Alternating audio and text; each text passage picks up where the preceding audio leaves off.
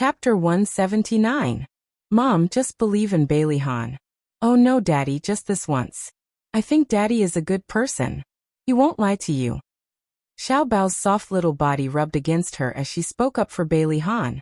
Sigh, it felt strange to call him Daddy for the first time. The children's tender voices hit her heart again and again. She gradually began to waver. Two little people appeared in her mind. One of them kept persuading her. Believe in him. Believe in him. Give him a chance. The other little person retorted angrily. You can't believe in him. Men can't be trusted. They're all animals who think with their lower bodies. The little person from before disagreed. Bailey Han is different from those men. If he really only thinks with his lower body, he wouldn't have hit his head and bled from the aphrodisiac last time. Her rationality and indifference collapsed at this moment. She gritted her teeth and steeled her heart. She said, Okay, I'll give him a chance. On the other side, Bailey Han was having dinner with Xiao Yi. He thought for a moment and probed. Xiao Yi, what do you think of Auntie Xia Dong? Xiao Yi puffed up her cheeks and thought for a moment. She said expressionlessly, Not bad. Not bad. This answer was very general. Bailey Han frowned and asked again. Then if your mommy was like Chief Editor Xia, would you like her? Xiao Yi's mouth twitched. Daddy, just say that you want to marry Auntie Xia Dong. Isn't that enough? Just take it as that's what I meant. Bailey Han was speechless. Was he being despised by his own son? Xiao Yi secretly curved her lips. I won't object. Actually, he had already heard from Xiao Bao that Daddy and Mommy had already registered their marriage at the Civil Affairs Bureau. He was now a child with Mommy. No, he hadn't accepted that woman yet. Humph. Bailey Han finally shattered the stone in his heart. He coughed and said, Actually, we have already registered our marriage. Xiao Yi looked indifferent. Oh, congratulations. How did his son become so indifferent? When he found out that he was going to marry Su Yinqian, he made a huge fuss. Bailey Han felt a chill run down his spine. He touched his forehead and asked worriedly, Xiao Yi, do you have a fever? Xiao Yi grinned, revealing her cute little white teeth. No, I'm fine. Bailey Han was still puzzled. He carefully observed his son, and did not see any dissatisfaction. Instead, he looked very happy. When he went upstairs after dinner, he even hummed a little tune. Only then did he feel relieved. He truly believed that his son had accepted the fact that he was married to Xia Dong. At 9 o'clock in the evening, Bailey Han called. Once she decided to give him a chance, Xia Dong had a strange feeling in her heart when she was with him. For example, when he smiled, she could feel his smile even though she couldn't see his face. Her mood also became lighter. When he said that he missed her, her heart would race and she would involuntarily imagine his handsome face. God! Was she going to fall so soon? Xia Dong patted his burning face. On the other end of the phone, Bailey Han heard a suspicious sound and asked, What's wrong? She laughed dryly.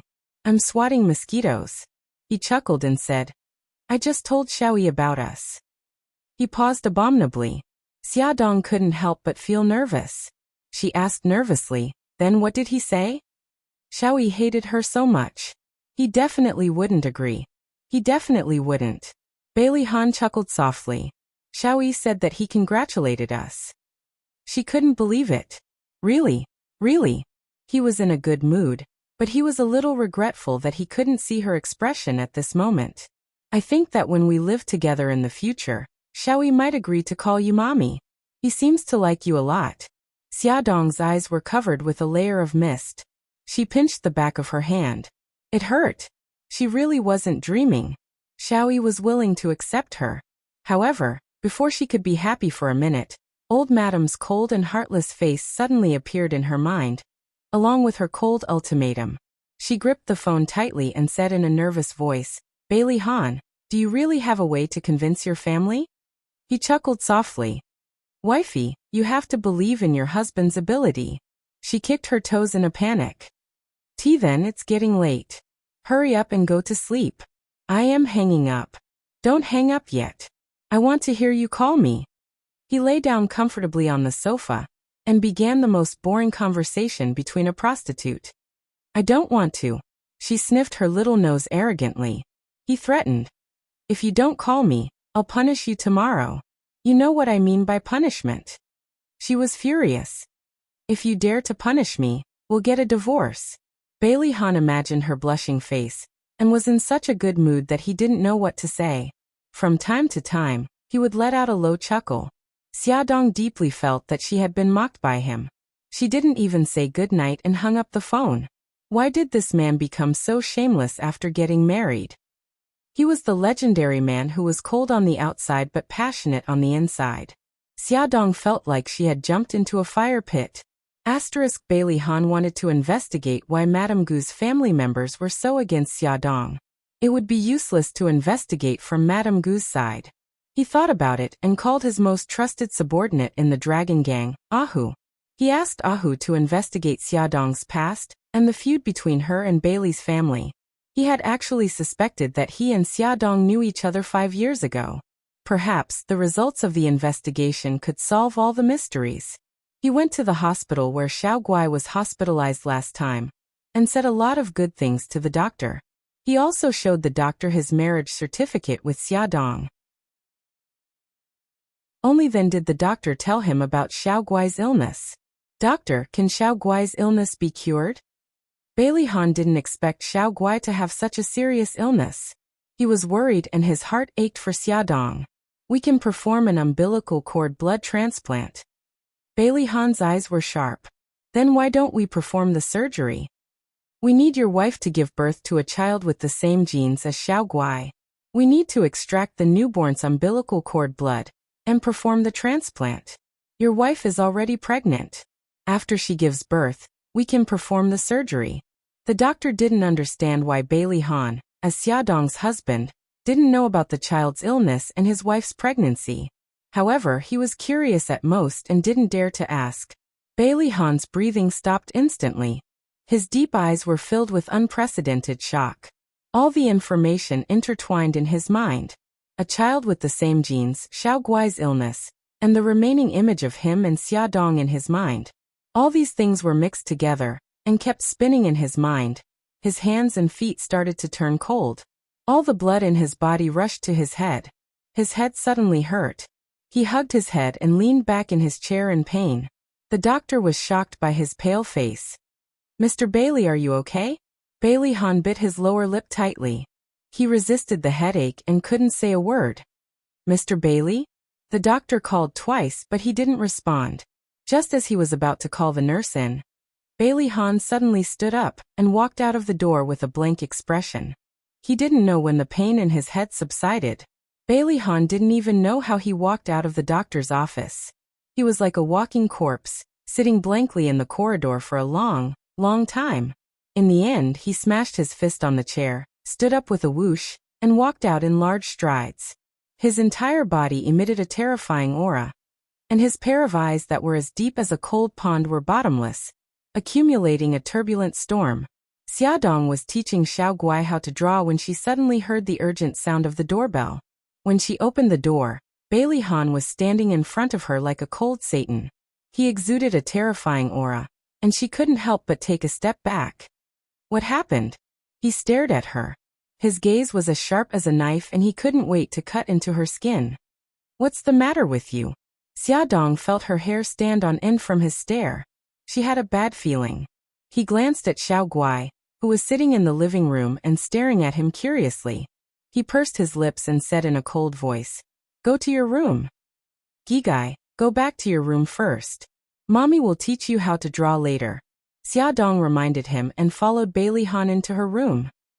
Bailey Han, what's the matter with you? He was too scary when he didn't say a word. He stared at her with anger and pain in his eyes. Why did you lie to me? She gritted her teeth. Tell me clearly. When did I lie to you? He held her shoulders with both hands, and his voice was as cold as ice. Xiao Guai's illness requires the blood of a child with the same genes. And you are pregnant with my child now. Xiaodong, do I need to say more? Xiao Guai and Xiao Bao are my children, aren't they? He almost shouted the last sentence. He had never been so angry or so pained before. She had actually lied to him. He had never expected that they would have such a past. He gripped her shoulders agitatedly. His hands were like iron claws, gripping her shoulders painfully. She didn't struggle or retort. The lie that she had covered up for so long was finally exposed. It was as if her soul had been sucked out of her, and she had lost her luster and spirit. She grinned. You've already found out. That's good too. I don't want to hide it anymore. It's been so hard. Tell me, what happened back then? What was going on with little Wingsy? Why did you lie to me? Bailey Han was agitated. His questions bombarded her like a cannonball. She laughed hysterically until tears flowed out of her eyes. Okay, I'll tell you everything. I'll tell you everything. Since she had been exposed, there was no need for her to hide it anymore. She told him everything about how she stole his seed, how she was framed and fled to Japan, how Xiao Guai was sick and had no choice but to return to China to seduce him. She told him everything. After telling him everything, her tears dried up and she was numb and expressionless. Attention Songshu 566. Chapter 180. Now you've seen my true colors. It's completely different from what you imagined, isn't it? Will you still love me? If the answer is no, let's get a divorce. His face was already ashen and his entire person was like a statue. Only the eerie coldness in his eyes made people feel that he was still alive. He pursed his thin lips tightly and didn't say a word. She smiled coldly and searched around the room expressionlessly. She found her identity card and household register. Let's go. We'll go through the divorce procedures now. She turned to leave, but he suddenly grabbed her arm from behind. She was caught off guard and fell into his embrace. His deep and cold voice was filled with anger. You heartless woman. Because of you, Xiaoyi lost 4 years of motherly love. Because of you, he was lonely for 4 years. Do you know that? I know. I've let Xiaoyi down and I've let you down. So Bailey Han, you see, I've already received my retribution. I abandoned my son and my daughter fell seriously ill. I had no choice but to come back. I abandoned my pride and abandoned myself. I humbly approached you and shamelessly seduced you. Tears streamed down her face. She was out of breath and choked with sobs. Damn it. He should hate her. Why did his heart feel like it was being cut by a knife when he heard her trampling on him with those words? Shut up. Don't say anything else.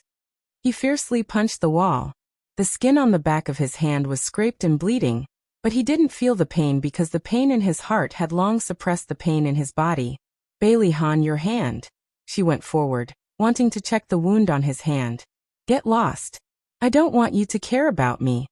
Bailey Han was like an angry lion. He slapped her right hand away, and there was immediately a red mark on the back of her fair hand. He flew into a rage and his entire body was filled with cold anger. Like lightning, he rushed out of the room and slammed the door with a bang. Facing the empty room, Xiaodong slumped onto the sofa. The calmness that he had forced himself to maintain immediately collapsed, and tears streamed down his face. She knew that once the truth was exposed, he would mercilessly dump her. She was right. But why was she so sad? Why was her heart aching? Bailey Han's angry roar, and the sound of the door slamming had already alerted the 2 children. Xiaobao coaxed his sister back to her room and knocked on Xiaodong's door, calling out, Mommy, Mommy. Xiaodong wiped away the tears on her face and calmed herself down before opening the door. Mommy, did you guys fight? Xiaobao's tender face was filled with worry. She bit her lip and squeezed out an ugly smile. No, we just have some disagreements. They were clearly quarreling, and their voices were very loud. Mommy had even cried, and her eyes were red. Xiaobao's heart ached. Although she didn't know why they were quarreling, she still hated Bailey Han to the core. It was all his fault for making Mommy sad. She really didn't know if bringing them together was the right thing to do.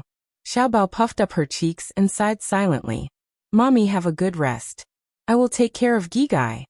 Xiaobao knew that she buried everything in her heart, so she didn't ask anymore. After returning to her room and thinking about it, she was still worried, so she called Yi Siki and told him about it. Yi Siki still didn't know that Xiaodong and Bailey Han had registered their marriage. When she heard Xiaobao say this, she was so shocked that she jumped up from the sofa. She didn't have time to ask about the quarrel, and rushed to Xiaodong's house with Niu. Yi Siki let Nyonyo play with Xiao Bao and Xiao Guai while she dragged Xia Dong into her room. Seeing that her eyes were red, she asked carefully, Xia Xia, what happened? Did you and Bailey Han quarrel? Xia Dong didn't say a word, but her tears started falling. Yi Siki suddenly panicked. She quickly hugged her shoulders and comforted her. Xia Xia, don't cry. Did Bailey Han scold you? It's okay, it's okay. You know that he has a bad temper. Please don't take it to heart. Xia Dong wiped her tears and choked out. Yezi, he knows. He knows everything. He must hate me to death now. Yi Siki was shocked. She knew that the situation was serious. She sighed and said, Xia Xia, you should explain things clearly. When he understands your difficulties, I think he will forgive you. Even she herself felt that she didn't have enough confidence in the last sentence. Xia Dong cried until she was out of breath. He won't. He won't forgive me. He told me to get lost and not to care about him. She covered her mouth with her right hand and sobbed uncomfortably. Yi Siki saw the red mark on the back of her hand, and her eyes narrowed. What happened to your hand? Did he hit you? Xia Dong covered her mouth and didn't say a word. Yi Siki's anger suddenly surged. She gritted her teeth and said, That damned bastard. How dare he hit a woman? I misjudged him. If she had known this would happen, she wouldn't have helped him in the first place. She was very upset. Xia Dong sobbed. Actually, he didn't do it on purpose. You're still speaking up for him. Yi Siki was so angry that her teeth were about to shatter. She stood up and said angrily, You rest at home. I'll go look for him and make him give me an explanation. He hit his wife right after they got married. No matter how angry he was, he shouldn't have done such a thing. Was he still a man? Xia Dong hugged her arm and said, Yizi, don't go. He told me not to care about him. I don't want to get close to him and humiliate myself again. She had wanted to give him a chance at the beginning. She had thought that she was crazy and had lost her mind. She would never get close to him and make him hate her again. After being stopped by her, Yi Siki gradually calmed down. She held her arm and said, Let me apply the ointment for you first. Xia Dong's skin was sensitive to begin with. Even if she held her arm tightly, there would still be red marks on her wrist. Not to mention, Bailey Han's angry slap had caused the red marks to be blood red and a little swollen. After applying the ointment on the back of her hand, Xia Dong's emotions gradually calmed down. Yi Siki patted her shoulder and said, Let's go. I'll take you out to have some fun and relax. Xia Dong smiled bitterly and said, What about the child? Are you stupid? Send him to your aunt's house and ask her to take care of him for a while. Forget it. I don't want to trouble my aunt. Yi Siki stared at her and said, Then why are you sitting at home so sadly? What if the child finds out? Did you know? When Xiao Bao called me just now, he was so worried that he was about to cry. Go out and relax. The sooner you recover, the better you'll be able to take care of the child. Xia Dong felt bad when she thought about how the children were worried about her. In the end, she agreed to Yi Siki's suggestion. She put on some makeup to hide her red eyes, changed her clothes and tidied her hair. The 2 adults and the 3 children drove to Xia Yun's house. After Gao Mingyuan went to work, Xia Yun was alone at home.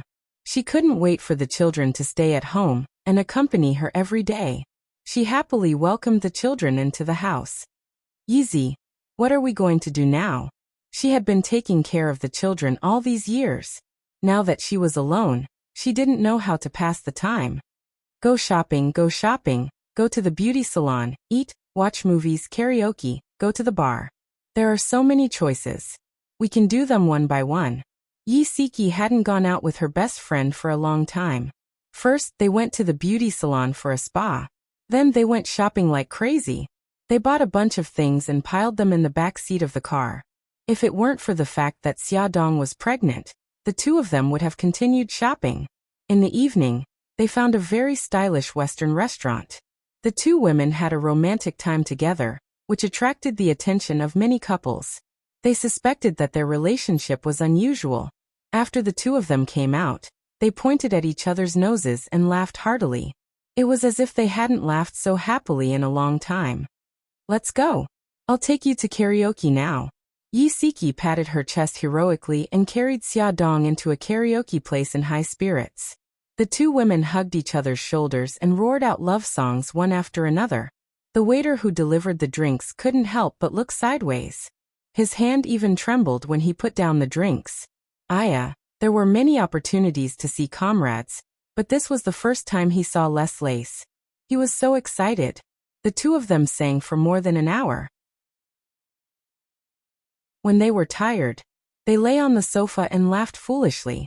Yi Siki went to the bathroom and came back to find Xia Dong curled up in the corner of the sofa, asleep. She shook her head with heartache. She was probably too tired. Yi Siki nudged her shoulder. Xia, don't sleep. I'll take you home. Xia Dong rubbed her eyes in a daze. Her butt leaned against the front passenger seat, and she fell asleep again. Yi Siki finally got her home. Then she called Bailey Han and asked him where he was. She wanted to see him. Charm bar. Bailey Han's face was gloomy as he drank glass after glass of alcohol sullenly. Xiao Tianxing couldn't stand it anymore. He sat down beside him and snatched the glass from his hand. Han, what the hell happened? You're so cold that it's comparable to the Antarctic icebergs. Bailey Han glanced coldly at the glass in his hand. Give it to me. Stop drinking. If you keep drinking, I'm worried you'll have stomach bleeding. Xiao Tianxing rarely saw him drink so heavily. To be exact, this was the second time. The first time he drank so sullenly was 5 years ago, when Su Yinqian went to England. If he snatched his glass, he could just grab another one. Bailey Han stretched out his long arm and took an empty glass from the bar. He poured vodka into the glass and poured it into his mouth. Xiao Tianxing couldn't help but frown. If he continued drinking like this, he would collapse soon. Xiao Tianxing patted him on the shoulder. Go away. Don't worry about me. Bailey Han swatted his arm away and downed another glass of wine. His gaze was as cold as a lake as he stared at him. I've always treated you as a friend, but I didn't expect that you would lie to me with them. Xiao Tianxing was shocked. Where did that come from? When have I ever lied to you? He sneered. Do you remember when I asked you if you knew Xia Dong? What did you say to Yin? You said that you and Xia Dong were old friends, and that you pursued her. Why don't you say that we were old friends? Awesome novel Hongcha 866.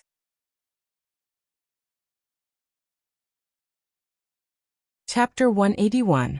Xiao Tianxing's cold gaze was like a nail that was ruthlessly hammered into his body. His forehead was covered in cold sweat as he stammered. Han, why you remember now? Bailey Han said coldly. Even if I didn't remember, I already know the truth. Why did you hide it from me? Xiao Tianxing frowned miserably. He wanted to find an excuse, but couldn't come up with one at that moment. He was anxious. This, he stammered for a long time. Bailey Han didn't rush him. He just stared at him with a cold gaze, leaving him with nowhere to hide. God, when had he, Xiao Tianxing, ever been in such a sorry state? Just as Xiao Tianxing was complaining, a beautiful woman in a light yellow dress rushed over angrily. Without saying a word, she slapped Bailey Han across the face. What was going on? Not only was Bailey Han stunned, Xiao Tianxing was also stunned. Bailey Han was the first to react. He grabbed the woman's hand and said angrily, Yi Siki, are you crazy? Yi Siki said angrily, me crazy? That slap was for Xia. Bailey Han, are you still a man? How dare you hit Xia? Bailey Han's anger was stuck in his throat. When did I hit her? If you didn't hit her, then what's with the bruise on the back of her hand? Something flashed past Bailey Han's mind, and his expression changed. That's right, she wanted to pull him back in the afternoon, but he flung her arm away. Guilt and heartache surged into his heart. He didn't do it on purpose. He was just angry and didn't know how to control his strength. Yi Siki saw his expression and knew that he had remembered. She said coldly, You remember now? Bailey Han, I shouldn't have helped you back then. I thought you were true to Xia. I didn't expect you to hurt her like this.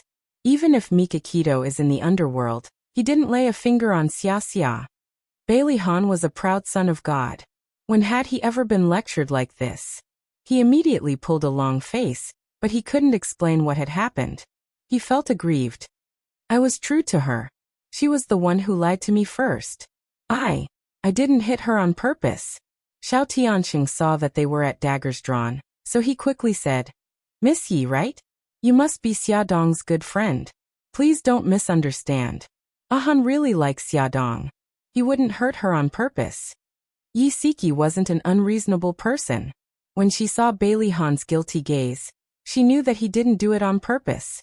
However, she had already given him a slap just now, so she naturally had to put on airs. Otherwise, it would seem that she was being unreasonable. She snorted coldly. Bailey Han, you keep saying that Xia Dong lied to you. Do you know why she did that?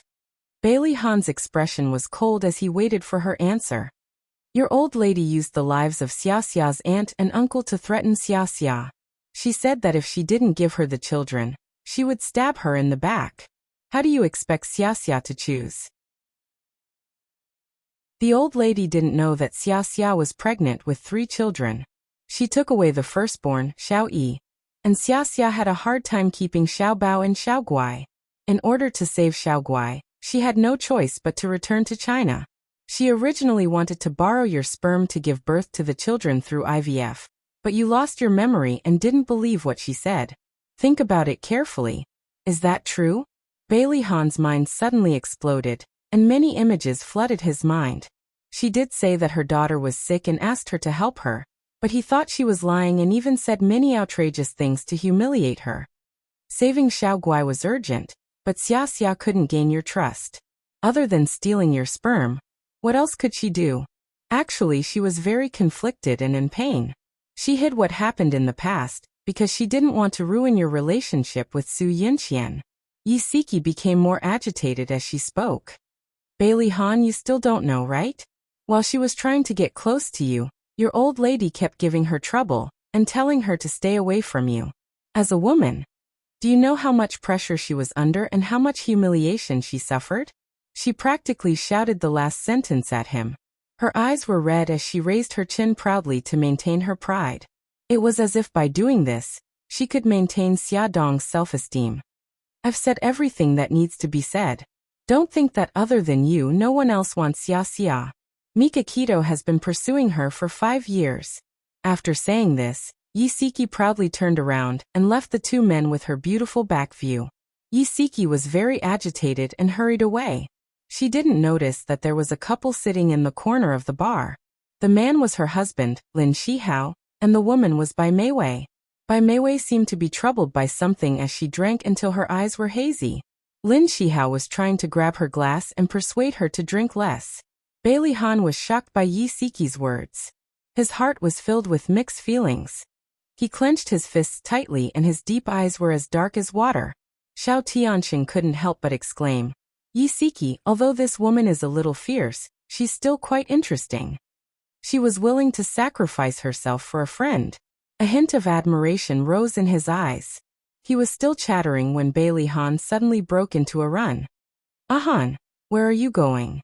Xiao Tianxing quivered. He couldn't be going to look for Xia Dong, right? He hurriedly chased after him and shouted, You're drunk. You can't drive. Send me back. The cold-faced god finally rewarded him with 3 words. Yi Siki returned home. Her daughter, Nyo, had already been sent home by Xiayun. She was lying on the bed asleep. Lin Shihao hadn't returned yet. She called him, but he only answered after a long time. His voice was very low. Honey, I'm working overtime tonight. You sleep first. I'm okay. Drive carefully. Yi Siki didn't suspect anything. She reminded him a few more times before hanging up. Lin Shihao turned his head to look at the drunk Bai Meiwei in the front passenger seat. He sighed. He had actually lied to Siki. He had almost subconsciously lied. He comforted himself that he didn't want Siki to misunderstand. Bai Meiwei was nestled in the seat. She wasn't sleeping very well. She frowned and murmured softly, Senior. Senior. Lin Shihao rubbed his brows and leaned over to buckle her seatbelt. When he got up, she suddenly raised her head. The 2 of them bumped into each other, and their mouths touched. Her soft lips touched his. He got up in a panic, but she suddenly reached out and hugged his waist tightly. Her nimble tongue gently teased his lips. Hot and passionate breaths lingered between the two of them. He panted heavily and pushed her away forcefully. She opened her misty eyes. They were watery, and she looked very lovable. Senior, I like you. I like you so much. Lin Shihao's heart thumped wildly in his chest. He straightened his body. Mei Wei, you're drunk. I'll take you back. I'm not drunk, I really like you. Mei Wei was on the verge of tears, her pink lips slightly pouting. It's because I like you that I messed up the blind date my daddy arranged, and that's why I was scolded by my daddy. So this was the reason why she was in a bad mood and dragged him to drink. Lin Shihao sighed. Mei Wei, don't say any more. You're drunk. He would forget all these words. He couldn't betray his wife. He wanted to start the car, but Mei Wei suddenly turned to the side and hugged his arm. She said pitifully, Senior, I like you. I don't ask for status. I just want to be with you. Mei Wei. Lin Shihao pushed her away with a headache. I'll just take it that you're drunk. Don't say these words again. I won't betray my wife. Mei Wei had only confessed under the guise of alcohol. Being rejected by him so harshly, she felt terrible and started to sob. He pulled out a tissue and handed it to her, but she didn't take it. She turned to face the window and cried quietly. She didn't understand what was wrong with her. She was young, beautiful, and capable. On the other hand, although Yi Siki was very beautiful, she was obviously a haggard woman. What did she have that made Lin Shihao so devoted to her? The more Mei Wei thought about it, the more indignant she felt. She gritted her teeth and swore to herself that she would capture Lin Shihao's heart. They sped all the way. Xiao Tiansheng sent Bai Lihan to Xiaodong's apartment building. Bai Lihan was already a little drunk. When he got out of the car, he was already staggering.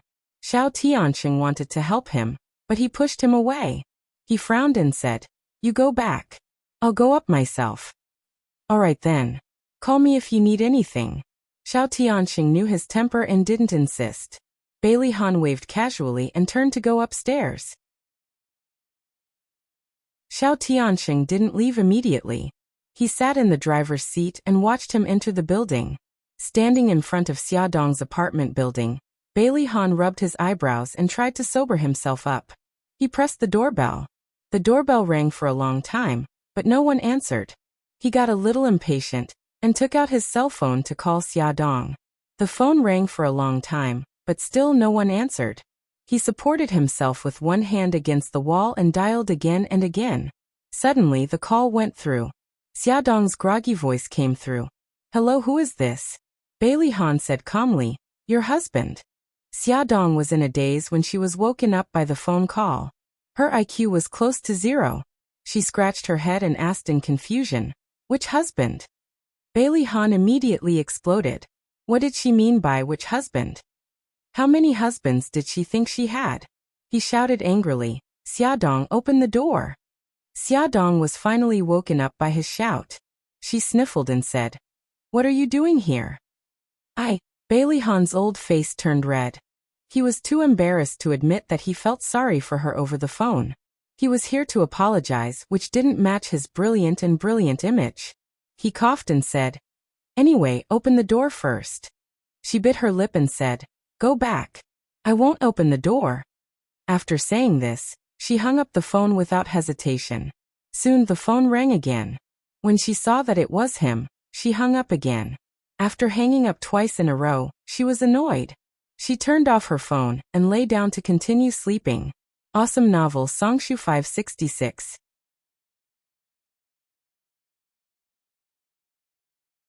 Chapter 182. Bai Lihan's anger was burning fiercely. That damned woman actually dared to hang up on him. He couldn't be bothered to press the doorbell anymore. He banged on the door loudly. As he banged on the door, he shouted at the top of his lungs, Xiaodong, open the door. I won't open it, I won't open it.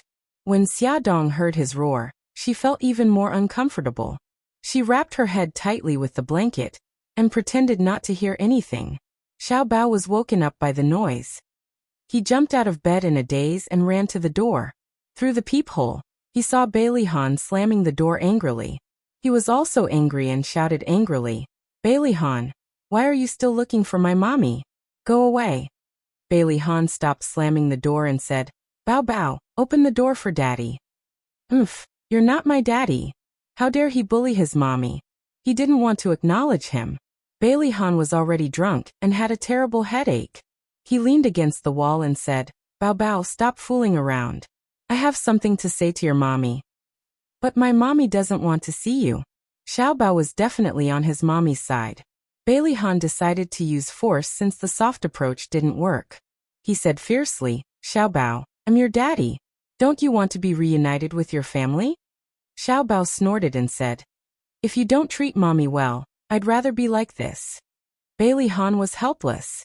He rubbed his eyebrows and said, I won't do it again. Xiao Bao, open the door. I'm drunk. He felt like a failure. In front of his son, he had completely lost his dignity as a father. Xiao Bao saw that his son's pained expression didn't seem fake. He hesitated for a moment before opening the door.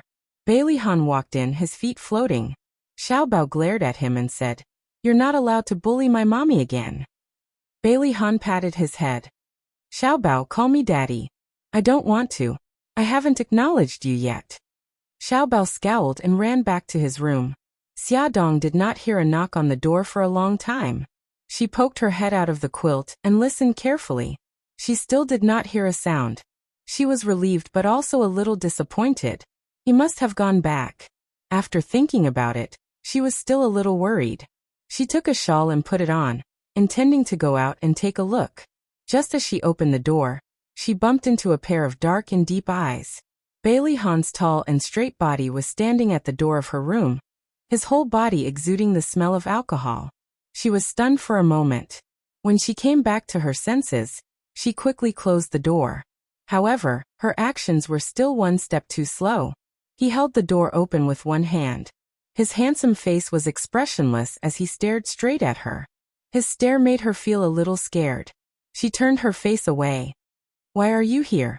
Didn't I already make myself clear? If it's because of the divorce, I can go to the Civil Affairs Bureau with you tomorrow. Before she could finish speaking, he had already hugged her tightly. Bailey Han, who usually spoke in a cold voice, was guilty and helpless for the first time. He was simply like a rascal as he clung onto her tightly. I'm not getting a divorce. I won't allow you to divorce me. His chest was broad and warm, and she could hear his heart beating very fast. She said indifferently, you told me to scram, so I don't care about you. I'll just scram and never come back again. He lowered his head to look at her. Her eyes were lowered, her long eyelashes casting light shadows on her eyelids. Her whole body exuded a distant and indifferent aura. He panicked and his heart ached. He actually hurt her like that. Wifey, I said it in a moment of anger. Don't take it seriously. He hugged her very tightly, afraid that she would run away. When he wanted to coax her, she was his wifey. When he was angry, he told her to get lost. She no longer dared to trust him. Her eyes were covered with a layer of mist as she said softly, Bailey Han, let's get a divorce. You see, I've done so many things to let you down. You can't forgive me. The gap between us is insurmountable. Rather than suffering in the future, it's better to end it early. He declared domineeringly, I won't divorce you. Don't even think about it. You hate me, don't you? Yes, I hate you. I hate you for hiding so many things from me. He held her face and looked at her tear-filled eyes. He said emotionally, but I hate you even more for not making things clear. You're clearly carrying so much pain. Why don't you let me bear it with you? Did she think that by hiding it from him, he would be happy? No, he wouldn't. He would only feel regret because the woman he loved deeply still didn't trust him enough and didn't dare to open her heart to him. She wiped the tears from the corner of her eyes and pushed his arm. You go back first. Let me have some peace and quiet. You should think about it. She thought that he was drunk and said drunken words. Who knew, when she woke up tomorrow, he might tell her to get lost again. She was a timid person when it came to relationships. She didn't want to be hurt again when hope was rekindled. I'm not leaving. How could he bear to let go of her warm and fragrant body? He was already drunk and groggy. He thought that he had explained it clearly, so he didn't force himself. He felt comfortable and relaxed. Xia Dong pushed him for a long time, but he didn't move. She looked up and saw that he had fallen asleep with her in his arms. She really wanted to leave him here, but she couldn't bear to do so. After dragging him to her bed with much difficulty, she found the clean pajamas that Mikakito had left behind when she stayed here. After much effort, she helped him change into them and wiped him down with a towel. Xiaodong was so tired that she was panting. He was occupying her bed, so she had no choice but to move the foldable bed from the storage room over. After laying it down, she pulled out the pillow that she was used to sleeping on from under his head, and stuffed a new pillow under his head. After tossing and turning, she could finally sleep. But she didn't feel sleepy anymore. Her eyes were full of energy as she looked at the moonlight outside the window. A lot of worries popped up in her head, but before she could sort them out, she heard Bailey Han calling her name in his drunken stupor. Xia Xia. Xia Xia. Xiaodong originally wanted to ignore him, but when she heard his voice, it sounded like he was in more and more pain. She turned on the bedside lamp, and found that his forehead was full of sweat. His brows were tightly knitted and his eyes were tightly shut. But his expression was panicked as if he was having a nightmare. She couldn't help but reach out and wipe the sweat off his forehead. She didn't know that at this moment, Bailey Han's mind was filled with fragmented images. One of the images was of him answering a phone call while driving. On the other end of the phone was Xiaodong's voice. She said that she was at the airport, and that she was leaving. Bailey Han stepped on the accelerator in exasperation and collided with an oncoming truck. He sat up in bed, his chest heaving violently as he anxiously called out, "Xia Xia Xia Xia." Xiaodong didn't expect him to sit up so suddenly and was shocked. His eyes were still closed, so he didn't seem to be awake. She couldn't help but crawl over and hug him. Patting his back, she said, "It's okay. I'm here." He hugged her instinctively and hugged her tightly. He muttered unconsciously, "Don't leave, don't leave." Tears fell without warning. She choked and hugged him tightly. "Okay, I won't leave again. I won't leave again." She patted his back and coaxed him gently as if she was coaxing a child. He finally lay down again after much difficulty. She wanted to pull away, but he hugged her tightly.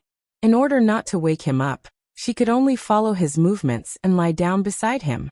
Turning sideways, she looked at his high nose bridge, exquisite facial features and furrowed brows. She couldn't help but reach out to rub the creases between his eyebrows. Leaning against his firm and broad chest, she didn't know how much time had passed before she actually fell asleep. The next morning, Xiaodong opened her eyes. Her brain wasn't completely awake yet, but she still felt that something was wrong. Her back was leaning against a warm wall, and there was a large hand that was obviously a man's wrapped around her chest. She turned her head stiffly, and a handsome face suddenly entered her line of sight. Bailey Han woke up the moment she turned around. His pair of dark eyes had the typical confusion of the morning, but very quickly, a gentle smile appeared on his face as he hugged her even tighter. The problem was that one of his hands was on her chest. Thus, this first level of strength attacked her chest. Xiaodong glared at him fiercely and gritted her little white teeth. "Take your hand back." Bailey Han blinked innocently. "I was just casually putting it there."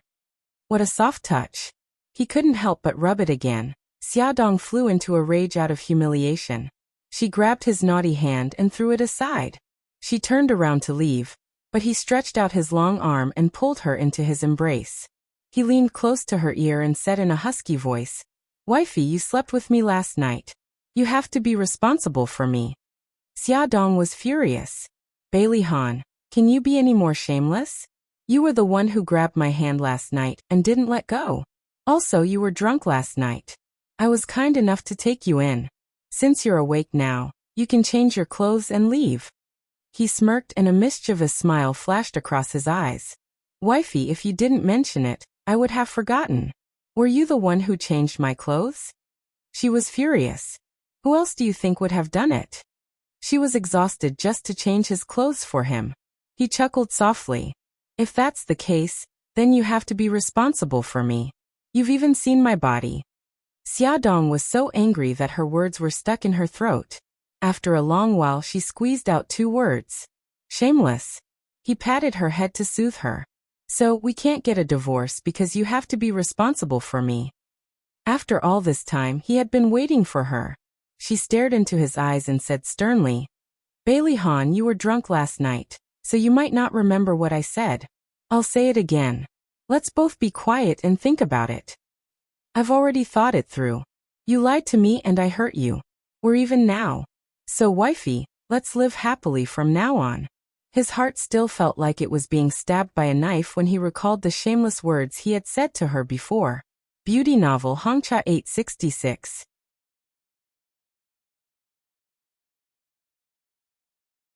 Chapter 183. Xiaodong hung her head. I don't know. Let me think about it.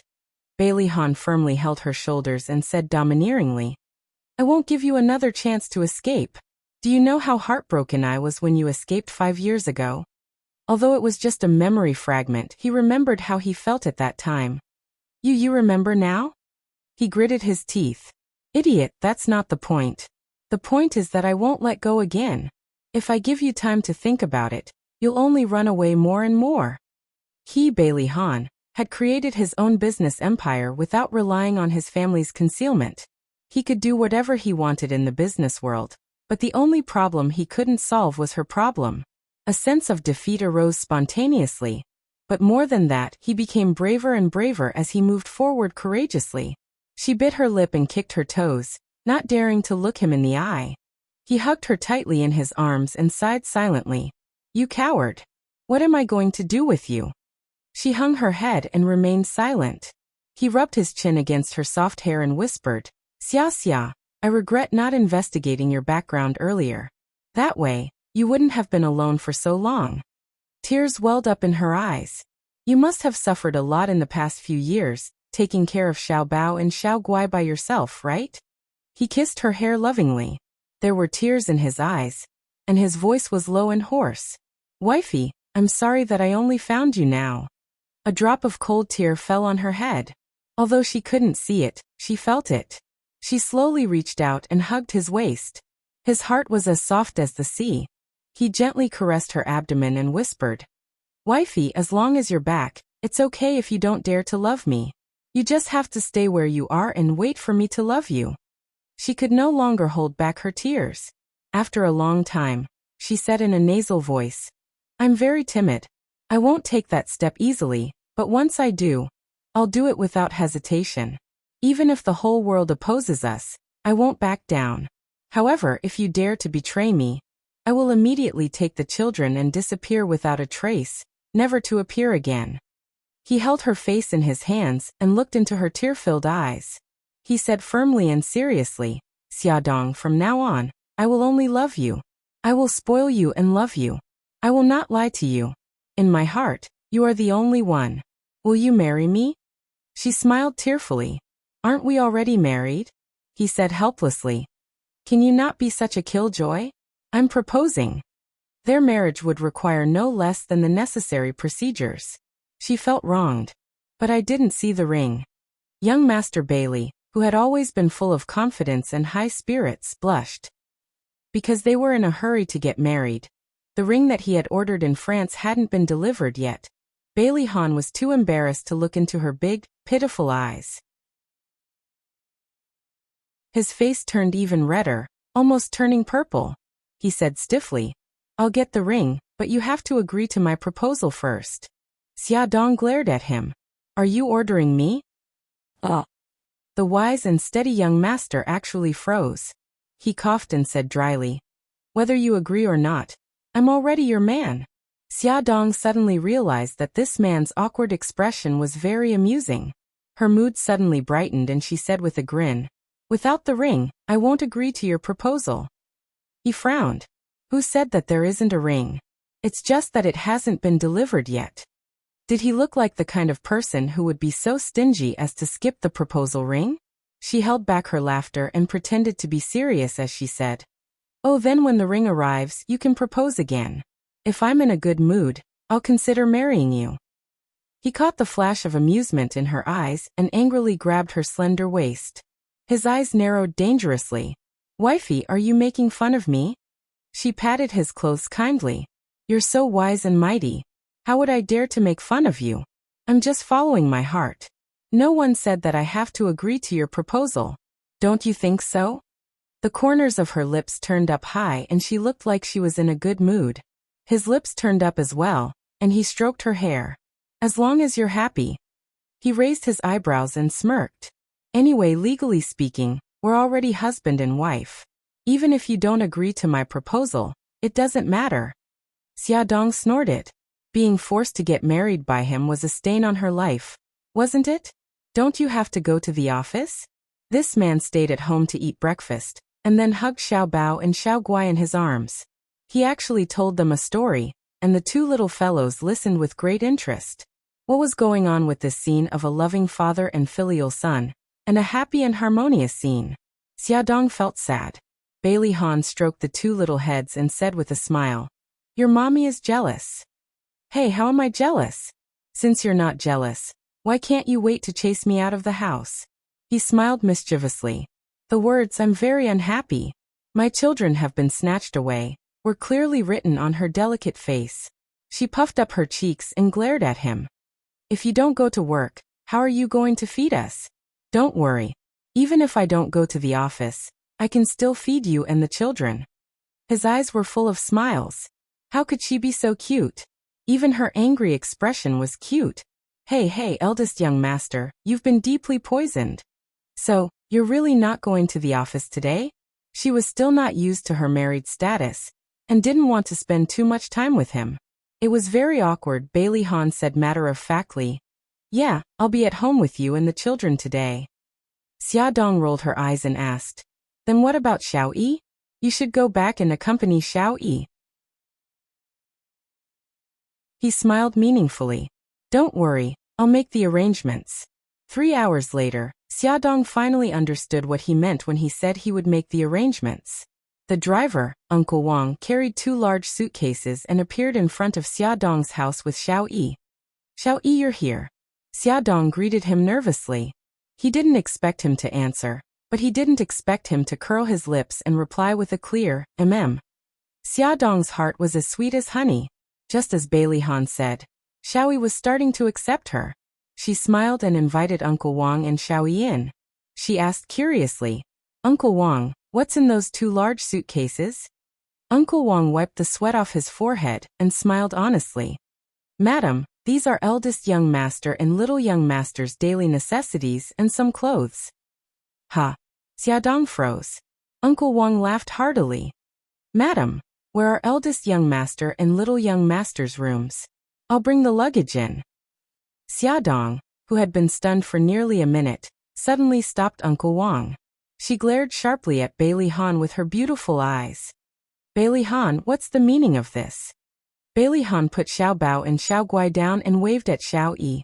The father and son stood together and smiled innocently. "We're a family. Of course we have to stay together." "Stay. Here. Come. Up." Xiaodong was furious, but she didn't flare up in front of Uncle Wang and the children.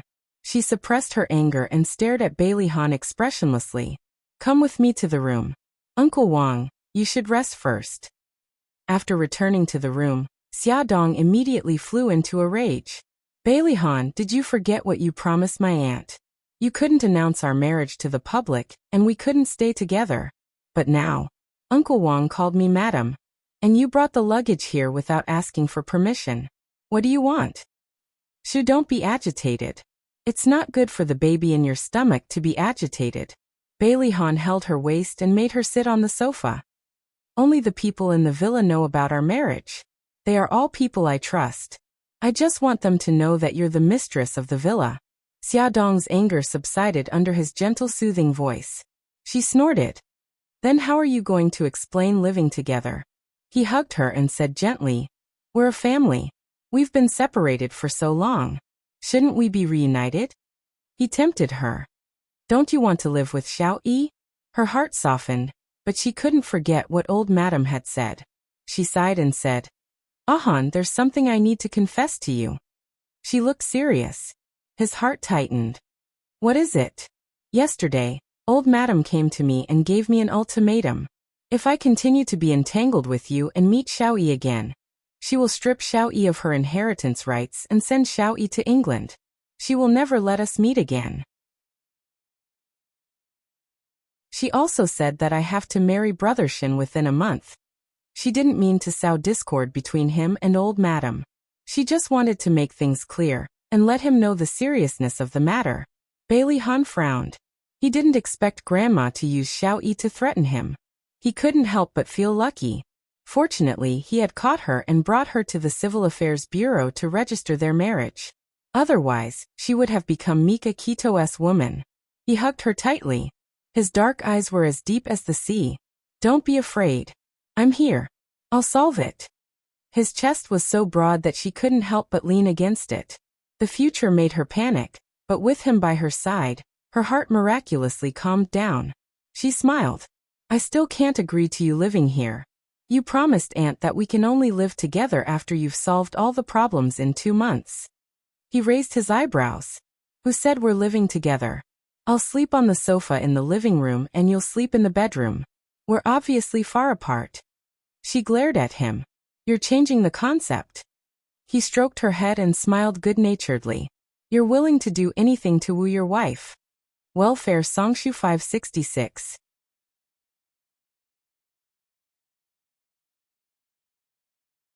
Chapter 184. The corners of Xiaodong's mouth twitched. He softened his tone and looked at her pitifully. Wifey, we've already brought our luggage over. Do you have the heart to chase us out? Chase us out? What a serious word. Why did Xiaodong feel guilty? She tried to find other reasons to make him back off. Ahan, my place is very cramped. I don't have any extra rooms. He had already planned it out. It's not cramped at all. Xiao Yi and Xiao Bao can share a room. I'll sleep in the living room. Don't you think that's just right? What's so great about it? The corners of her mouth twitched and she looked at him suspiciously. You're really willing to sleep in the living room? She had seen his king-sized bed before. Would he be willing to abandon his luxury and live in her small home? He looked at her meaningfully and smiled. I've even slept in a cave on a deserted island. Why would I mind sleeping in the living room? Xiaodong's mind instantly flashed with the scene of them being brought to the deserted island by Xiao Bao. Wifey, what other reasons do you have to object to? Tell me. Xiaodong rubbed her eyebrows. Actually, the biggest reason was old madam. However, since he said that he would solve it, she would believe him. He lowered his head and moved closer to her. So? Can I stay here now? Xiaodong was defeated by him and nodded dejectedly. But I'm warning you. You're not allowed to enter my room. If Aunt finds out, you'll have to explain yourself. Yes, my dear wifey. He smiled and kissed her cheek. Just like that, Bailey Han shamelessly stayed there. His huge suitcase was stuffed to the brim. Other than a change of underwear, he didn't have many jackets. The only thing that occupied the space was a pile of books. Xiaodong picked one up, and the corner of her mouth twitched. How to be a good father. She picked up another one, Sears Maternity Encyclopedia. She picked up another one, 280 Prenatal Education. She flipped through them again and again. They were all about pregnant women and their parents.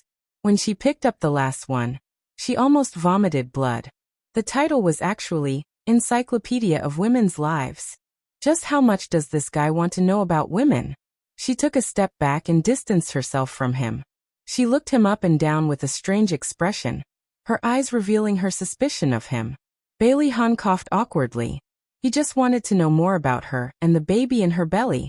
He had already missed the triplets' pregnancy, and he didn't want to miss this baby's pregnancy. The more he knew, the better he could take care of them. She put his clothes in her wardrobe and looked at their clothes hanging side by side. It was a strange feeling, as if he had slowly become part of her life. His toiletries were also placed in the bathroom. He even deliberately put their toothbrushes together, with their toothbrushes facing the same direction. Their towels were also placed at the same level, and their skincare products were placed next to hers. He spared no effort to show his presence and invade her space. At first, she wasn't used to it, but after looking at it for a long time, she began to feel that the scene was very harmonious. In the afternoon, his assistant, Lu Zihao, came by with a stack of documents and a small box. Of course, Xiaodong didn't see anything. In the evening, Bailey Han took her and the children out for dinner. They found a restaurant with a good environment.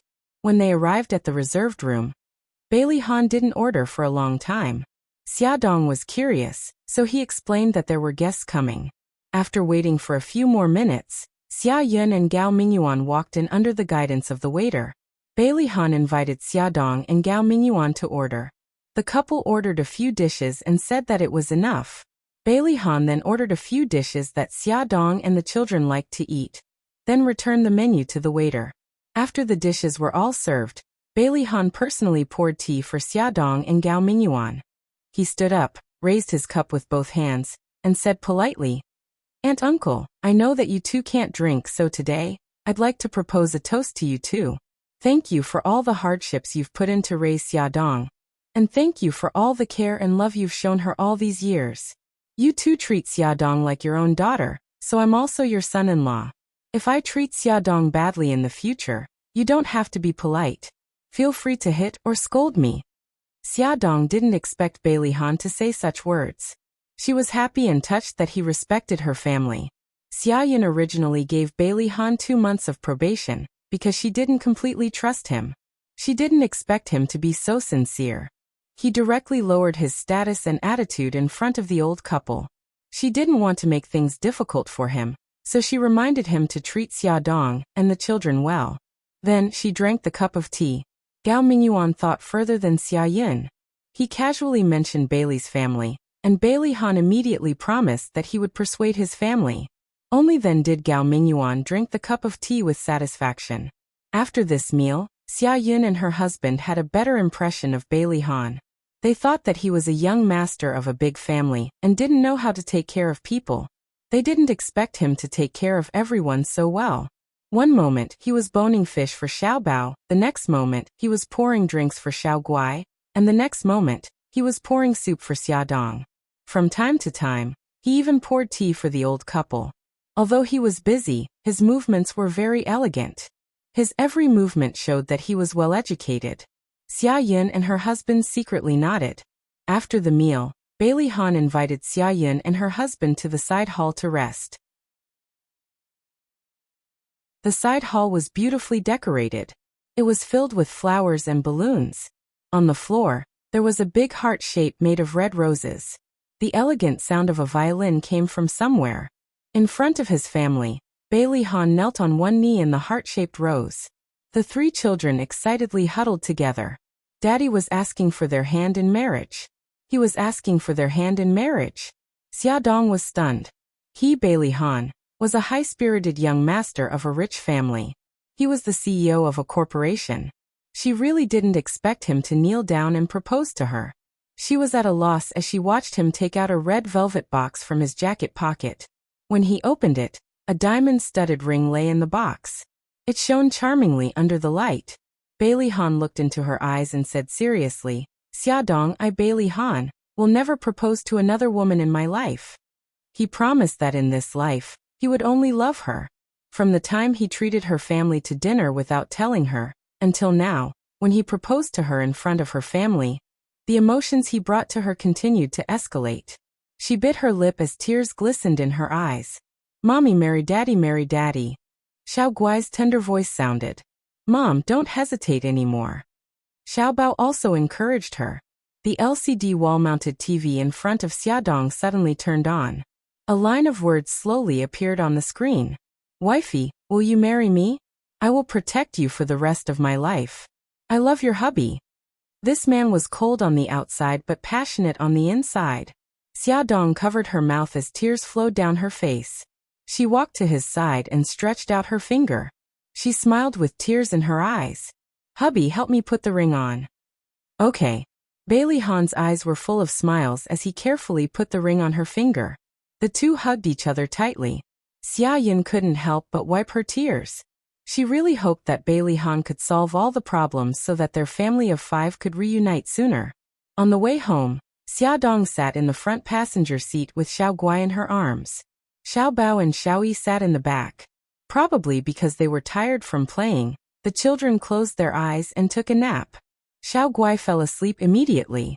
Xiaodong lowered her voice and said, "I didn't expect you to be so romantic. You actually know how to get down on one knee and propose." She thought that at most, he would put the ring on her finger when they were alone and threaten her with a few domineering words. And that would be it. Eldest young Master Bailey, you've traumatized her by forcing her into a marriage. Bailey Han's mouth twitched. He said calmly, the Encyclopedia of Women's Lives tells me that women are creatures who like romance. Xiaodong's face darkened. He was indeed a man who was outwardly passionate. His words exposed his true nature. The car didn't drive to the neighborhood. Instead, it turned onto another road. Xiaodong hurriedly said, we're going the wrong way. Take that way home. He chuckled. You're not going the wrong way. I'll take you to a place. The car stopped at the beach. Xiao Bao and Xiao Yi in the back seat woke up. However, when they leaned against the window, they immediately understood that their father wanted to be romantic. They simply closed their eyes and continued to pretend to be asleep. Xiaodong carefully placed her daughter on the seat and covered her with a blanket before following Bailey Han out of the car. The sky was filled with stars. On the dark beach, the waves crashed against the sand, making crashing sounds. The sea breeze carried with it moist water vapor. It was a little cold. Xiaodong hugged her shoulders. Bailey Han took off his jacket and draped it over her shoulders. Just stand here. I'll be back soon. He ran to a spot about 10 meters away from the beach. With the help of the searchlight, Xiaodong saw that there were a bunch of rod-like things stuck in the ground in front of him. She saw him bending over and fiddling with them for a while. The thin fuse was ignited. It sizzled as it burned, and then it made a few loud popping sounds. Like pearls rising into the sky, they bloomed brilliantly. The fireworks lit up the sky. The fireworks were dazzling and dazzling. After lighting all the fireworks, he ran to her side and held her shoulders. They looked at the bustling night scene together. The last firework formed the English word love in the sky. She lay on his chest and giggled. It's so old-fashioned. It's actually an English word. You have to pay the price for mocking me. His mesmerizing eyes stared at her lips with evil intentions. He lowered his head and moved closer to her. Just as he was about to kiss her, he suddenly heard the whispers of the two little rascals behind him. Xiao Bao's voice was heard. Xiao Yi, father's fireworks are so old-fashioned. Xiao Yi sighed. Xiao Bao, it's all my fault. I should have checked in advance. Xiao Bao clasped his hands. Ai Xiao Yi, we're so pitiful to have such a father. Welfare Hongcha 866.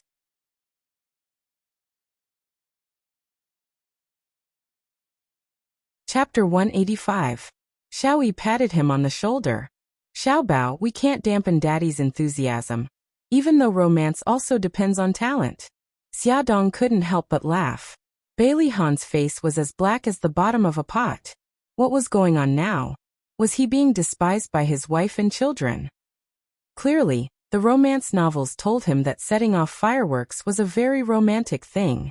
The two little rascals were deliberately causing trouble. Bailey Han was very dissatisfied and was very annoyed. Xiao Bao stuck out his tongue. Xiao Yi, daddy is angry. Let's hurry back to the car and give them some private space. Xiao Yi nodded seriously. You're right. We can't be third wheels.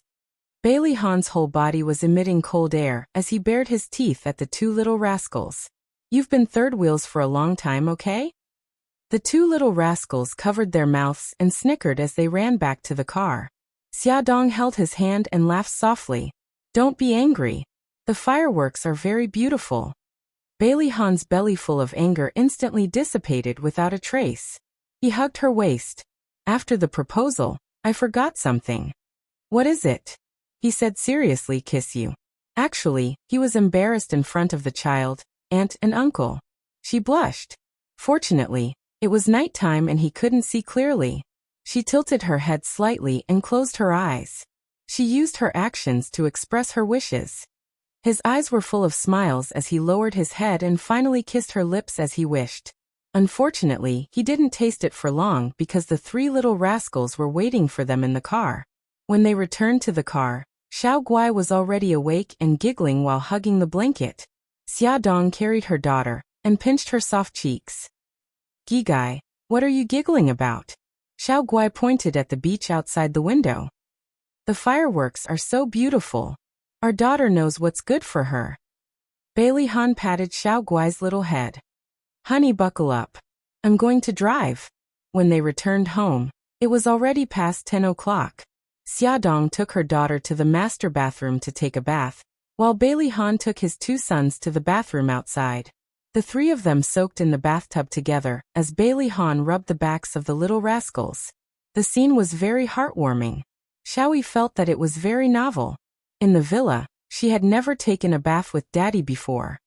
After Xiaodong and Xiaoguai finished showering, Xiaodong hugged her daughter and sat on the sofa, using a soft towel to wipe her hair. Every time she wiped her daughter's hair, she would feel a sharp pain in her heart when she saw tufts of hair falling off.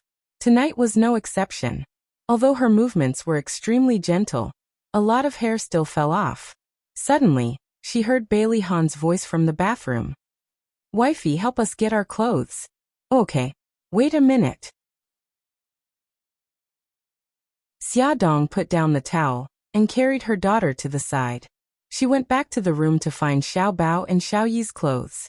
Then, she took Bailey Han's clothes from the closet and carried them to the bathroom door. She gently knocked on the door. I'll put the clothes on the chair by the door. Just as she was about to pull a chair over, the bathroom door suddenly opened. Bailey Han was bare-chested with a towel wrapped around his waist as he stood in front of her just like that. She averted her gaze, not daring to look at him, and handed the clothes over. When the three of them were dressed and came out of the bathroom, Xiao Guai had already fallen asleep in her arms. Her body seemed to be getting worse. She was easily tired and sleepy. Xiaodong was very worried. She put her daughter back on the bed and carefully covered her with the blanket. When she got up, she saw Bailey Han standing at the door. His hair was still a little wet, and his expression was a little serious. When she came closer, he said in a low voice, Gigai's body is very weak. It's better to send her to the hospital as soon as possible. Xiaodong rubbed her eyebrows. I plan to send Xiao Guai to the hospital after Xiao Yi and Xiao Bao start school. Then, I'll have more time to take care of her. There were still a few days before the kindergarten started school. Bailey Han put his arm around her shoulder and returned to her room. You don't have to work so hard. Don't forget that you still have me. Honey, you have to learn to rely on your man. He stroked her long hair. The fragrance of her hair softened his heart. He said gently, in the future, leave the matter of picking up the children to me. Xiao Guai will be taken care of by a professional nurse. You can rest at ease and take care of the baby. When the baby is born, Xiao Guai will also get better. She let him hold her in his arms and murmured, So there was such a person. Even if you didn't do anything, you would feel like you had the whole world in your arms. The emptiness in his heart was filled by her. The room was very quiet.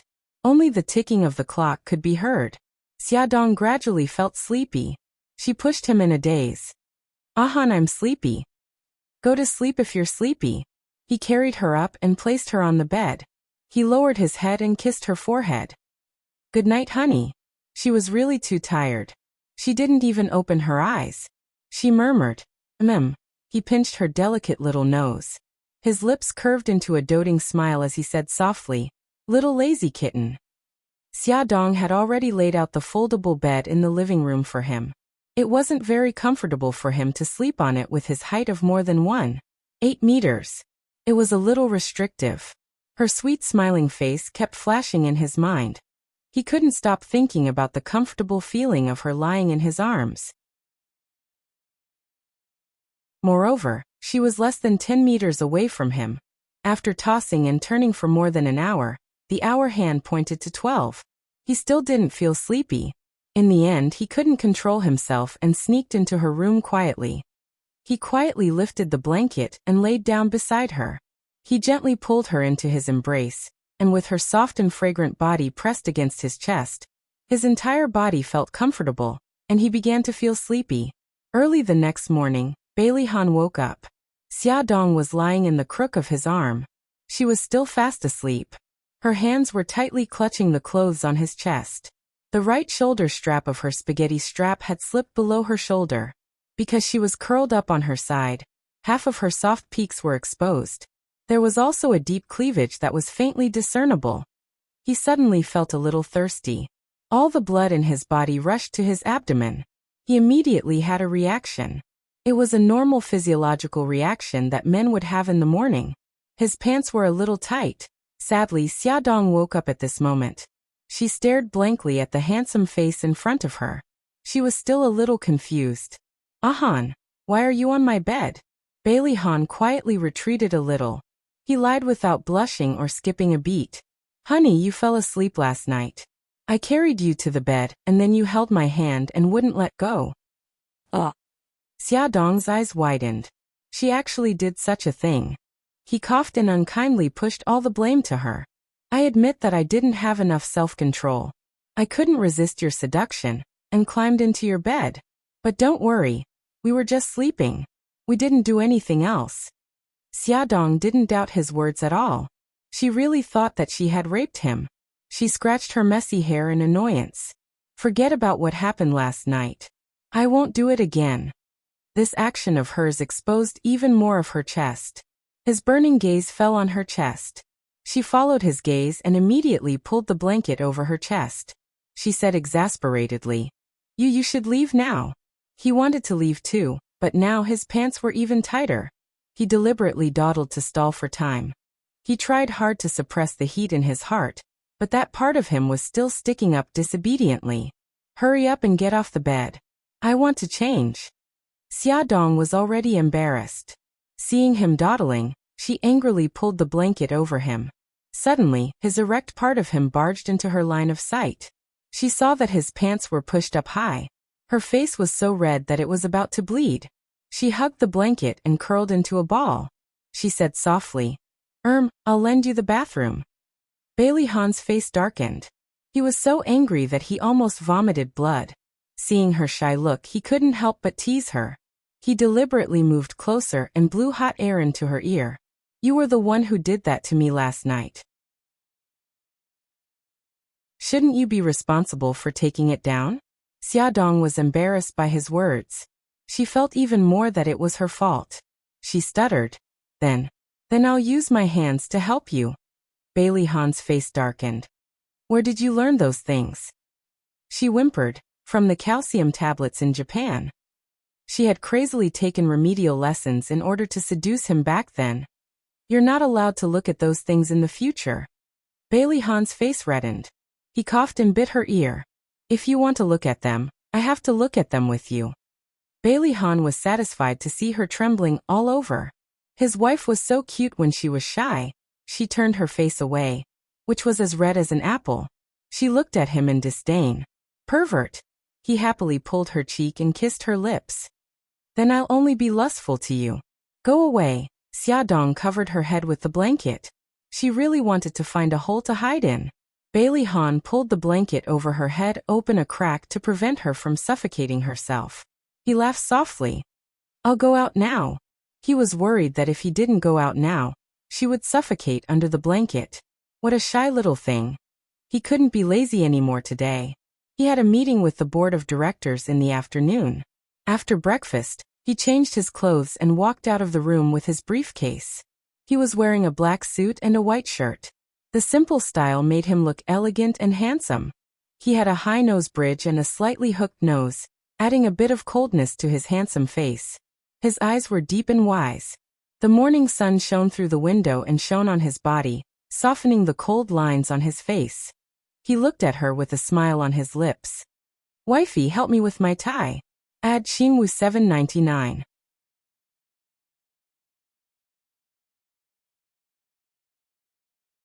Chapter 186. Xiaodong smiled and took the tie from his hands. He leaned over and their faces were so close that they could almost feel each other's breath. Her slender and beautiful fingers deftly flipped over his chest. Bailey Han looked at the serious woman in front of him, and the smile in his eyes became even brighter. He quickly lowered his head and kissed her cheek. She lowered her head guiltily. The children were still in the living room. "Honey, I'm leaving." Bailey Han stroked her hair and looked up to wave to the three little guys in the living room. "Babies, Daddy is going to the company. Gigai, stay at home and listen to Mommy." "Got it, Daddy. If you don't leave now, you'll be late." Xiaobao smiled mischievously. "Aya, you're stupid. Daddy is the big boss. No one will ever say that he's late." Xiaoyi curled her lips. Wow, Daddy is so awesome. Xiao Guai's eyes sparkled. Bailey Han laughed. It felt so good to have a wife and children. After he went to the company, Xia Dong took care of the children at home. As school was about to start, she urged Xiao Yi and Xiao Bao to take out the summer homework left by the teacher. She wanted to check on the completion of the homework. Xiao Yi's homework was very neat and tidy. Her handwriting was also very beautiful. She did all the math correctly and didn't make any mistakes in her foreign language. The language teacher only left a few weekly notes and an essay. The essay's title was My Mother and Me. Xia Dong wanted to see the essay's content, but Xiaoyi snatched the homework from her hands with an unnatural blush on his little face. He raised his chin. You can't invade my privacy. Xia Dong raised her eyebrows in amusement. I just want to see if your essay is good. You can't see it anyway. He used so many words of praise in his essay. If she saw it, it would be embarrassing. She stroked his head. All right, I won't see it. What a pity. Although Xiao Yi didn't reject her, he refused to call her mommy. She really wanted to know how he would talk about her in his essay. Xiao Bao's homework was a mess because he hadn't done it yet. Xia Dong rubbed her forehead. Xiao Bao, school starts the day after tomorrow, and you haven't done your homework yet. What's the meaning of this? Xiao Bao shrugged indifferently and glanced at Xiao Yi's neat pile of homework. He said disdainfully, Those things are nothing to me. I can finish them in the afternoon. All right, you can start now. I'll check your progress tonight. If you can't finish it, I'll make fun of you for a month in the name of boasting. Xia Dong held his young shoulders and pressed him in front of the desk. Don't worry, I'll start now. Don't disturb me here, okay?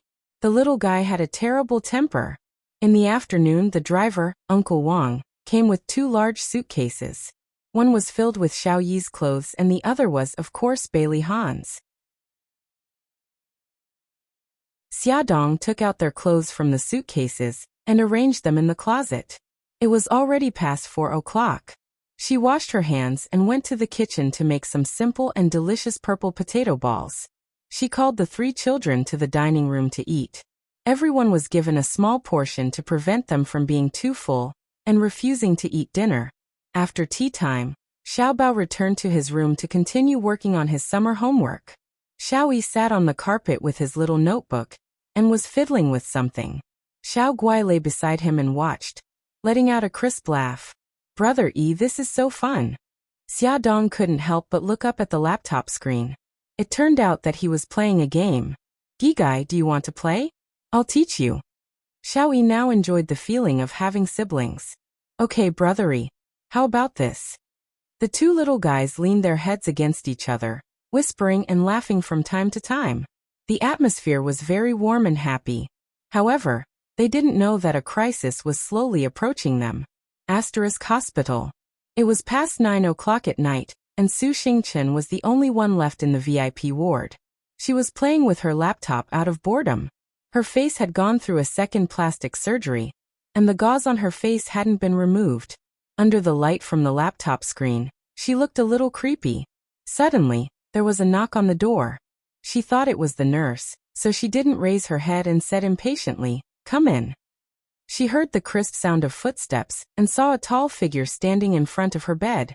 Su Xingchen felt that something was wrong. She raised her head and her eyes were filled with surprise.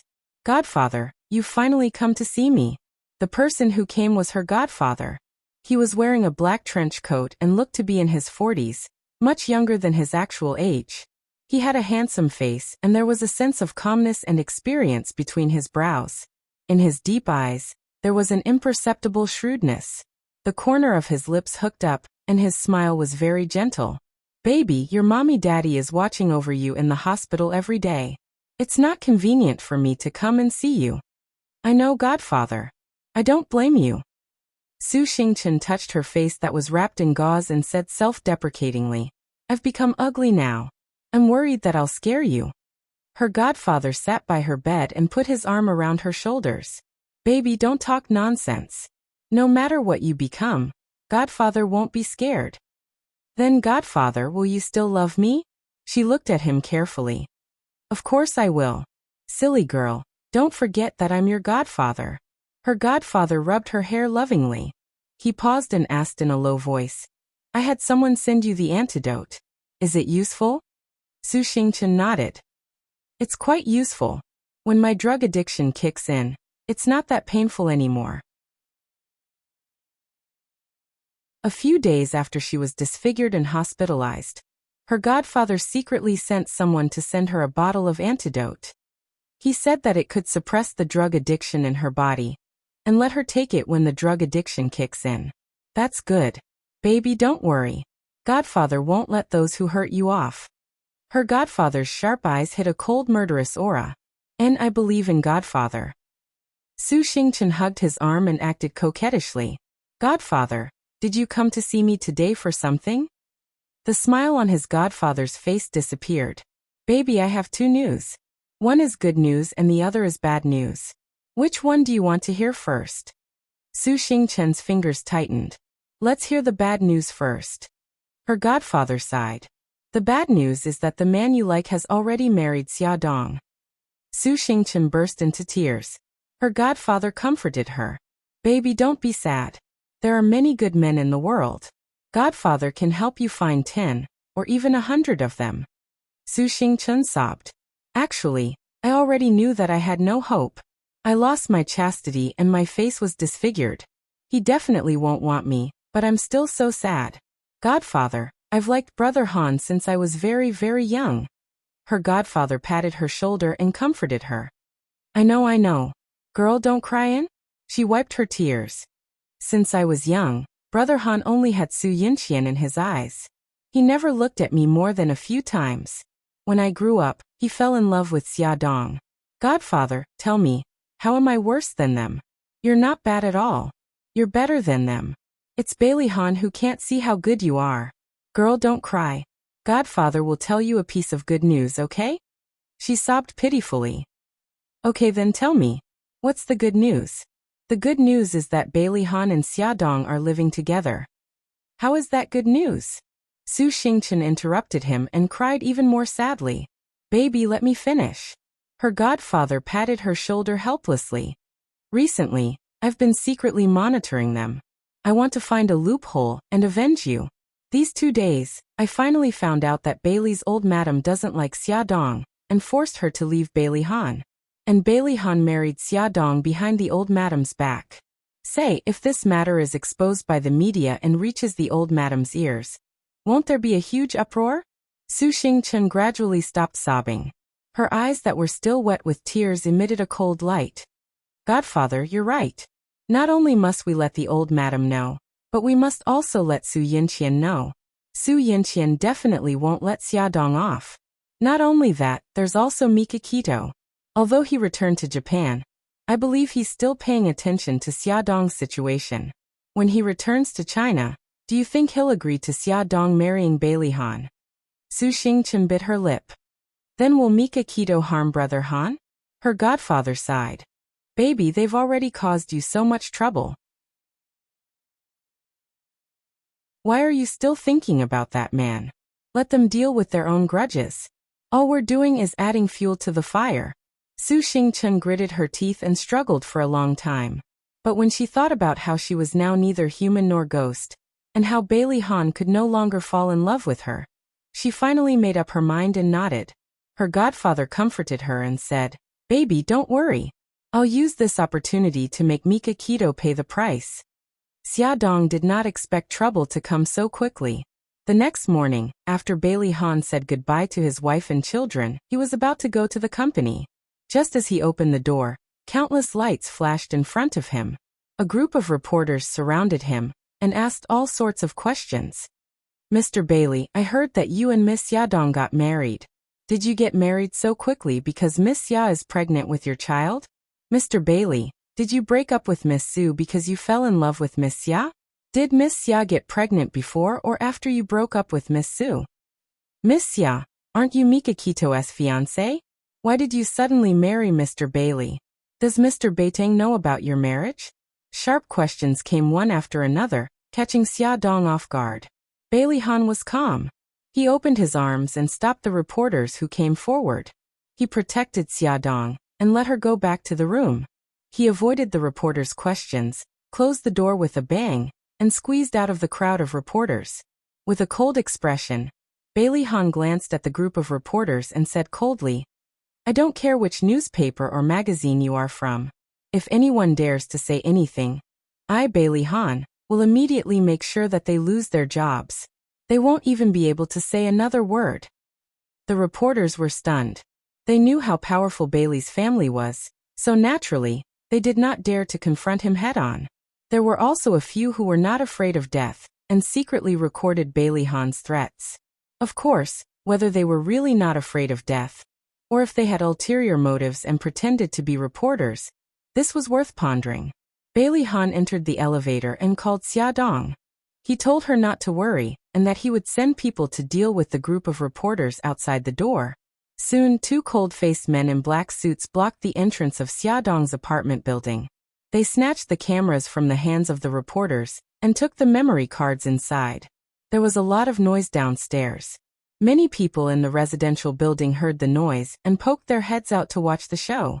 Xia Dong was also very anxious at home. Xiaoyi held a small notebook and browsed through the news of the day. She suddenly found that Daddy and Mommy's matter had already spread on the internet. Her little face immediately became cold. If this matter became known, it would be impossible to hide it from great-grandma. She would definitely make trouble for Mommy. "Xiaoyi, what's wrong?" Xia Dong saw Xiaoyi's dark face staring at the computer screen and asked with concern. Xiaoyi slammed the notebook shut and said, "Nothing, Mommy. I want to eat dessert. Can you make it for me?" Xia Dong was stunned. Then she smiled happily and hugged him tightly. "Xiaoyi, you just called me Mommy. I'm so happy." Xiaoyi's little face flushed red and he awkwardly avoided her gaze. He just wanted to divert her attention. He didn't expect that he would subconsciously call her Mommy. "Xiaoyi, can you call me Mommy again?" She rubbed his cheeks and happily teased him, temporarily forgetting about the troubles outside. His face darkened. Don't rub my face." Why did she like to rub his face like second uncle? Xia Dong smiled. "If you call me Mommy again, I won't rub it." He snorted and puffed up his cheeks like a cute little bun. "Call me Mommy." "Mommy." His voice was pitifully soft, but Xia Dong still heard him clearly. She gave him a loud kiss on the cheek. Baby, Mommy is so happy." His rosy cheeks flushed red. The mother and son were enjoying the happiness of a family reunion, but the outside world was already in chaos. Su Yinqian was still dreaming of making Bailey Han change his mind when she suddenly found out from the internet that Bailey Han and Xia Dong had secretly gotten married. Moreover, Bailey Han had even brought Xiaoyi to Xia Dong's house. She thought she had seen wrongly and carefully read the headlines 3 times. In the end, she rolled her eyes and almost vomited blood from anger. They actually got married. Damn it, how did things develop so quickly? What should she do now? Bailey's old residence was already in chaos. The old madam was so angry that she fainted and called the family doctor for emergency treatment. The first thing the old madam said when she woke up was to call Bailey Han and ask him to come home. When Bailey Han received the call from the servant, he was on his way to the old residence. He knew that once things got out of hand, the first person he had to appease was the old madam. Fortunately, he was already prepared for a war. Come and see. Songshu 566.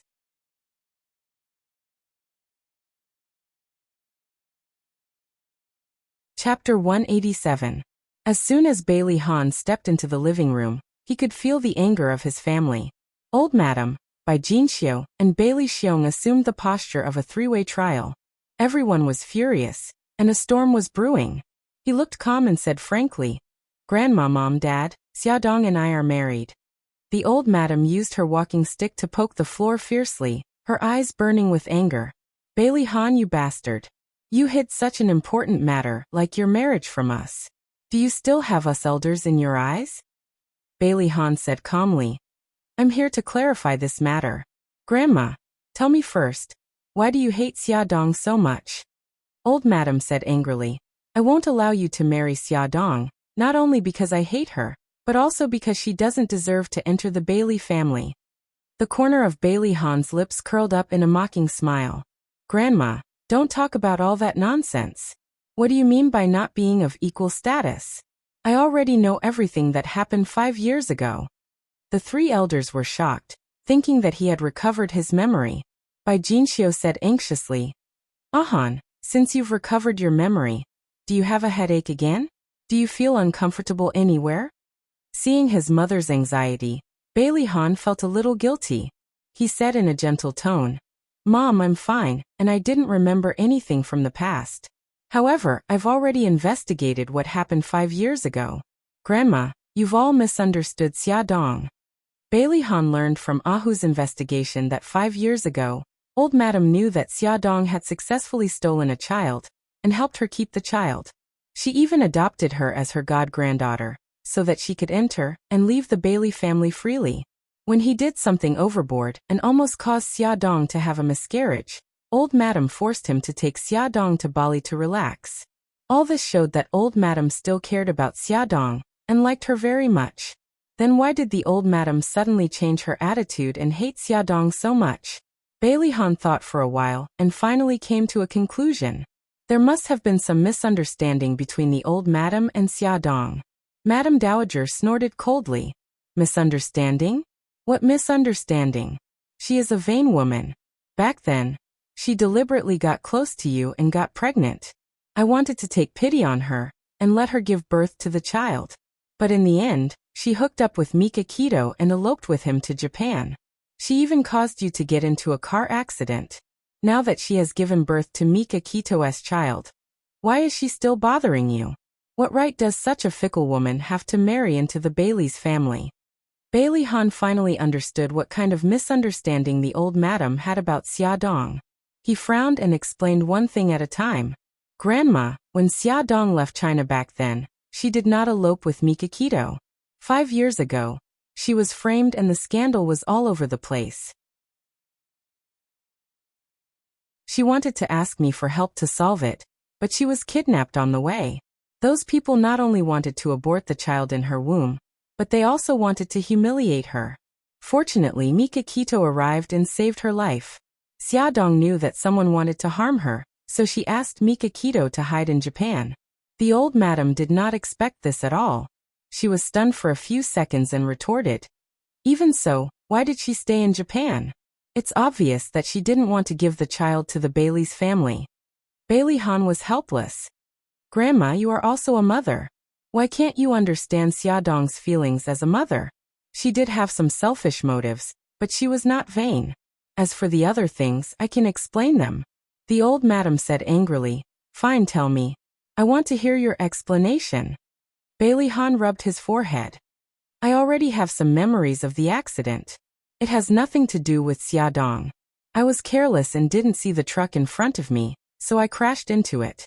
Xia Dong didn't come back from Japan to pester me, but, as he said this, he hesitated. Should he tell the family that Xiao Bao and Xiao Guai were also his biological children? If he didn't tell them, they would continue to misunderstand. But if he told them that he did not discuss it with Xia Dong, she might get angry again.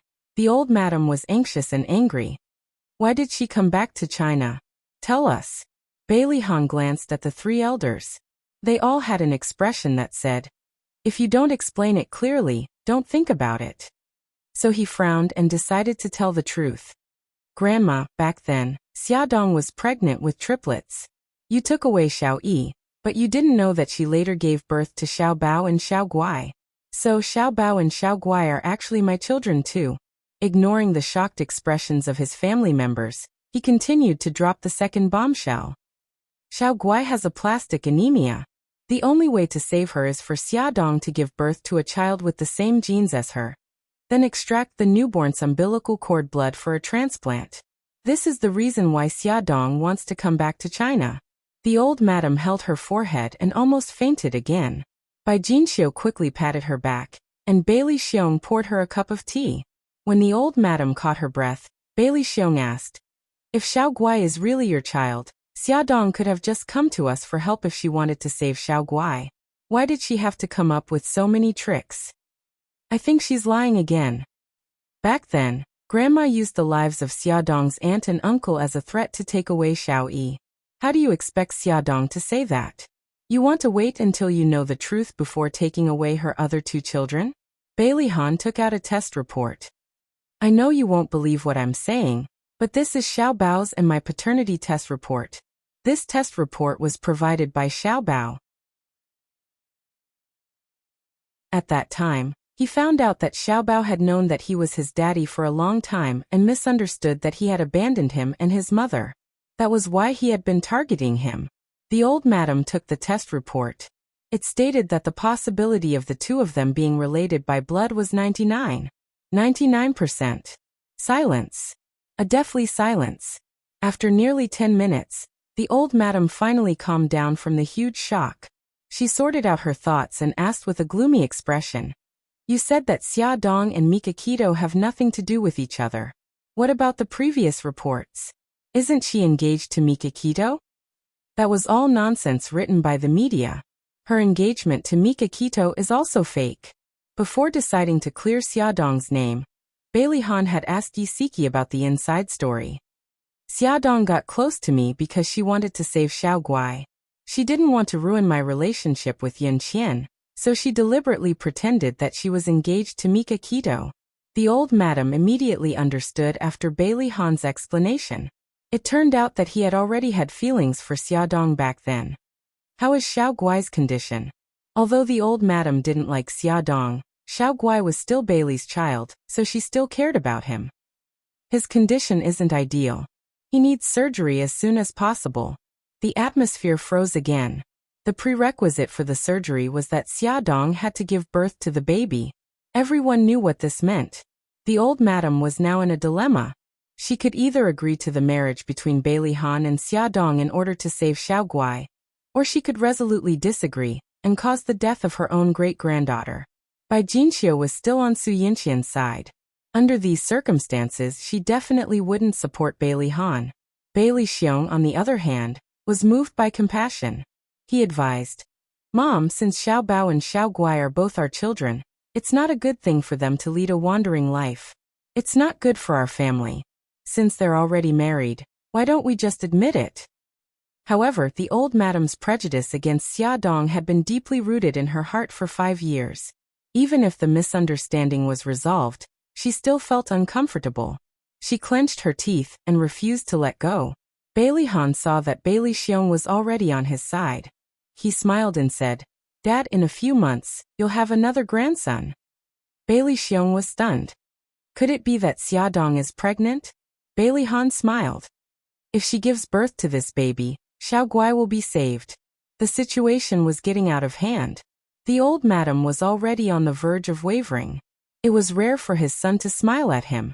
Bailey Xiong was even more determined to stand on his side. He tried to persuade the old madam. Mom, you don't want the baby to be called an illegitimate child as soon as he's born, right? I've seen both Xiao Bao and Xiao Guai. They're both smart children. Don't you always say that the family is too small?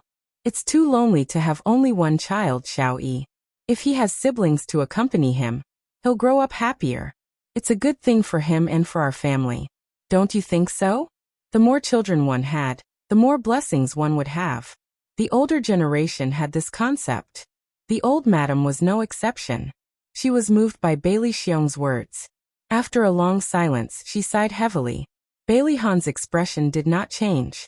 He was calm and indifferent, but his heart was beating like a drum. He didn't know what kind of answer she would give. Since you've already registered your marriage, then so be it. The old madam paused and said, However, you have to move to the old mansion. Xia Dong is Bailey's daughter-in-law, so she has to behave like a daughter-in-law. Although Bai Jinxiu was unhappy that the old madam agreed to their marriage so easily, she felt much better after hearing the old madam's last sentence. She knew that the old madam was going to set rules for Xia Dong. Bailey Han also knew. He frowned. Grandma, Xia Dong is pregnant now. She has to take care of 3 children. What? You're starting to feel sorry for her? The old madam snorted and said, When she moves in, there are so many servants at home. Are you afraid that she'll be tired? So what if she's pregnant? When I was pregnant with your father, I went to the battlefield with your grandfather. Bailey Han still wanted to say something, but Bailey Xiong coughed heavily and said, Han, Hurry up and thank your grandma. Since she's going to be our daughter-in-law, she has to be presentable. Your grandma comes from a scholarly family and is knowledgeable. She won't be happy if ordinary people ask her for advice. Bailey Han knew that his father was speaking up for him, and was worried that he would annoy his grandma. He pursed his lips and said, "Grandma, then I'll thank you on behalf of Xia Dong." "That's more like it." The old madam muttered a few words. She still felt uncomfortable. "Move in 2 days. Get rid of the rumors outside quickly.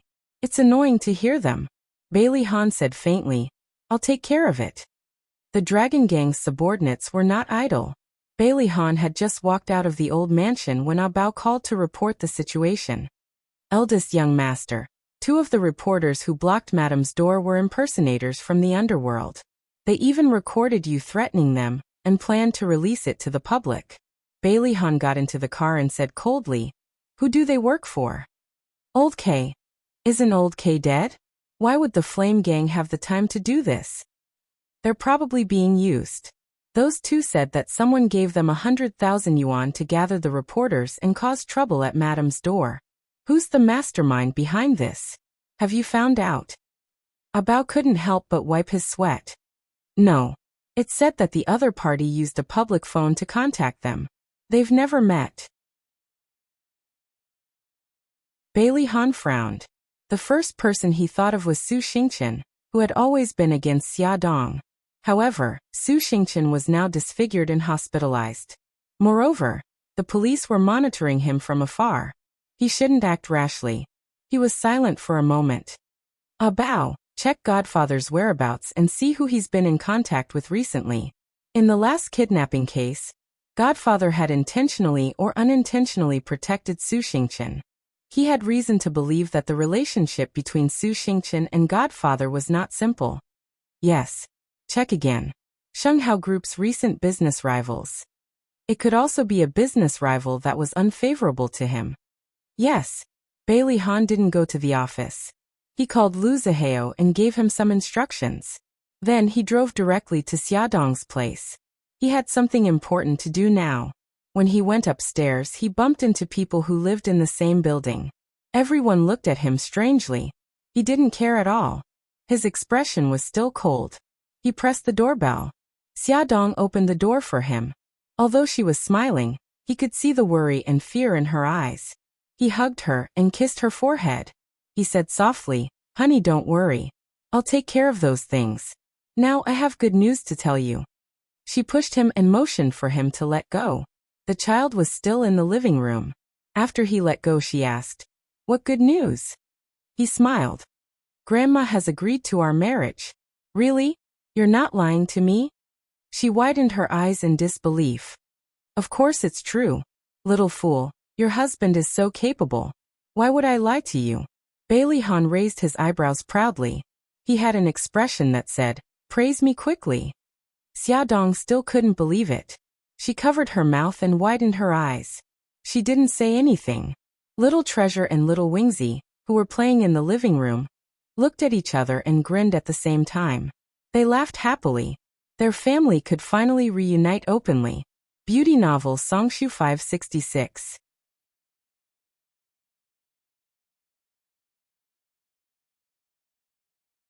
Chapter 188. The 2 little guys gave Bailey Han a thumbs up. Bailey Han lifted his chin, indicating for them to hurry back into the house and not be the third wheel. The 2 of them smiled evilly, hugged their little notebooks, and ran back into the room like a wisp of smoke. After a while, Xia Dong muttered, "Ahan, pinch me. I think I'm dreaming." He couldn't bear to pinch her. His lips curled into a mischievous smile. He lowered his head and kissed her lips, telling her directly that she wasn't dreaming. When he let go of her, the 2 of them were already panting. She lay on his chest and asked foolishly, "Why would old madam accept me? I thought she hated me to death." He kissed her hair lovingly, and his voice was a little hoarse. "Silly, you should call her grandma now. Grandma had some misunderstandings about you, and I've cleared up these misunderstandings. Of course, she has no reason to hate you anymore. Moreover, you've given birth to 3 precious children for our family. Dad, Mom, Grandpa, and Grandma want to accept you because of the children." Xiaodong was still in a daze. For a long while, she still felt that it was unreal. She secretly pinched herself.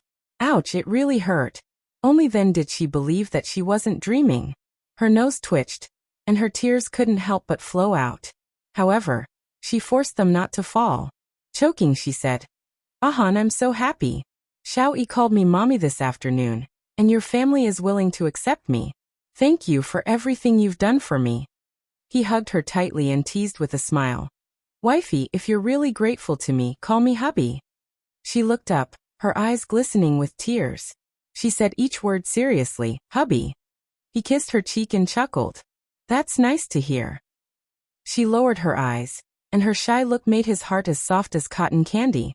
When she calmed down, he smiled and said, "Wifey, dress up and change into something beautiful. I'm going to take you somewhere." "Where are we going?" "It's a secret first." He smiled mysteriously. Xiaodong didn't know what he was up to, but seeing how happy he was, she guessed that it couldn't be anything bad. She was wearing a white silk dress, low-cut and backless, which outlined her perfect figure. However, Bailey Han's face darkened as he asked her to change into another one. Xiaodong looked at herself in the mirror. "Why? I think it looks good," Siki said. When she wore this dress, she looked noble and elegant. She also thought it looked good.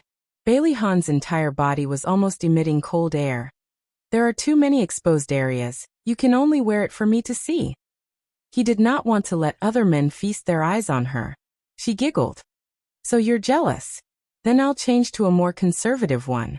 Bailey Han gritted his teeth. "I'm just jealous. In the future, when you go out, you're not allowed to wear skirts that are shorter than your knees, revealing your back, chest, and shoulders.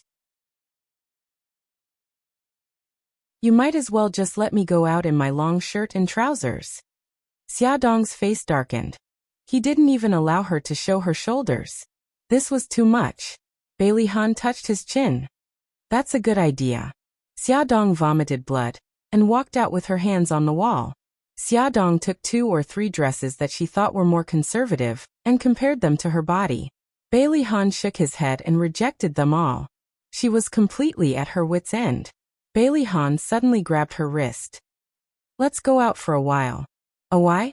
I haven't chosen my clothes yet." "You don't have to choose. Someone will help you choose later." Bailey Han dragged Xiaodong all the way to the busiest district in the city. With his arm around her waist, the two of them took the elevator directly to the 12th floor. Xiaodong's eyes were glued to the magnificent studio. After 5 years, she did not expect to be dragged to the studio of the internationally renowned stylist, Anson. Anson actually still remembered her. There was a gentle smile on his handsome face. "Miss Ya, oh no, I should call you Mrs. Bailey now. I haven't seen you for 5 years and you've become even more charming." "Anson, I didn't expect you to still remember me. You're still as charming as before." Xiaodong smiled as she reached out her hand and politely shook his hand. Bailey Han calmly put his arm around Xiaodong's shoulder and declared his ownership. "Anson, help my wife style. The clothes can't be too revealing. They can't show her back, shoulders, or low cut. Young master, you're deliberately making things difficult for me. If she wanted to look beautiful now, how could she wrap herself so tightly?" Bailey Han raised his eyebrows proudly. "If you can't do it, I can find someone else." Anson held his forehead. "Aren't you asking me to ruin my reputation? Forget it, I'll listen to you. Mrs. Bailey, this way please." Anson had a bitter smile on his face. Xiaodong actually felt like they were in the same boat. He sat down in the seat that Anson had designated and said sympathetically, "Anson, I will remember your great kindness in my heart." Anson laughed heartily. He suddenly understood why Bailey Han liked this woman. She was beautiful, elegant, humorous, and witty. She exuded a mature charm that was no less than those female stars he had seen. An hour later, Xiaodong walked out of the fitting room with the help of Anson's assistant. She was wearing a champagne-colored silk V-neck dress. Fortunately, it wasn't a deep V-neck, which barely met Bailey Han's requirements. Her hair was tied up, which made the lines of her neck even more charming. Her waist was perfectly cinched, and her shoulders and waist were decorated with crystals and broken diamonds. The dress swayed and fell to the ground, which made her exude an elegant and ethereal temperament. Bailey Han noticed that she was wearing a platinum necklace around her neck. Although it wasn't shiny enough, it complemented the dress well. He had also changed his clothes. He was wearing a white suit with exquisite facial features. Under his sword-like eyebrows, the bridge of his nose was proud and handsome. He was God's perfect masterpiece. Everything was so similar to 5 years ago. The only difference was that they were now husband and wife. She looked at him and smiled lightly. He walked closer to her and held her arm. He whispered, "The dress is cinched at the waist. Did it press on you and the baby?" She smiled. "No, it's just the right size." When the assistant helped her change her clothes, he even said that the dress seemed to be specially designed for her. Anson raised his eyebrows proudly. "How is it? Are you satisfied?" Bailey Han raised his eyebrows. "Your skills are average. Fortunately, my wife is beautiful. You can get full marks with just a casual dress up." Anson was furious. This guy forgot about his friends when he had a wife. Even if he wanted to please his wife, he shouldn't step on his friends. This was too much. Xia Dong smiled and her eyes curved charmingly. "Anson, don't listen to his nonsense. Your skills are definitely worth 120 points. Bailey Han said seriously. "Wifey, the full marks are definitely 150 points. No, the full marks are 100 points. The other 20 points are bonus points." Xia Dong glared at him. Her charming eyes naturally revealed a flirtatious temperament. Bailey Han's heart fluttered and he held her waist. He didn't want others to see her beauty anymore. He wanted to hide her at home. After getting into the car, Bailey Han didn't drive home. Instead, he drove to the hotel that Lu Zihao had booked. Xia Dong was worried about the children. Bailey Han comforted her. "I've already called the butler. He'll take care of the children." Xia Dong's lips curved into a smile. "Hubby, you're so thoughtful." This was the first time she had taken the initiative to call him hubby. Her husband had pleased Bailey Han. Every pore on her body felt comfortable. The car stopped at the entrance of the hotel. Looking at the reporters surrounding the car and the flashing lights, Xia Dong was a little surprised. She still didn't know what Bailey Han was planning to do. Bailey Han held her hand and smiled gently. "Wifey, don't be afraid. I'm here." She looked into his deep and bright eyes. The uneasiness and nervousness in her heart gradually dissipated. She held his hand and smiled confidently. "I'm not afraid because you're here." She believed in him. This kind of trust made his heart tremble. It turned out that being trusted by the person he loved was a very fulfilling thing. He could imagine what kind of uproar it would cause when the two of them appeared at the same time. There were flashing lights all around them, and the sound of shutters clicking could be heard. After the car door opened, Bailey Han bent over to get out of the car. The reporters immediately crowded over, and the bodyguard stepped forward to block them. Lu Zihao stood beside Bailey Han and faced the media. He smiled and said, "Friends from the media, please be patient. In 15 minutes, our CEO will hold a press conference in the banquet hall on the second floor of the hotel. Everyone, please enter first. If you have any questions, you can ask them later." The reporters were still unwilling to leave. It seemed that they wanted to wait for Xia Dong to come out. Bailey Han looked straight ahead and focused on the person in the car. "Wifey, are you ready?" Xia Dong nodded. She smiled and placed her hand in his palm. She elegantly and calmly walked out of the car. The sound of shutters was everywhere, but no one stepped forward to ask a question.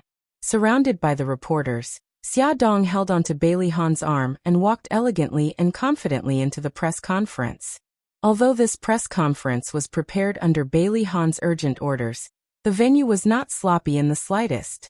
All the reporters from the major media outlets were invited to be present. As the host, Lu Zihao first expressed his gratitude to the reporters for being present.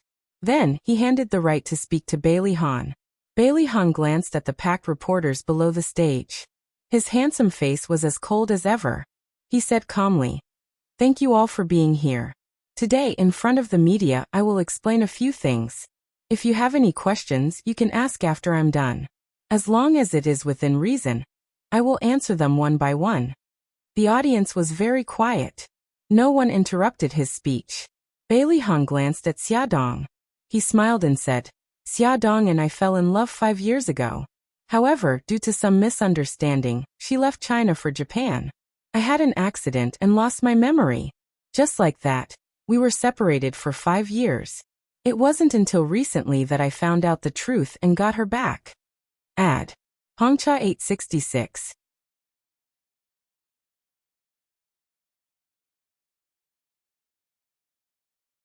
Chapter 189. Xiaodong looked at him with a hint of surprise in her eyes, but more than that, she was touched. She didn't expect him to explain their relationship in front of all the media. He paused for a moment before continuing. Xiaodong is the legal wife of Bailey Han. Friends from the media, please stop making groundless accusations and publishing unrealistic reports in the future. His last sentence was a little harsh. Someone felt offended and questioned loudly. Mr. Bailey, since you said that Miss Xia and you are lovers, why is she engaged to Mr. Baitang? Bailey Han replied expressionlessly. My wife and Mika Keto are only foster siblings. Their engagement is a fake one. The purpose is to make me jealous. Not expecting the great CEO to answer so bluntly, the reporter who asked the question was stunned. He quickly asked, previously, there was news that Miss Xia's 2 children are also Mr. Baitang's. May I ask if this news is true? Bailey Han's expression was serious. Of course not. Xiao Bao, Xiao Guai and Xiao Yi are all my wife's children. The Bailey family also acknowledges their identities. Another person asked, Mr. Bailey, I'm very curious. Why did Miss Xia only appear 5 years later? Everyone was very curious. Since Xiaodong had given birth to Bailey Han's children, why did she wait 5 years before coming back to look for Bailey Han? Bailey Han's face darkened.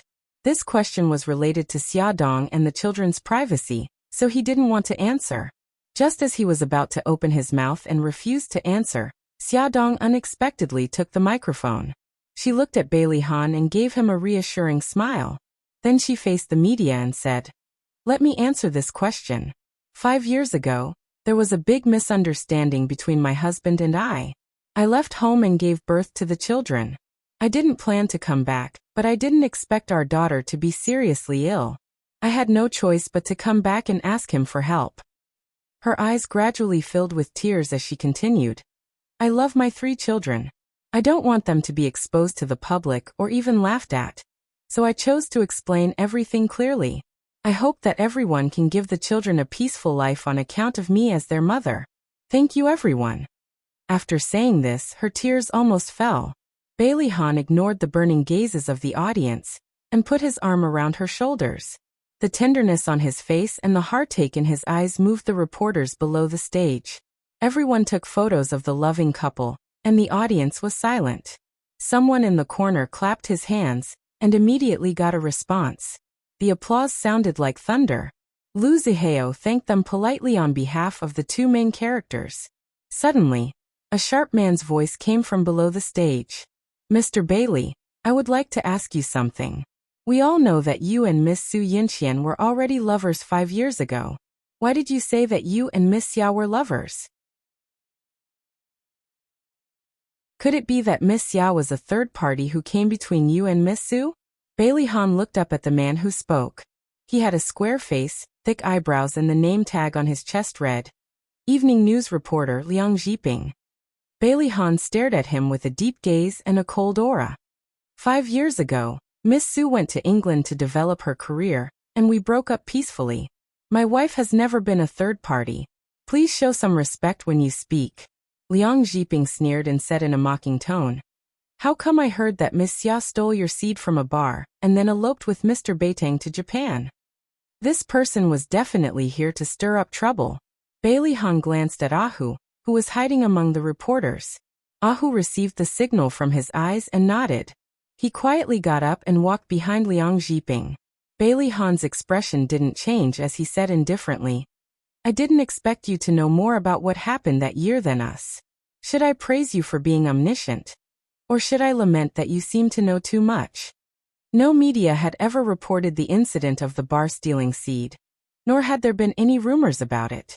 How did the reporter who asked the question know about it? No one in the audience was stupid. From Bailey Han's slightly mocking tone, they could guess that this person was up to no good. Liang Zhiping was stunned. He wanted to say something, but he suddenly felt something pressed against his waist. A burly man in a black suit beside him put his arm around his shoulder and smiled apologetically. "I'm sorry, Mr. Bailey. My friend drank too much and spouted nonsense. I'll take him away now." Bailey Han's lips curled up. "Go ahead." Liang Zhiping opened his mouth, but before he could finish speaking, an electric current traveled from his waist. He immediately went limp on Ahu's shoulder. Ahu smiled apologetically. "I didn't expect him to be so drunk. Sorry for the disturbance, everyone." Ahu supported Liang Zhiping and swaggered out of the press conference. The reporters in the audience didn't notice that Ahu had electrocuted Liang Zhiping.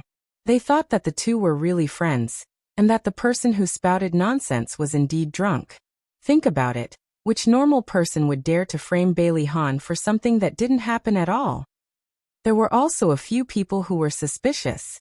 Liang Zhiping had gotten drunk too suddenly, but they didn't have time to think too much about it because Lu Zihao had already spoken. "Dear friends, today's press conference has come to an end. Our CEO will cover all of your expenses. Next, Miss Etiquette will distribute some small gifts to everyone." The beautiful Miss Etiquette carried beautifully packaged bags and distributed one to everyone according to their seats. Some people quietly flipped through the bags and found a thick red packet and a bottle of expensive red wine. He was indeed the young master of Bailey's family. He was so generous. Everyone understood what to write in the following reports. Some reporters even went up to Bailey Han and Xiaodong to congratulate them on their blessings. Bailey Han thanked them politely in a gentlemanly manner. Bailey Han put his arm around Xiaodong's waist and got into the car amidst the blessings. This hotel was owned by Bailey's family. After Ahu got Liang Zhiping out of the press conference, he took him out of the hotel through the staff passageway and threw him into the trunk of the car. Half an hour later, Ahu stopped the car in front of a villa. He said hello and someone immediately came out of the villa and carried Liang Zhiping, who was still unconscious, to the basement. Ahu ordered his men, "Wake him up." His men used the simplest and most brutal method. They splashed a bucket of cold water on Liang Zhiping. Liang Zhiping woke up with a shiver and looked blankly at the two men standing in front of him. "Who are you? Why are you arresting me?" Ahu tore the reporter's ID off his chest and said coldly, "I've checked. There's no reporter named Liang Zhiping in the evening newspaper. What's your real name? Who sent you here to cause trouble?" Liang Zhiping knew that his impersonation had been exposed. However, he had been paid to do this, so naturally, he wouldn't reveal the mastermind behind the scenes. Gongzi pry open his mouth. Ahu couldn't be bothered to talk nonsense with him. He called one of his men over and put him in charge of prying information out of Liang Zhiping's mouth. He could use any method, but there was only one rule: don't kill him. After giving his orders, Ahu went to the living room to drink tea leisurely. From the outside, this villa looked no different from an ordinary mansion. No one would think that this was the gathering place of City A's most mysterious gang, the Dragon Gang. This villa was built against the mountains and rivers. There were no other residential areas nearby, so it was very convenient. Even if they killed someone and dumped the corpse in the wilderness, no one would be able to find out. A quarter of an hour later, the little brother named Gang Zi ran over. "Brother who? That kid said that the person who contacted him was a woman." The other party gave him 50,000 yuan to stir up trouble in the midst of the chaos. Ahu was about 1.8 meters tall. He was burly and had a square face. His thick eyebrows were furrowed. "He's not from the Flame Gang." "He's not. This kid isn't in cahoots with the two fake reporters we caught outside Madam's house."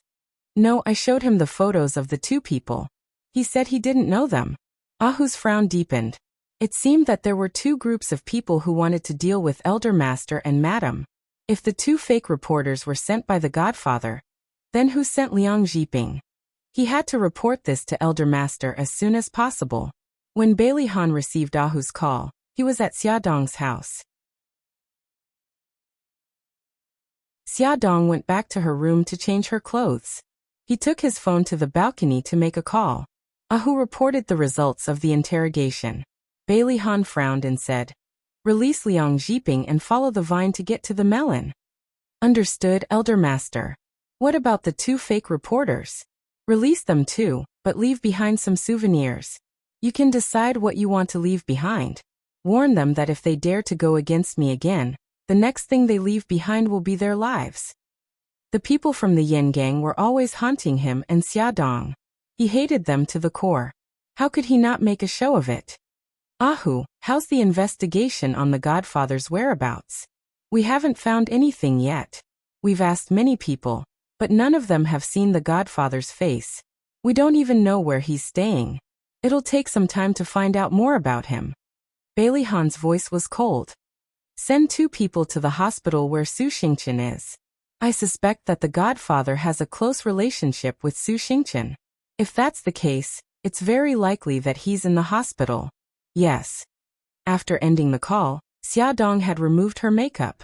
Her hair was down her back, and she had changed into a long white cotton dress. She was wearing home slippers and looked fresh and beautiful. He smiled and pulled her to sit on the sofa. "Honey, I have something to tell you. Grandma wants us to move back to the old mansion." She was pouring tea for him. When she heard this, she froze. After a while, she smiled and replied, "Okay, I'm your daughter-in-law now. I should go back and do my duty as a daughter-in-law. Come and see." Hongcha 866.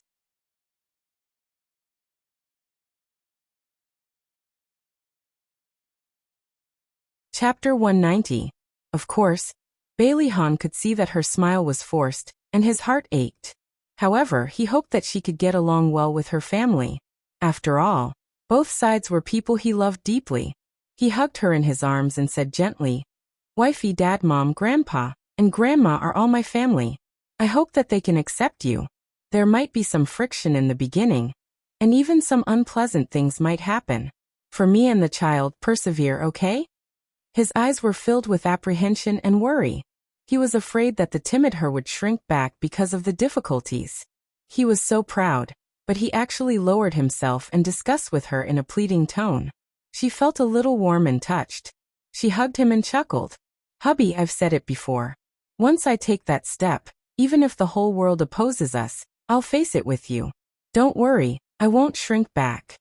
He heaved a sigh of relief and smiled proudly. The woman he liked was indeed extraordinary. The next day, the old mansion sent servants to help them move. The furniture was not moved, and only their clothes, books, computers, and other personal items were moved away. Bailey Han carried Xiao Guai downstairs first. Xia Dong and Xiao Bao walked at the back. Looking at the house that she had lived in for nearly half a year, she suddenly felt a little reluctant to leave. Although the room was not big and the decorations were not luxurious, it was filled with memories and laughter of her and the children. The future made her nervous, but love made her brave. She took a deep breath, held Xiao Bao's hand, walked out of the room, and locked the door. "Mom, if Uncle Shen comes back and finds out that we've moved, he'll be very angry and anxious." Xiao Bao sighed with a sad face. Xia Dong was also worried about this problem. She had talked to Mikakito several times on the phone, but she had never dared to tell him about her marriage with Bailey Han. Now that it had developed to the point of moving house, if she still did not tell him, she would definitely die a horrible death when he returned from Japan. Old Madam had sent 2 cars over, and there were also 3 or 4 servants to help carry the luggage. The group of people was in full swing, and it was hard for the neighbors not to notice. A few neighbors who were close to Xia Dong came forward to congratulate her. "Miss Xia, I saw your press conference yesterday. It was so touching. I wish you and Mr. Bailey a happy life together." "Thank you. You're moving away now? Come back when you're free." "All right, Sister Wang. Thank you for your care in the past." "What are you talking about? Take care. Let's keep in touch." By the time they were in the car, the kind-hearted neighbors were still waving goodbye, and they moved out in a hubbub. "What are you thinking about? Are you reluctant to leave?" Bailey Han found that his wife was a little unhappy after getting into the car. Xia Dong smiled embarrassedly. "It's nothing. I'm just a little troubled." He held her hand. "What are you troubled about? Tell me." Maybe I can help you solve it. She smiled bitterly. I haven't told Brother Shen about our marriage. Now that I'm moving, I don't know how to tell him. But if I don't tell him, he'll be even angrier when he finds out about it when he returns to China. Bailey Han thought for a moment and said, let's tell him now. If you don't want to tell him, I'll tell him. It's okay. I'll do it myself. If Bailey Han told him, he would be even angrier. Bailey Han kindly suggested, do you want to call him now? It's not very convenient. It's convenient. I'll pretend that I didn't hear anything. Actually, there was only one reason why young Master Gu had urged Xia Dong to call him now. He wanted to eavesdrop on them so that they wouldn't say anything that went beyond friendship. Xia Dong thought for a moment. The people in the car were all her family members, so it would be convenient for them to talk.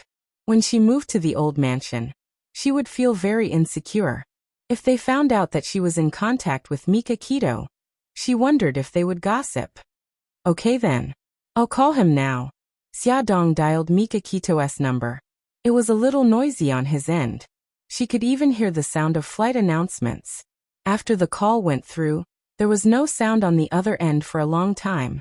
She held the phone nervously and said, Brother Shen, I have something to tell you. Mika Kito's voice was very cold. He was suppressing his extreme anger. You don't have to say it. I know everything. You're married to Bailey Han, aren't you? She opened her mouth. After a while, she found her voice. Yes. You. How did you know? Do you think Lu Xing and Suzaku are idiots? Bailey Han moved to Xia Dong's house for no reason. Immediately after that, a large number of reporters swarmed her house. Lu Xing and Suzaku had reported this to him. He followed the domestic newspapers and quickly found out about her marriage to Bailey Han. He also saw their press conference yesterday. Mika Kito's anger had reached its peak and was about to burst out. He suppressed his anger and shouted, I've been waiting for your call and your explanation. But you only informed me when you moved. Xia Dong, am I so unimportant in your heart? No, Brother Shen. I just didn't know how to tell you. Xia Dong was so anxious that she was about to cry. Brother Shen, I'm sorry. I didn't do it on purpose. I'm at the airport now. I'll be in a city in a few hours. We'll talk then. Mika Keto did not wait for her to reply and hung up the phone. He gritted his teeth in hatred. His handsome face was a little distorted. The accompanying staff were shocked by the burst of anger from all over his body. They followed carefully, afraid that if they were not careful, they would be unlucky and not even know how they died. The matter in Japan had not been settled, but his wife had been snatched away. He was not in the mood to stay in Japan, so he booked an early flight back to a city. Bailey Han patted Xia Dong's shoulder. Don't be sad. Wait for him to come back. Then you can talk things out. Xia Dong wiped the corners of her eyes, afraid that he would misunderstand. Brother Shen was the one who saved me during my most difficult time. He brought me to Japan and helped me establish a foothold there. I'm very grateful to him and have always treated him as my brother. He kissed her hair. I understand. When he heard Yi Siki talk about Xia Dong's experience back then, his heart ached. He only hated himself for not saving her in the first place. Otherwise, there would not have been so many things that happened later. She turned to look at him. Will you be jealous? He answered honestly, yes, but I will try to accept it. My wife's savior is also my savior. Thank you. Xia Dong was very touched, but she did not know that Bailey Han actually did not say something.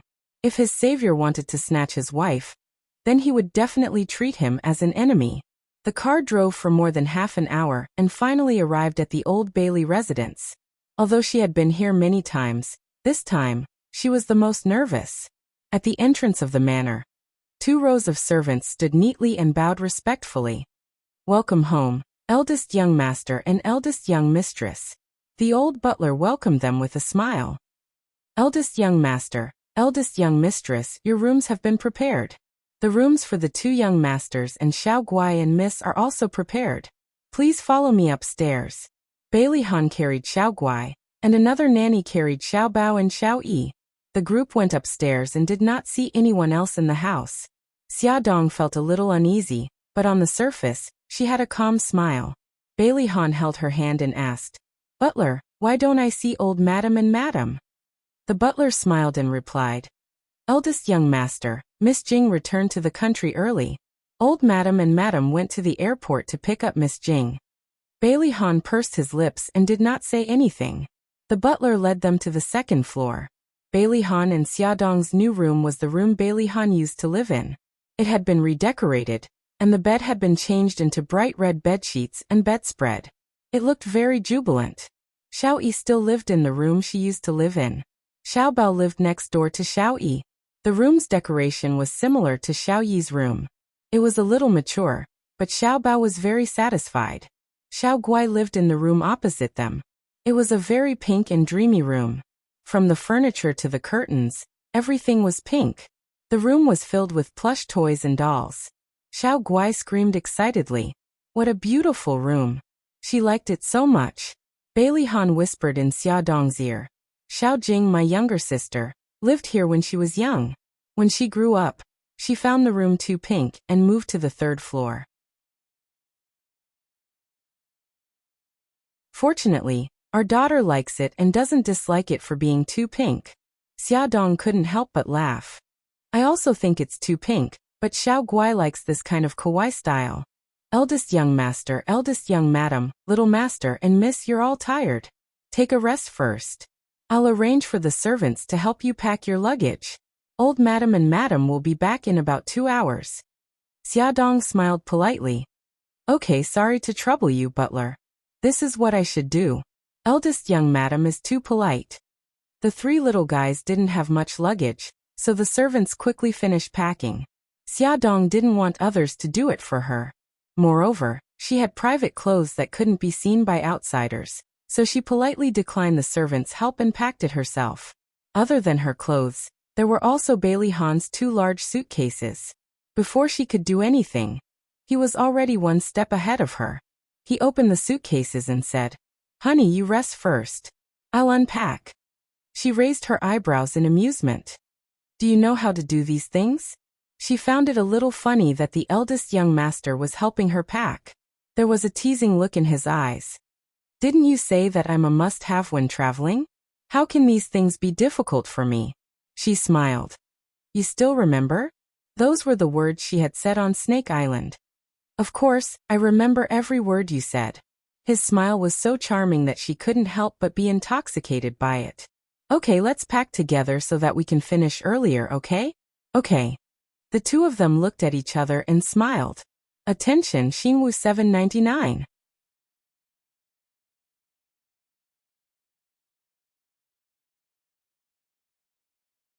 Chapter 191. After unpacking their luggage, Bailey Han accompanied Xiaodong, Xiao Bao, and Xiao Yi to the kindergarten to register. The 2 little guys were promoted to the kindergarten class. They were both wearing white suits with the same hairstyle, and holding their chins proudly. When they walked into the classroom, they attracted the cheers of many little girls. The children sat in front of the classroom while their parents sat in the back. The homeroom teacher talked about some matters and things to take note of at the start of the school year. The teaching assistant gave the students new textbooks, and then everyone could take their books home. Classes would officially start tomorrow. When they returned to the old mansion, the butler said that old madam and old madam had already returned and were resting upstairs. Miss Jing did not come back with them. It was said that she received a phone call on the way back and hurriedly got out of the car to hail a taxi. No one knew where she went. Bailey Han explained to Xiaodong, "Xiao Jing is like this. She does things in a hurry and does whatever she wants. When she comes back, I'll introduce you to her. You'll like her." "Okay." Xiaodong smiled. "Let's go upstairs and see Grandma and Mom." Bailey Han lowered his head and looked at her abdomen. "Change into a pair of shoes first. You must be tired after walking for so long." Although the heels on her feet were not high, they were not as comfortable as flat shoes. "Okay." Xiaodong went back to her room to change into a pair of shoes and a pink dress. After all, they were still newlyweds. If she dressed too simply, the elderly might not like it. Bailey Han held her hand and knocked on the door of old madam's room. Old master was lying on a rattan chair with his eyes slightly closed. Old madam was sitting beside him, wearing reading glasses and holding a book. She was softly reading a poem by Pushkin. The sunlight quietly shone in through the window and spread on the floor. In the blue and white porcelain vase by the windowsill, 2 red roses quietly bloomed. The years were peaceful and elegant. Xiaodong and Bailey Han did not say anything to break the silence. The cold of winter is fast, and will visit the woods and fields. The blazing fire will soon light up the smoky cottage, and I will not see this charming Xiao girl alone in her house, grieving in secret, like an oriole in a cage, and thinking only of my Natasha. And constantly thinking of Natasha. Old Madame's gentle voice had a touch of sadness. Perhaps she was also reminiscing about the years that had passed. After reading the poem aloud, she closed the book and placed it on the table beside her. She turned to look at the 2 standing at the door, and said mildly, "You're back. Grandma, Xiaxia and I are here to see you." Bailey Han put his arm around Xiaxia's waist and walked to the old lady. "Sit down." Old Madame's expression was still indifferent, as if she did not care about Xiaodong at all. As a first-time daughter-in-law, Xiaodong did not know how to get along with her in-laws' elders. She thought for a moment and said with a smile, "Grandma, what do you and Grandpa want to eat for lunch? I'll make it." Old Madame said mildly, "You're Bailey's daughter-in-law, not a servant at home. You don't have to worry about the kitchen." Xiaodong pursed her lips and smiled. "Grandma, there are many things that I don't understand at home. Please don't despise me. I'll learn as soon as possible and won't let you down." Old Madame looked up at her. Her sharp eyes did not look like an 80-year-old woman's. Her tone was also cold.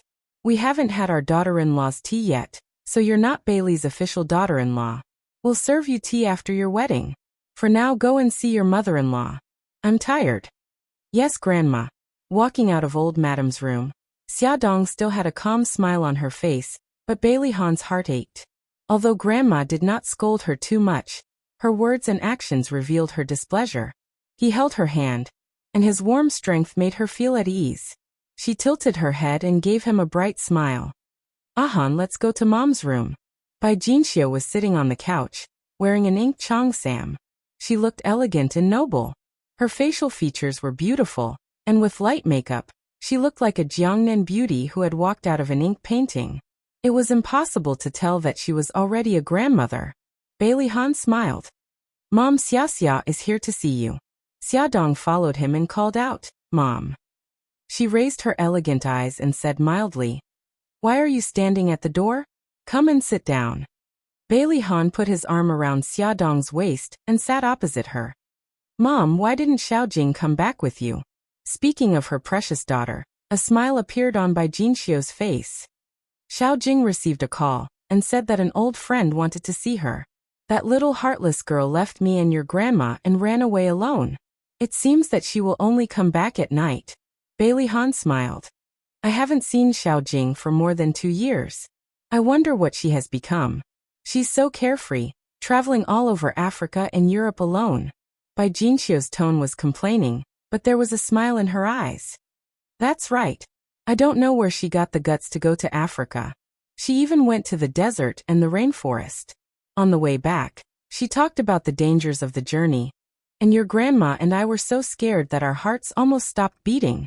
Xiaodong listened to their conversation and was very interested in Bailey Jing. She smiled and said, "Mom, I really admire Xiaojing. She has been to so many places alone.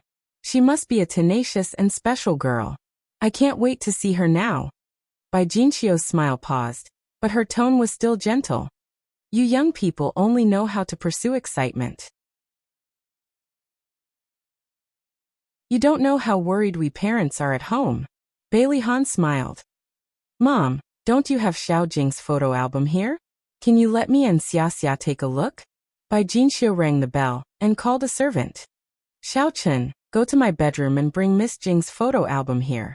In less than 2 minutes, the servant came back with a thick crystal photo album. "Madam, the photo album is here. Leave it." Bai Jinxiu motioned for the servant to leave, and waved to the 2 people opposite her. "Come and sit beside me." Bailey Han and Xiaodong sat on her left and right. She opened the crystal photo album. The first photo was a family photo, and the second was Bailey Jing's personal photo. The girl in the photo looked to be in her early 20s. She wore a tough black suit and sat proudly on the back of a horse. She had handsome short hair, wore a pair of black sunglasses, and wore a pair of exquisite and shiny riding boots. She looked very valiant and very chic. Xiaodong fell in love with this girl almost immediately. Bai Jinxiu smiled gently. Xiao Jing has always had a boy's personality since she was young. She flipped through the photos. This one was probably taken on Bailey Jing's birthday. She wore a white gauze dress and was facing a beautiful big cake. She had a smile on her lips and her eyes were closed. Her hands were clasped under her chin, and she seemed to be making a wish. This was taken on little Jing's 18th birthday. After this birthday, she went to study in England.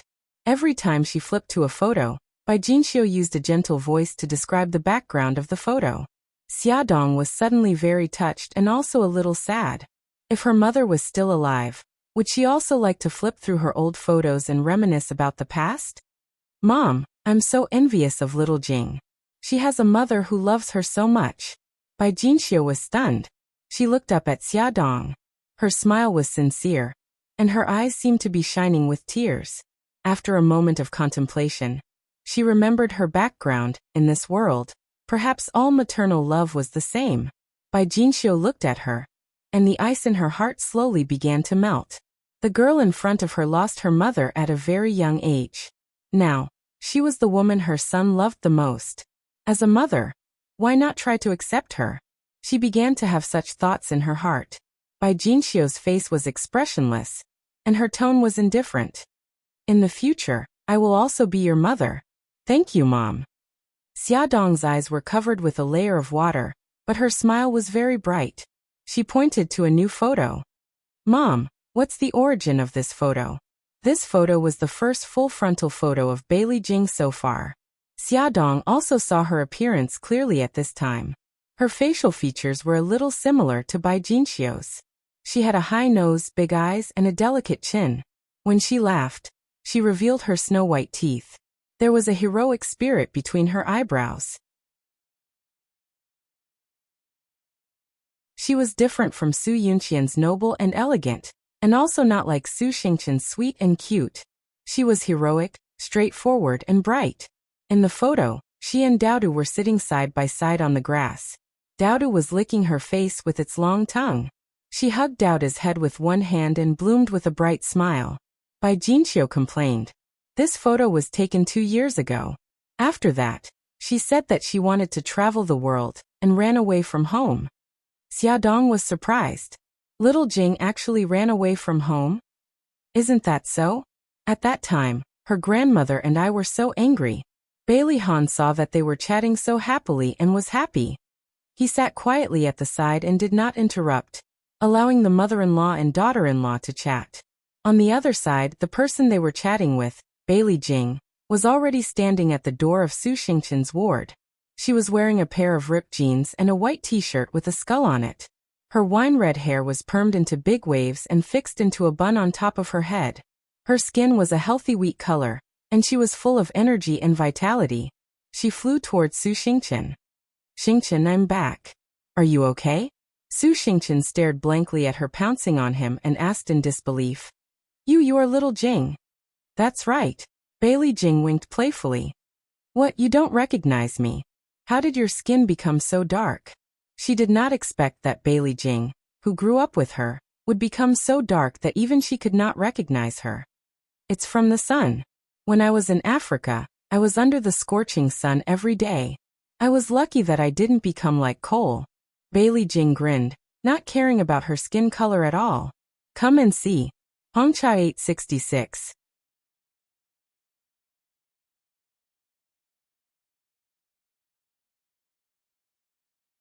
Chapter 192. Xingqian, what happened to you? Why is your face wrapped in gauze? Bailey Jing was on her way home when she received a call from Su Xingqian.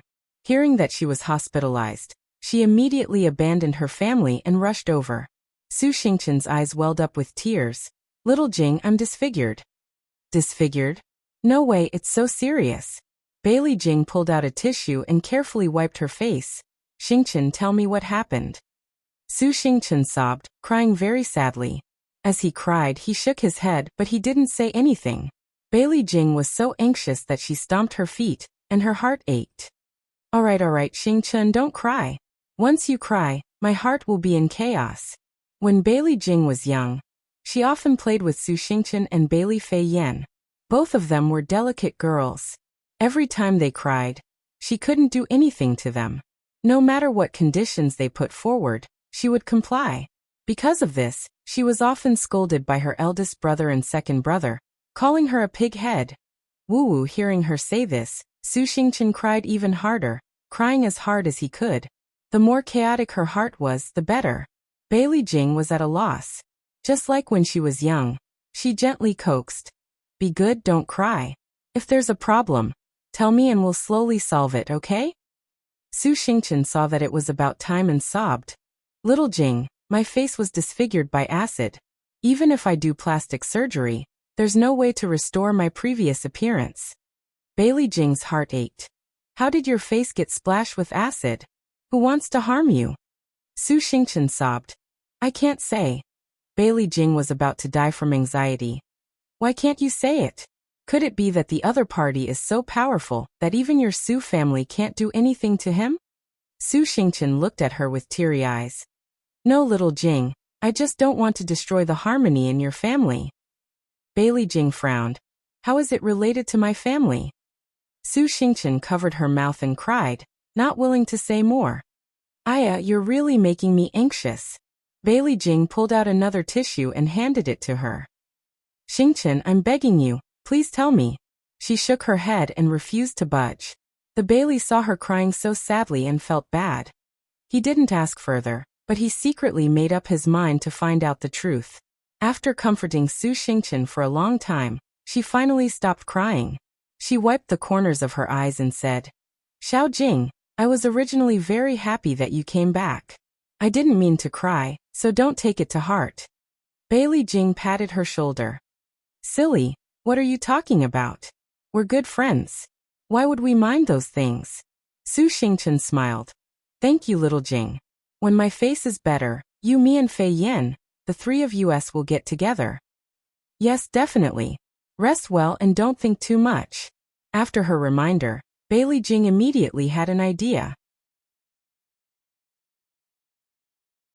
Since she didn't want to say it, then she would ask Fei Yan. Fei Yan and Xingqian had such a good relationship, so he must know what happened. Xiao Jing, you just came back. You should spend more time with your grandparents. I'm already very touched that you came to see me as soon as you got off the plane. You're talking nonsense again, aren't you? You're my best friend, so of course I have to care about you. The two chatted for a while before Su Xingqian urged Bailey Jing to hurry home to accompany her family. Bailey Jing thought that she still had something to ask Bailey Fei Yan, so she didn't stay any longer. When she left the hospital, she called Bailey Fei Yan. That girl happened to be nearby and was planning to visit Su Xingqian. So the two of them agreed to meet at a coffee shop near the hospital. Bailey Fei Yan was wearing a light blue dress, holding a bouquet of flowers in her hand and a straw hat on her head, looking fresh and beautiful. Bailey Jing, who was sitting in the coffee shop, recognized her at a glance. She waved her hand and called out to her. Fei Yan, I'm here. Oh my God, Xiao Jing, how did you become like this? Bailey Fei Yan was shocked. Xiao Jing's skin was fairer than hers and Xingqian's back then. She didn't expect it to turn into a weak color now. Oh, I got tanned in Africa. Bailey Jing waved her hand carelessly and asked her to sit down. She pushed the drink that she had ordered in advance in front of her and smiled. This is your favorite coconut juice. I didn't remember wrongly, did I? Yes, I didn't expect you to remember. Xiao Jing, we haven't seen each other for 2 years. Bailey Fei Yan took a sip of the coconut juice and held her face sadly. When you came back, some things had changed. Xingqian has become like this now, sigh. Bailey Jing's smile disappeared and she asked seriously, Fei Yan, what happened to Xingqian? Why did it become like this? Bailey Fei Yan blinked her eyes in surprise. She didn't tell you? She doesn't want to tell me. Hurry up and tell me. She frowned. Isn't this not very good? Xingqian might not want you to know. Bailey Jing leaned forward and looked into her eyes seriously. Fei Yan, we are all friends of Xingqian. We should care about her, right? Yes. Then it's only right that I want to know what happened to her, isn't it? Yes. Then hurry up and tell me. Bailey Fian bit his lip and hesitated for a moment before nodding his head heroically. All right then, I'll tell you. But you must not tell Xingqian that I was the one who told you. Don't worry, I won't betray you. Bailey Fei Yan thought for a while and said, Actually, this matter has something to do with your sister-in-law. My sister-in-law? Bailey Jing suddenly realized. You mean Xia Dong? Yes. How does this have anything to do with her? Bailey Fei Yan frowned. This matter is very complicated. Let me think about how I should tell you. After organizing her thoughts, she continued. Xiao Jing, you should know that Xingqian has always liked your brother, right? I know. Didn't I matchmake the two of them in the past? Bailey Fei Yan sighed. This is where the problem lies. Xingqian likes my cousin, but he is engaged to Su Yinqian. According to this development, nothing will happen. But Xia Dong suddenly appeared. She deliberately got close to my cousin, and Su Yinqian felt threatened. She actually bribed the culprit to kidnap Xia Dong and sold her to a remote mountain village. I heard that she was injected with drugs. She paused and took a sip of her drink. Then she continued, Xia Dong also had a fiancé called Mika Kito. I heard that he is very capable. In the end, he rescued Xia Dong and investigated her kidnapping. She paused deliberately. Do you know what happened next? This was more interesting than a novel or a television show. Bailey Jing was listening intently when she suddenly stopped. She patted her forehead and said, Stop keeping me in suspense. Hurry up and tell me. Su Yinqian, this woman is really not simple. She blamed everything on Xingqian, so Xingqian was retaliated against by Mika Kito. Bailey Jing was shocked. Was it Mika Kito who ruined Xingqian's appearance? No, Mika Kito found a few male prostitutes to humiliate Xingqian. He even took a video of her and injected her with drugs. He wanted to completely destroy Xingqian. Bailey Jing was shocked. She felt sorry for Xingqian and was stunned for a while. Then she asked, What happened after that?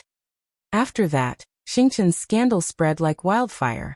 She had a nervous breakdown and escaped from the drug rehabilitation center. She took the acid and planned to take revenge on Su Yinqian. She didn't expect Xia Dong to snatch the acid from her and ruin Xingqian's appearance. Bailey Jing was heartbroken and angry. How could Xingqian be so stupid? Also, if Xia Dong ruined Xingqian's appearance, why wasn't she punished by the law? Bailey Fei Yan sighed. Did you forget? I just said that Mika Kito is very capable. She cleared Xia Dong's name. The police believed that Xia Dong acted in self-defense and Xingqian was the one who deliberately hurt her. So after Xingqian was discharged from the hospital, she would immediately be locked up. Bailey Jing was an experienced and knowledgeable person. But when the conspiracy happened right beside her, she was still shocked. She didn't expect that so many tragic things would happen to the friend she cherished since she was young. She was angry at Xingqian for being so stupid to take revenge on Su Yinqian with acid. At the same time, she hated Su Yinqian for framing Su Xingqian for kidnapping her. She hated Mika Kito for being too ruthless. She hated Xia Dong for destroying Su Xingqian's appearance. Bailey Jing's face was gloomy. She leaned against the chair like a stone statue. Xiao Jing, are you okay? Bailey Fei Yan waved in front of her eyes worriedly. Bailey Jing's voice was a little cold. I'm fine, Fei Yan. I have something to do. I'll go back first. She was in a bad mood, very bad mood. Did Big Brother know how evil Xia Dong was? How could he marry her? Fei Yan, the drinks are on me. I'm in a hurry. She stood up and strode out. She wanted to go back quickly and expose that woman's ugly face in front of Big Brother. Bailey Fei Yan seemed to know what she was thinking. He shouted at her back. Xiao Jing, are you going back to ask Xia Dong? Calm down. You don't have any evidence now. Even if you ask her, she won't admit it. Bailey Jing stopped in her tracks. Without turning back, she strode out. Because she walked too fast, she bumped into a man who had just walked in. She hurriedly turned back. Sorry. The man who was bumped into smiled gently. It's okay. She forced a smile, nodded, and turned to leave. Be careful. Before the man could finish his sentence, there was a loud bang. Bailey Jing had already collided with the waiter standing behind her. The waiter's tray fell to the ground with a loud bang, and the iced lemon juice in the cup spilled all over her body. Her white t-shirt turned orange. The most embarrassing thing was that the spot where the juice was splashed was on her chest. The handsome waiter apologized with a red face. Bailey Jing shrugged nonchalantly. It's okay. I wasn't careful when I walked. How much is this cup of lemon juice? I'll compensate you. The waiter said there was no need. The lobby manager also rushed over and apologized sincerely. Ad. Songshu 566.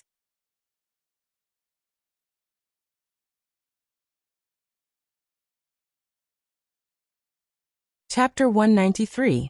Bailey Jing didn't want to waste any time. She walked out of the coffee shop and onto the road after settling things peacefully.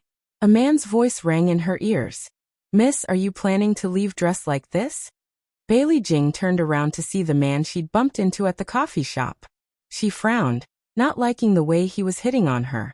Is there anything else? Linny found the sudden change in attitude quite amusing. It seemed that she'd misunderstood his good intentions. He smiled gently. I just wanted to tell you that I just bought a dress. I was going to give it to my mother. Although it's not suitable for her age, it's better than you wearing dirty clothes. Bailey Jing lowered her head. Only then did she notice that the orange-yellow object had become very conspicuous. Furthermore, its position was very awkward. She smiled embarrassedly. I'll have to trouble you then. Linny smiled. Let's use the coffee shop's washroom. You go first, I'll go get the clothes from the car. I'll be back soon. Bailey Jing thanked him sincerely. She used the washroom and changed into the dress Lin Yi had given her. The price tag was still there, and she took a look at the price tag. It was 5 digits, and she memorized it in her heart. The color of the dress was simple and elegant, and it fit her well. She let her hair down, letting her wine-red hair fall over her shoulders. Linny was waiting for her in the lobby, smiling warmly when she came out. It suits you. She'd looked like a delinquent girl at first, but now she looked like a lady from a rich family. Thank you, I'm Bailey Jing. What's your name? Bailey Jing stretched out her hand. He shook her hand politely. Linny. Linny, can I trouble you to give me your name card? I'll pay you for the dress some other day. Linny smiled. No need.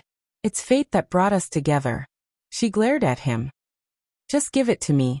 I, Bailey Jing, don't take people's things for free. All right then, here's my name card. Linny smiled and handed her his name card. All right, now that I have your number, I will contact you. Thank you for today. I'm in a hurry, so I'll thank you another day. Bailey Jing put away the business card and said goodbye to him with a smile. Bailey Jing. Lin Yi's lips curled up into a smile. If he remembered correctly, Yun had a sister called Bailey Jing. Could it be her? Bailey quietly got into the taxi. On the way home, he kept thinking about what Bailey Fei Yin said. If what she said is true, then Xia Dong is not a simple woman. First, she has Mika Keto in her hands, and now she has her brother. Su Yinqian wasn't a good person either. She looked as elegant as a goddess, but she was actually vicious and merciless.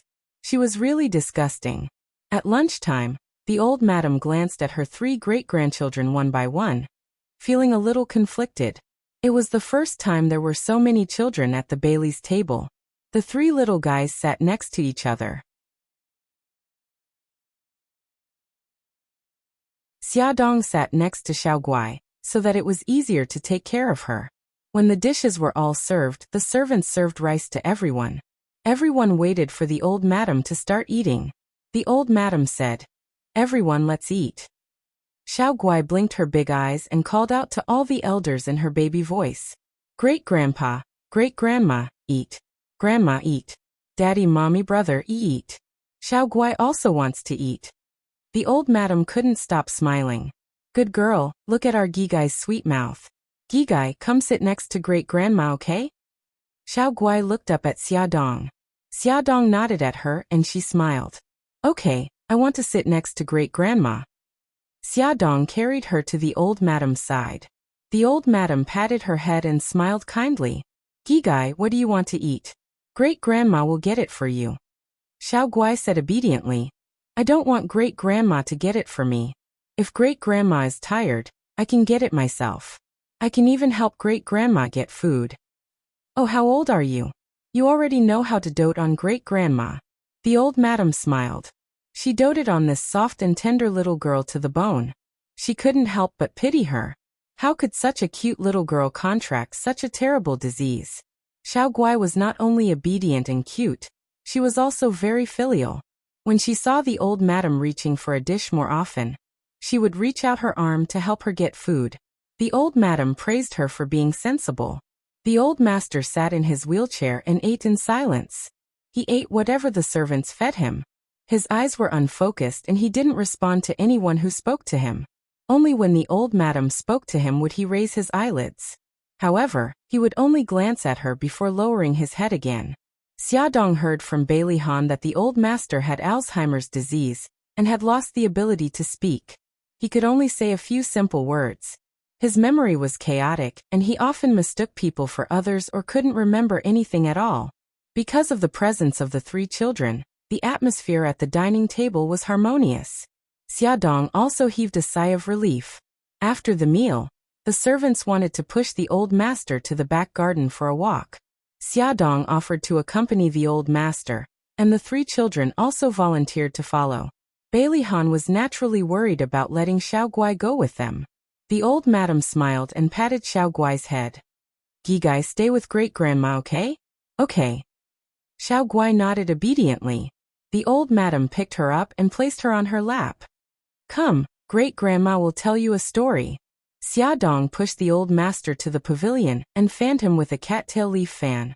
He was in good spirits now. He pointed at the grape trellis and babbled intermittently. No one knew what he was saying. Xiaobao blinked. Mom, does great-grandpa want to eat grapes? Xiaoyi knocked on his forehead. Idiot, great-grandpa wants to go under the grape trellis. He used to like to stay under the grape trellis. Oh, so that's how it is. Xiaodong was still trying to guess the old master's intentions. She didn't expect her son to give her the answer. She bent down and smiled. Grandpa, sit tight. We'll go to the grape trellis now. Ah. The old master nodded. It seemed that Xiaoyi had guessed correctly. After pushing the old master to the grape trellis, he quieted down. He tilted his head as if he was going to sleep. Xiaodong instructed the servant to bring a blanket over. After covering the old master with the blanket, Xiaodong slowly fanned the cattail leaf fan and said softly to the children, Xiaoyi, Xiaobao, great-grandpa is asleep. Go back to your rooms and rest. Mom, we'll stay here with you. Xiaodong blinked. How about this? Bring the chessboard over and play chess here. Xiaoyi smiled. Xiaobao, let's play Gamoku. The two little guys really ran back to get the chessboard. They laid it out on the stone table and began to play chess. A cool breeze blew past and the grape leaves rustled. The September sun was less scorching and more warm. The light shone through the layers of grape leaves and shone on the limestone road. It was peaceful and serene. Xiaodong fanned herself and looked up at the children playing chess from time to time. Her eyes were full of smiles. Suddenly, the sound of footsteps could be heard. Xiaodong turned her head and saw a pretty figure approaching from afar. The person who came was tall and slender. She had long wine-red hair and was wearing an elegant plain dress. She wore a pair of canvas shoes and a pair of brown sunglasses on the bridge of her nose. Her actions revealed a candid temperament. Xiaodong inwardly guessed that she should be Bailey Jing. Xiaoyi also heard the footsteps. He looked up and a bright smile appeared on his face. He jumped down from the stone stool and ran over. Aunt Jing. Darling, you've grown so tall. Bailey Jing smiled brightly as she carried Xiaoyi and kissed his cheeks several times. Aunt Jing, why are you only back now? I missed you so much. Oh, darling has suddenly changed. He's no longer the little old man from before. Bailey Jing teased with a smile. In the past, every time she called her family, Mommy would complain that Xiaoyi was too mature. But now he was acting like a child. Aunt Jing, don't laugh at me. I'm happy. I'm not laughing. Bailey Jing carried Xiao Yi to Xiaodong and put Xiao Yi down. She took off her sunglasses and squatted down to hug the sleeping old master. She kissed him on the cheek and said softly, "Grandpa, your Xiao Jing is back." Old master was in a deep sleep. Bailey Jing adjusted the blanket for him and stood up. Her gaze landed on Xiaodong. Xiaodong smiled and extended her right hand. "Xiao Jing, hello. I'm Xiaodong." Bailey Jing didn't take her hand. Instead, she stared at her meaningfully. "You're the woman my brother married?" Xiaodong retracted her hand. Her smile didn't change. "Yes." Bailey Jing raised her eyebrows. Her lips curled into a mocking smile. "My brother's taste in wives is getting worse and worse. Each one is worse than the last." The smile on Xiaodong's face froze. She didn't say anything. Xiaobao jumped down from the stone stool and said unhappily, "Hey, what do you mean by that?" Xiao Yi was also a little unhappy. "Aunt Jing, do you have some misunderstanding about my mommy?" "Xiao Yi, why are you calling her mommy?" Bailey Jing glanced at Xiaobao. He looked very cute when he was angry. He could compete with Xiao Yi. Upon closer inspection, their eyebrows were somewhat similar. Little Wingzy shrugged helplessly. "That's because she's my mommy." Bailey Jing widened her eyes in surprise. "Wait, didn't your mommy pass away?" Bailey Jing couldn't be blamed. She often traveled around the world. It wasn't easy for her family to contact her. Moreover, they didn't tell her that Xiao Yi's biological mother was Xiaodong. She didn't know any more information about Xiao Yi's biological mother than Bailey Han. Then this child. Bailey Jing pointed at Xiaobao. "He's my biological brother." Xiao Yi shrugged again. "So, Aunt Jing, you must have some misunderstanding about my mommy." Attention Hongcha 866.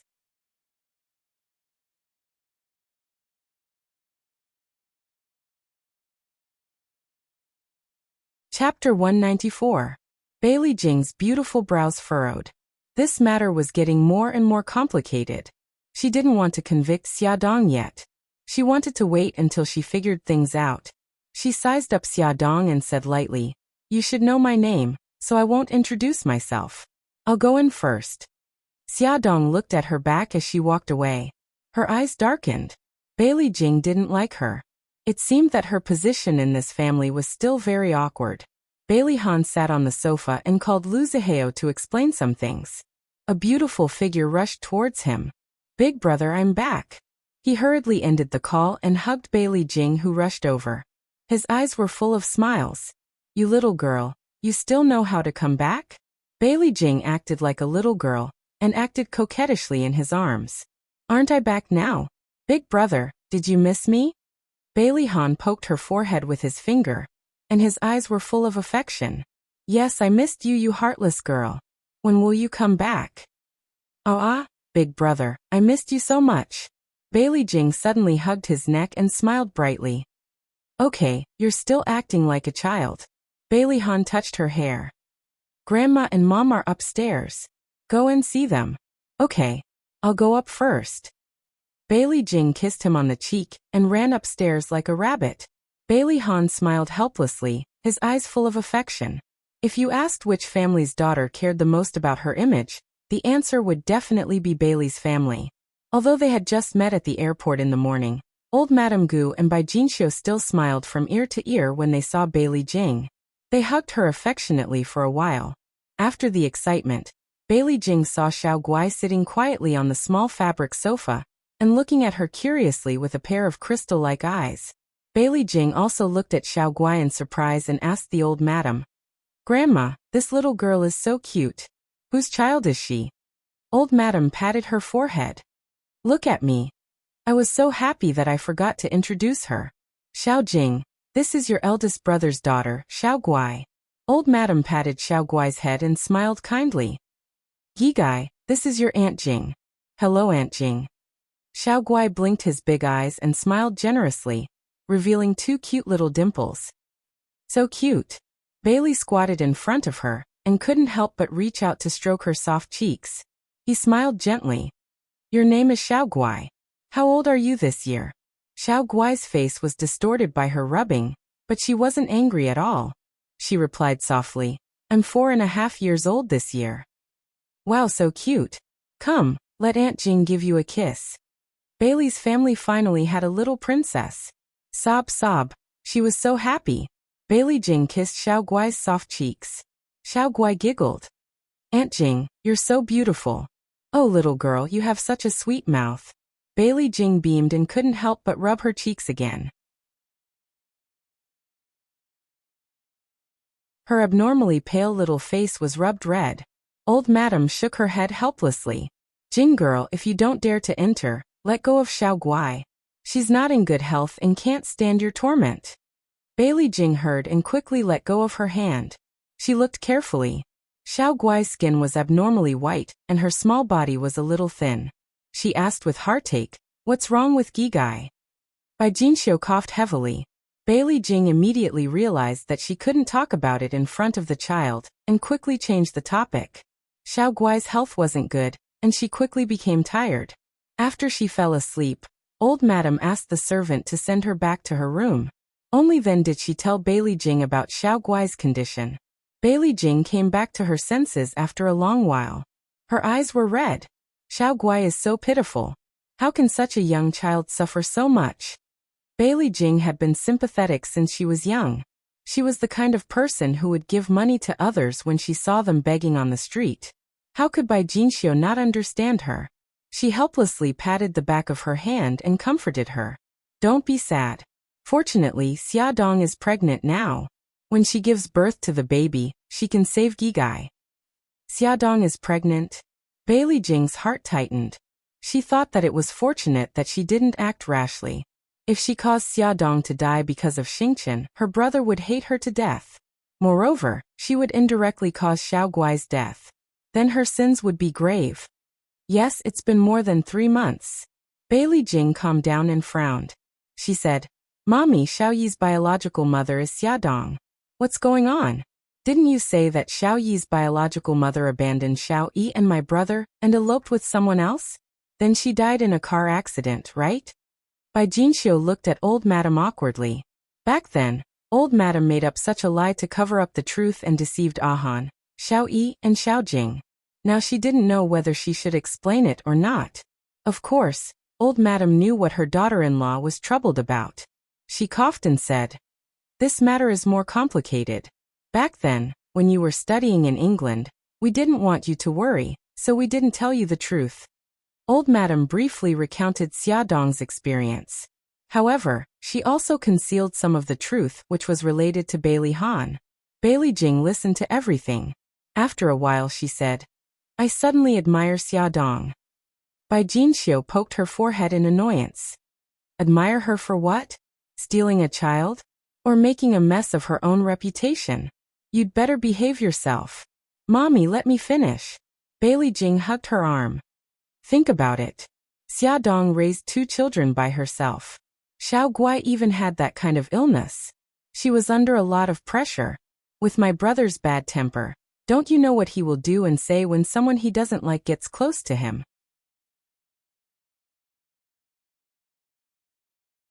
Xia Dong must have suffered a lot.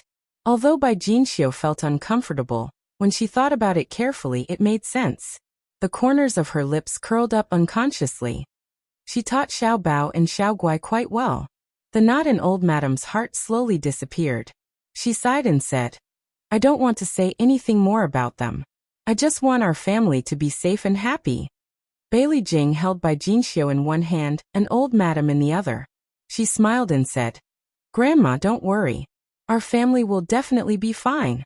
Let me tell you a piece of good news. I talked to second brother on the phone a few days ago.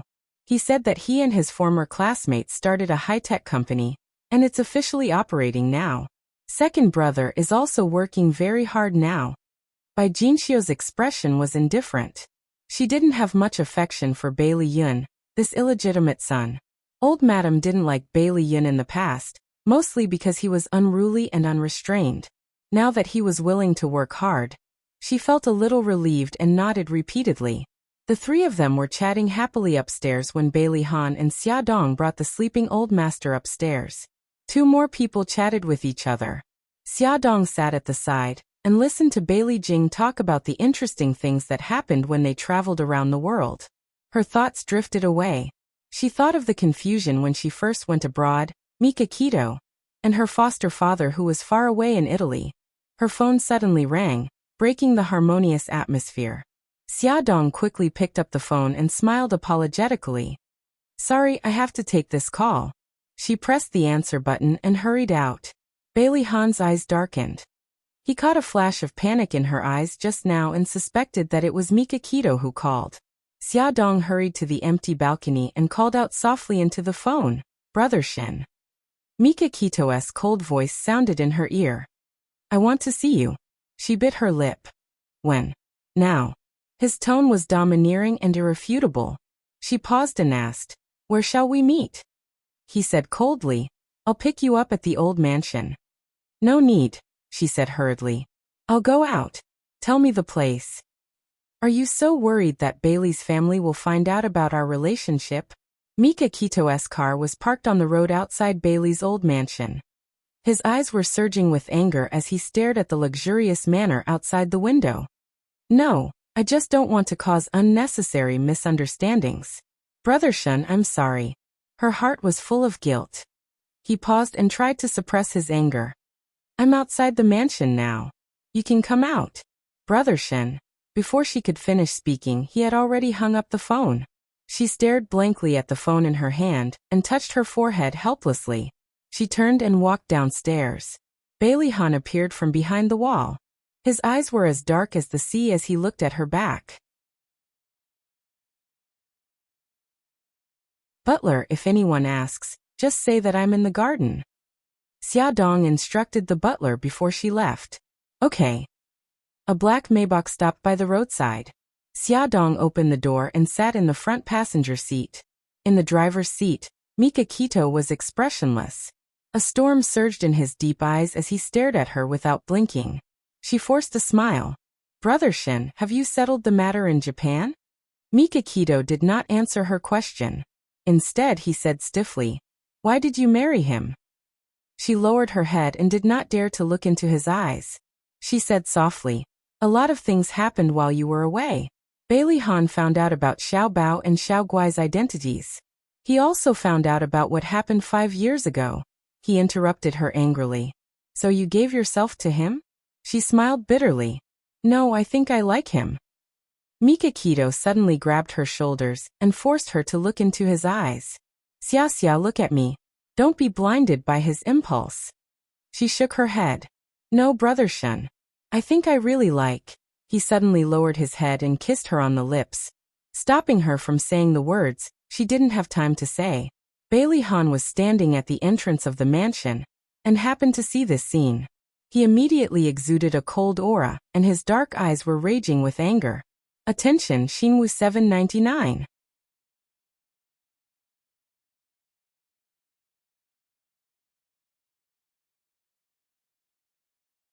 Chapter 195. Xiaodong pushed his chest with all her might. Mika Keto hugged her even tighter. His gaze was cold and without a trace of lust. He looked past her head and looked at Bailey Han, who was standing at the entrance of the manor. The moment he ran to the car, Mika Keto pressed the window button. The glass slowly rose and completely blocked Bailey Han's line of sight. Xiaodong bit Mika Kito's lips forcefully. Bai Tangshan abruptly let go of her and stepped on the accelerator. The Meiba and Hurt sped off.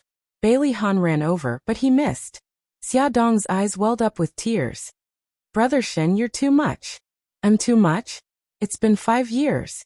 Don't tell me you still don't understand my feelings?" Mika Kito's cold gaze was fixed on the road ahead. He was very agitated and sped up. Xiaodong's face was pale. She covered her abdomen with one hand and clutched the seatbelt with the other. Her voice was trembling. "Brother Shin, don't drive so fast." Mika Keto ignored her words and shouted agitatedly, "Xiaodong, I love you. I've loved you for 5F*King years. How can you ignore my feelings and throw yourself into another man's arms?" Xiaodong looked at the man who was as violent as a lion in shock. He said he loved her? She thought he only treated her as a younger sister. Her shocked expression made him even angrier. He slammed on the brakes, and the friction between the tires and the concrete made an ear-piercing screech. He held her shoulders and shouted at her. "You idiot! If I didn't love you, why would I accompany you to China?" She didn't know how to answer him. She was an idiot.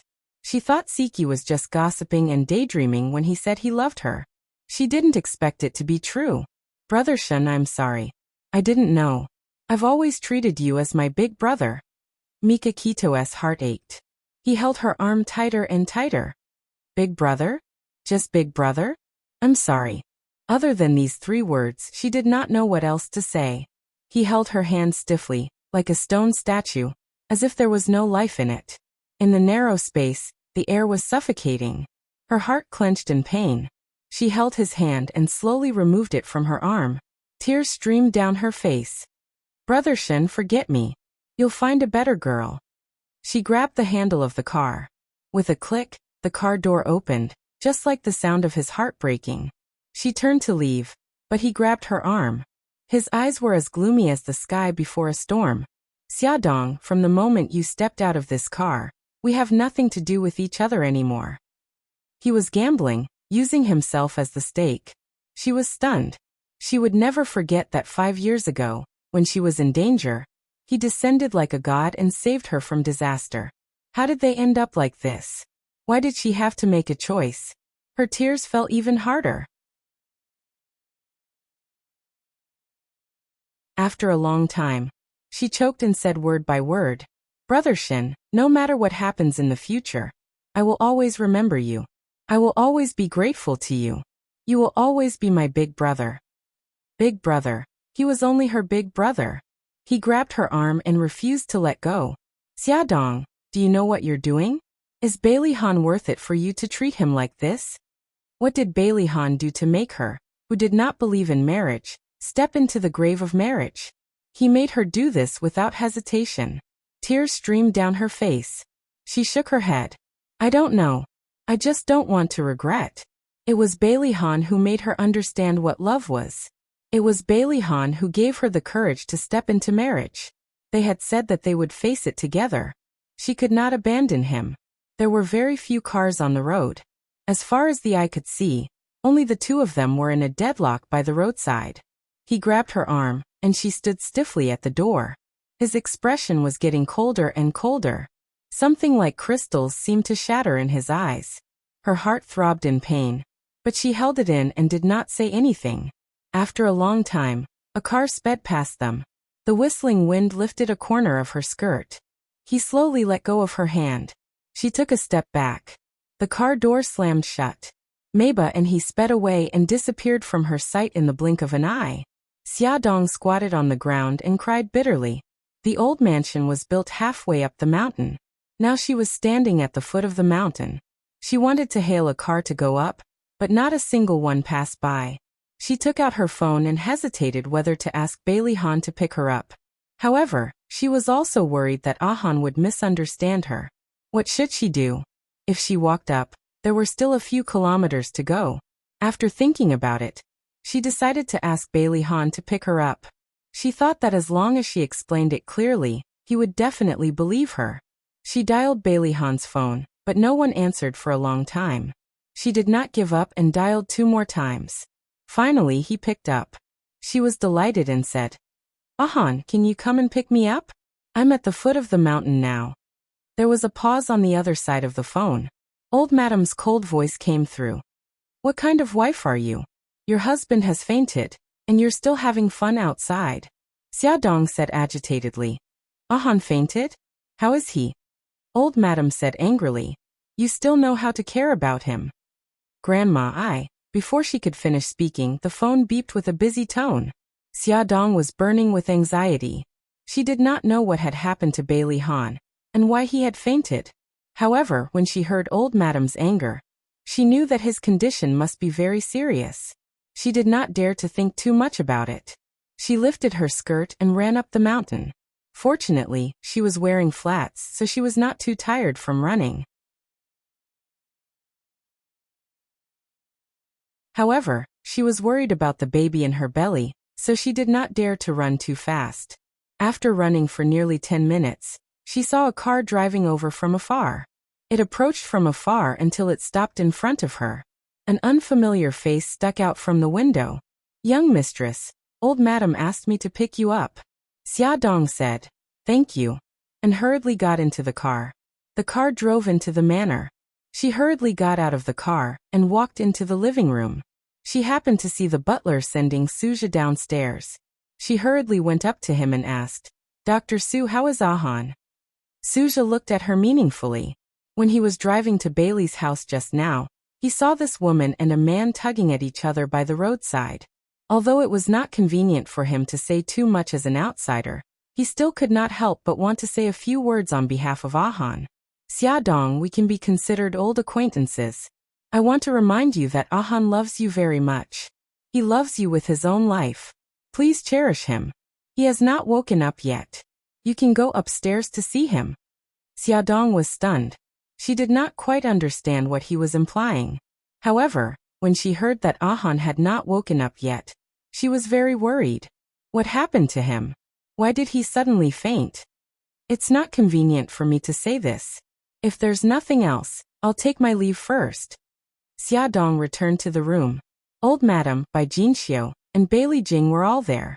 According to the butler, the three children had been persuaded to go back to their own rooms. When Old Madam saw her, her gaze turned cold. "Where did you go just now?" Xia Dong glanced at Bailey Han, who was lying on the bed, and replied, "A friend came to visit me. We chatted for a while at the foot of the mountain." "What kind of friend must call you out of the house for a chat?" Old Madam's voice was harsh. She had just heard from the security guard at the gate that he had seen Xia Dong go out and get into a car parked by the roadside. Xia Dong's fingers clenched tightly. "It's Mikikito. He came back from Japan. When he heard that I was married, he specially came to visit me. I was afraid of causing a misunderstanding, so I did not invite him in." Old Madam said angrily, "Do you know that Ahan fainted at the gate? He must have seen something and was so angry that he fainted. Tell me, what did you do?" Xia Dong felt terrible. She looked at the unconscious Bailey Han. He must have misunderstood. That was why he was so angry. "I'm asking you a question." Old Madam stomped her crutch hard. "We didn't do anything."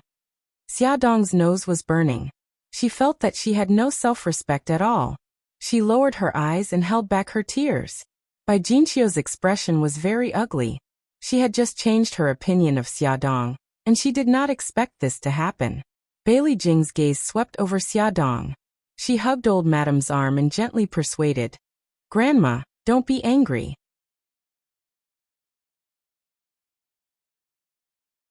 Be careful not to hurt your body. When Big Brother wakes up, everything will be clear. Grandma, you're tired too.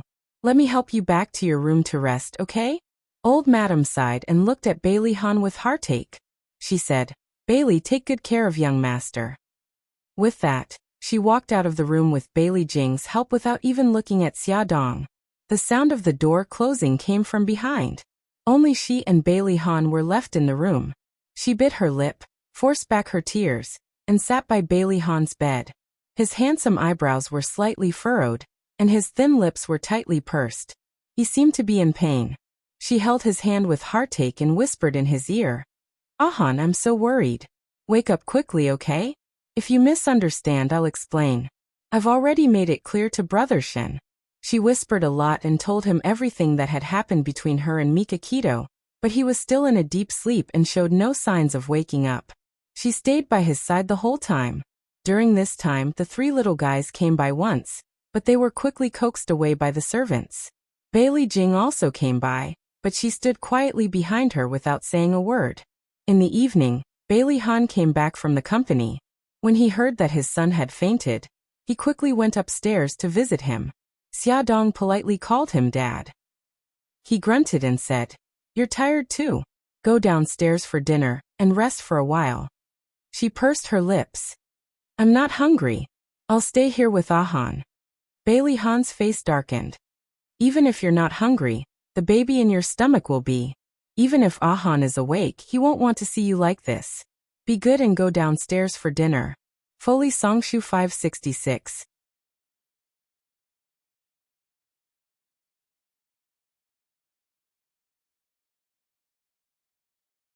Chapter 196.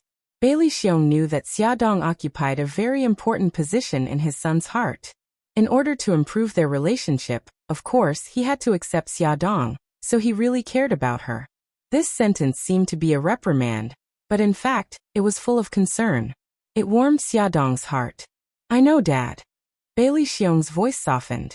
Let's go downstairs and eat first. Without Bailey Han at the table, everyone's mood was a little heavy. No one spoke. Bailey Jing looked around and said with a smile, Daddy, I haven't seen you for 2 years. You seem to be younger than before. Bailey Xiong smiled. I'm old. Jing. When do you plan to go to the company to help Daddy? Bailey Jing picked up a piece of braised fish and put it on his plate. She raised her eyebrows and smiled. Daddy, you can ask big brother and second brother for help with the company. I want to do something different.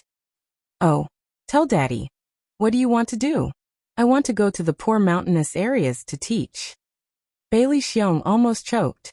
Before he could express his opinion, Bai Jinxiu frowned and said unhappily, Little Jing, quickly give up on this idea.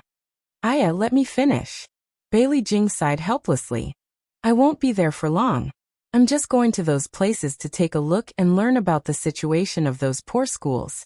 Then I'll raise some money for them.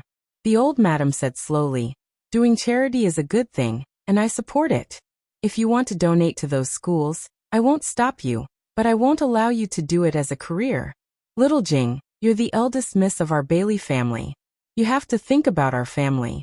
You've been willful for so many years, and you can't be willful anymore. Think about what I just said.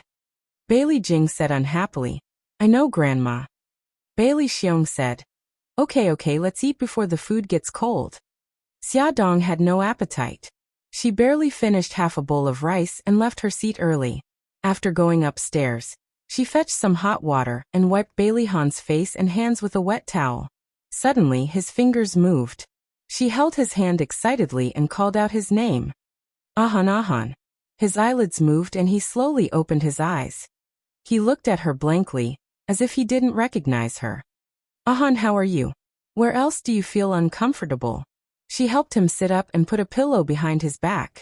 He looked and asked, Where's Yin Qian? She held her breath and forced an ugly smile.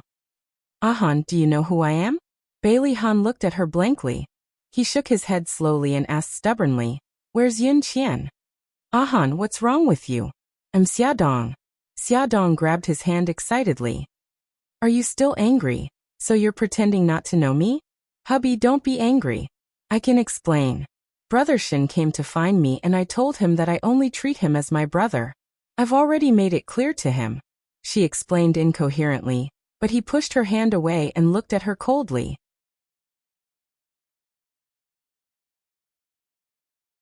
I want to see Yin Qian. Xiaodong couldn't help but cry. Why did this happen? Bailey Jing pushed the door open and entered. She saw Bailey Han sitting at the head of the bed and said in surprise, Brother, you're awake. Xiaodong, why are you sitting on the ground? Are you okay? Xiaodong secretly wiped her tears and stood up from the ground. With her back facing her, she said, I'm fine, Xiaojing. Your brother is awake. Please inform Grandma and Dad, so that they won't be worried. Bailey Jing could hear that she was still sobbing. She raised her eyebrows in surprise but didn't say anything. She closed the door and went to inform the family. Silence. Complete silence. Xiaodong's shoulders trembled slightly as she slowly controlled her emotions. Bailey Han stared at her coldly and persistently made his request. I want to see Yin Qian. Call her and ask her to come see me. She held his shoulders. Ahan, I beg you. Don't be like this, okay? Go away. I don't know you. He pushed her away again, and because he used too much force, she almost hit the bedside table. His arm swept across, and the cup on top of it fell to the ground with a clatter. The boiling hot tea spilled all over the carpet. Old Madam pushed the door open and entered. She saw the scene and frowned. What's wrong? Xiaodong hurriedly said. It's nothing. I was careless and bumped into the cup. She held her arm, which was scalded by the tea. Very quickly, it turned red and burned with pain. She picked up the teacup and stood sideways, her hand still covering her arm. Bailey Han glanced at the carpet, and his gaze gradually fell on her arm. Did you get scalded? Xiaodong smiled. No. Bailey Jing didn't say anything else and focused on his brother. Old Madam went forward and sat beside Bailey Han's bed. She asked gently, Han, do you feel uncomfortable anywhere? Bai Jinxiu also stood over. Bailey Han frowned. I'm fine. Grandma, who is this woman? Why is she in our house? His sharp gaze turned to Xiaodong. Xiaodong's heart trembled. Old Madam and the others were stunned. After 2 seconds, Old Madam probed.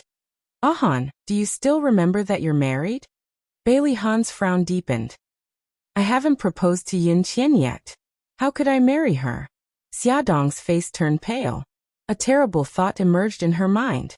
Old Madam and Bai Jinxiu also had the same thought, but they still couldn't believe it. Old Madam paused for a moment before asking. Han, tell Grandma, what year is it now? Year 2007. Bailey Jing's eyes almost fell out. Old Madam and Bai Jinxiu looked at each other and sighed heavily. As expected, Han's memory returned to 5 years ago. Her guess was confirmed. Xiaodong felt as if all the strength in her body had been sucked away. If she hadn't been leaning against the bedside table, she would have collapsed. Grandma, I want to see Yun Qian. Bailey Han's expression was serious, and he looked like he wouldn't give up until he got what he wanted. Old Madam sighed helplessly and turned her eyes to Xiaodong. The implied meaning was obvious. Xiaodong forced a smile and said, Grandma, since Han wants to see Miss Su, let's ask Miss Su to come over. Old Madam nodded and called the servant to get the phone. She personally called the Su family. It was Mrs. Su who picked up. After exchanging some pleasantries, Old Madam said, Huilan, is Yun Qian here? Auntie, Yun Qian is resting upstairs. What's the matter? This. Old Madam was a bit embarrassed. Han suddenly married Xiaodong, and didn't give the Su family any explanation. The two families hadn't been in contact for a long time. Suddenly calling Su Yunqian to visit Han was a bit abrupt. Auntie, if you have something to say, just say it. We'll definitely help if we can. Huilan, it's like this. Han is sick and wants to see Yun Qian. Can you ask Yun Qian to come over?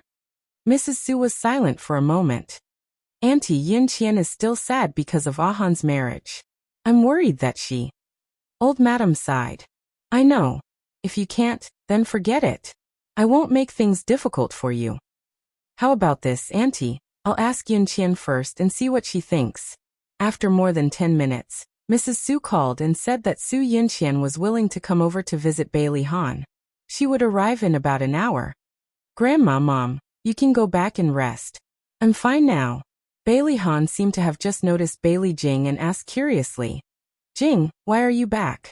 Is school on holiday? The corner of Bailey Jing's mouth twitched. She didn't know what other expression to make except for a bitter smile. She patted his shoulder. Brother, Sai, forget it. You should rest well. I'll go upstairs first. Old Madam and the other two left. Bailey Han looked at Xiaodong. Who are you? A new maid hired by the family? Xiaodong admired herself for being able to squeeze out a smile at a time like this. If I say that I'm your wife, would you believe me? Bailey Han's handsome face darkened. He said coldly, Get out. Han, listen to me. Get out. He yelled at her, not listening to her explanation at all. Okay, I'll get out. Her eyes were covered with a layer of mist. She turned around resolutely and walked out of his room. The corridor was empty. She suddenly didn't know where to go. She went downstairs, walked out of the living room, and walked under the grape rack.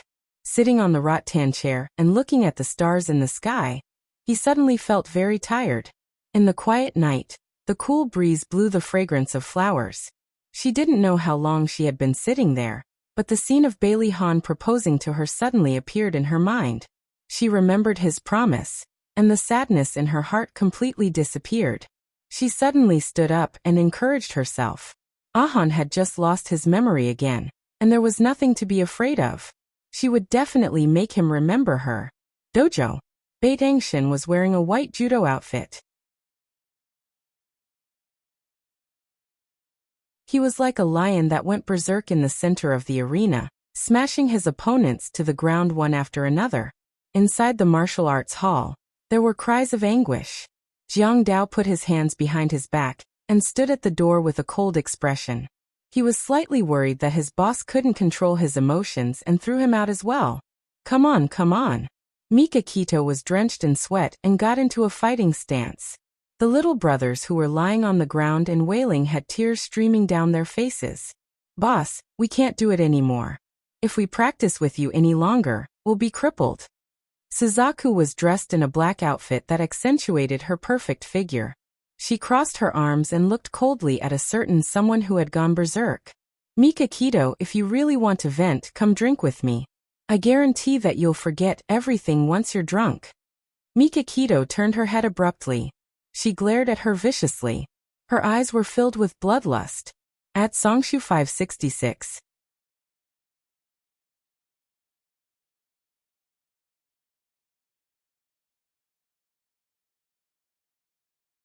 Chapter 197.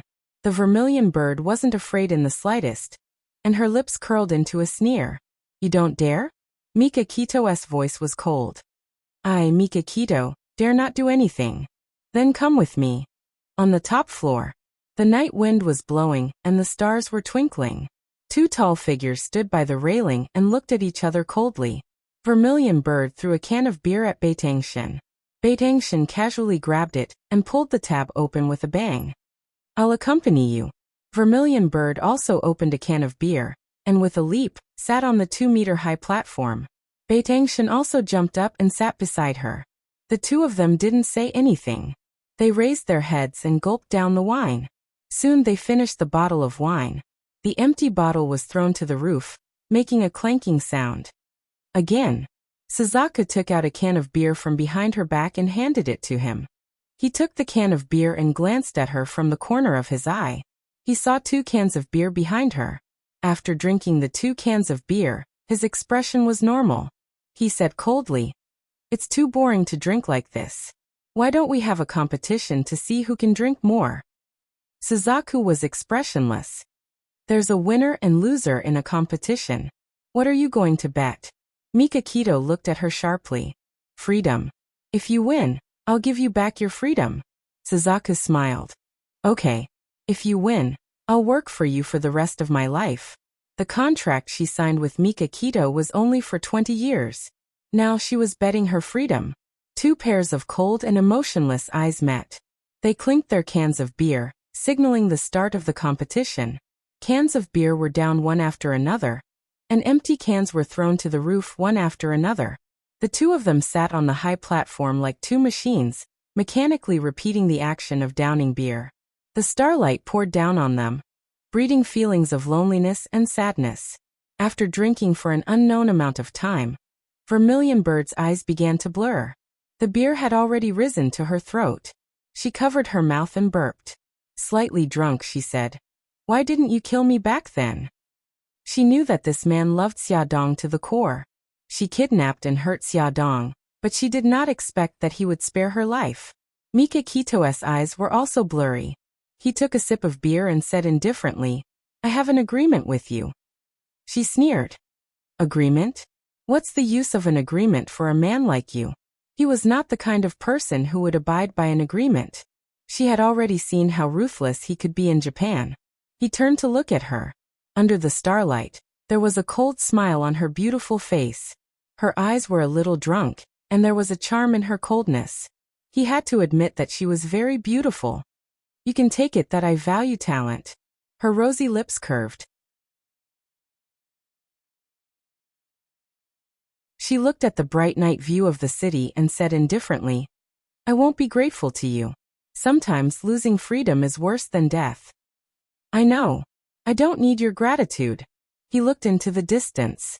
There was a port, and the lights were shining brightly, guiding the ships out to sea. But the guiding light in his heart had been extinguished.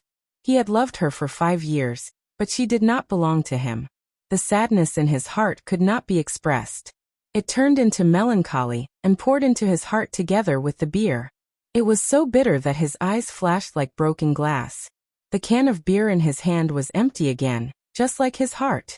After a long time, the night wind blew, bringing with it the noise of the city and the sound of the sirens.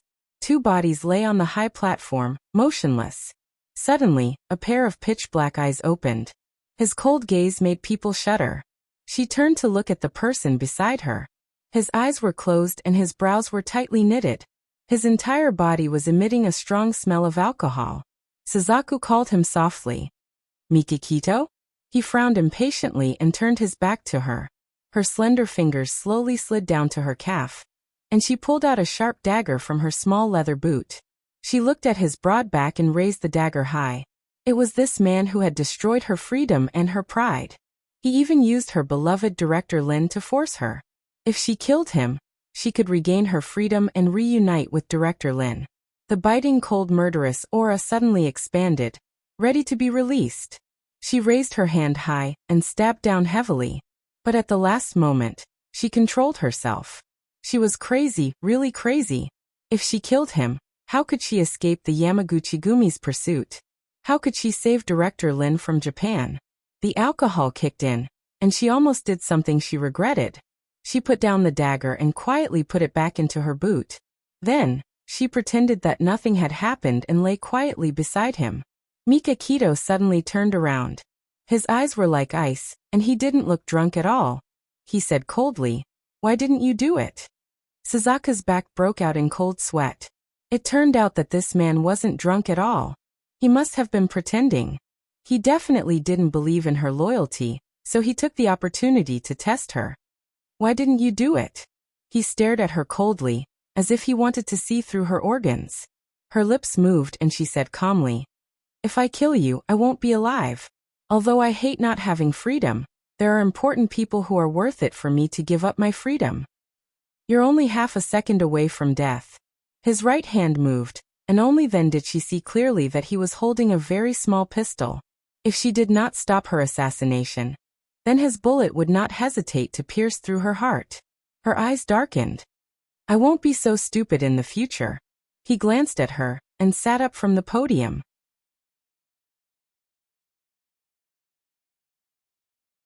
"You're a good drinker." She smiled and said, "You can hold your liquor well too. We're tied. So the bet is invalid." He stretched out his right hand and raised it in midair. She also stretched out her right hand, and the two of them gave each other a hard slap. Xiaodong came out from the back garden, and returned to the living room. She simply treated the burn on her arm. Fortunately, it wasn't very serious. A servant came forward. "Young mistress, old madam has asked you to stay in the guest room for the night.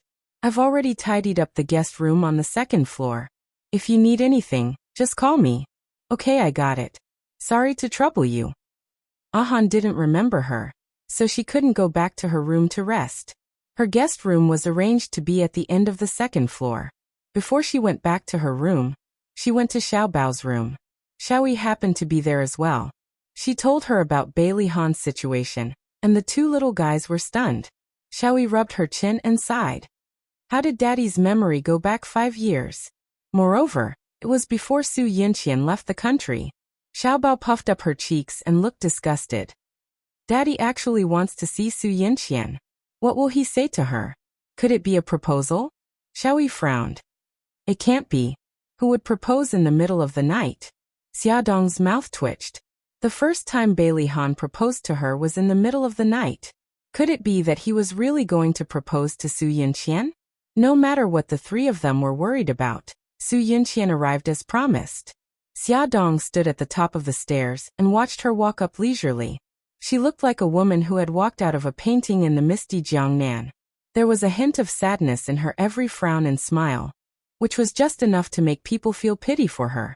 She seemed to have lost some weight, and there was a hint of sadness in her eyes, which made her look even more beautiful and elegant. She was wearing a white dress, and her long hair was simply draped over her shoulders. A small part of her fair neck was revealed when she hung her head, and it had an alluring glow under the light. She walked up to Xiaodong and smiled faintly. Congratulations. Xiaodong smiled. Thank you. She elegantly brushed her long hair behind her ear. I'll go upstairs to see Grandma first. I'll go to Han's room later. Xiaodong's smile was still the same. Okay. Song Yunxian went upstairs. Song Yunxian did not know what old madam had said to her, but Song Yunxian came downstairs after about 10 minutes. Hearing Song Yunxuan's footsteps, Xiaodong pushed the door open and stood in the corridor to wait for her. Su Yunxian curled her lips and her smile was a little dazzling. I know where Han's room is. I don't need to trouble you to take me there. Xiaodong said faintly. I'm his wife. This is the basic courtesy to treat guests. Miss Su, please. Su Yunxian's eyes moved, and the smile on her lips gradually disappeared. Bailey Han hadn't gone to bed yet.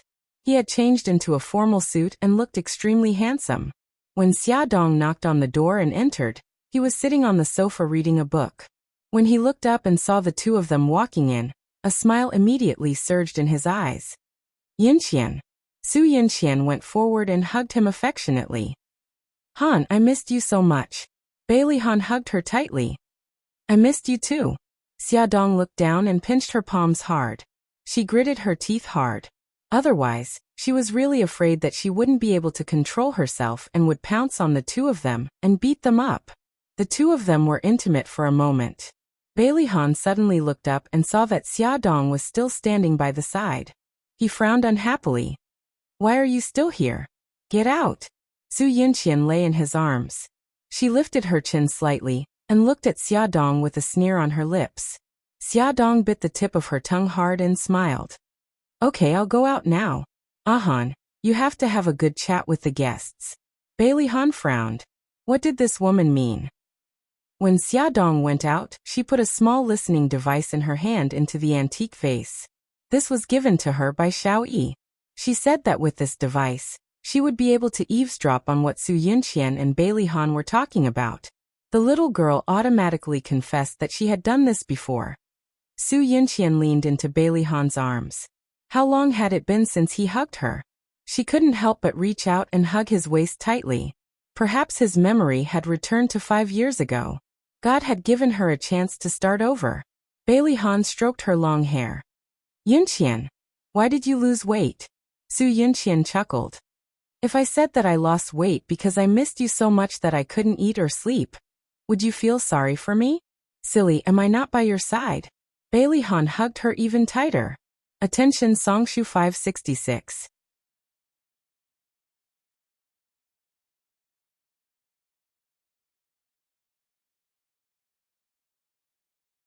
Chapter 198. Silly girl, am I not by your side? Bailey Han hugged her even tighter. Su Yunxian smiled.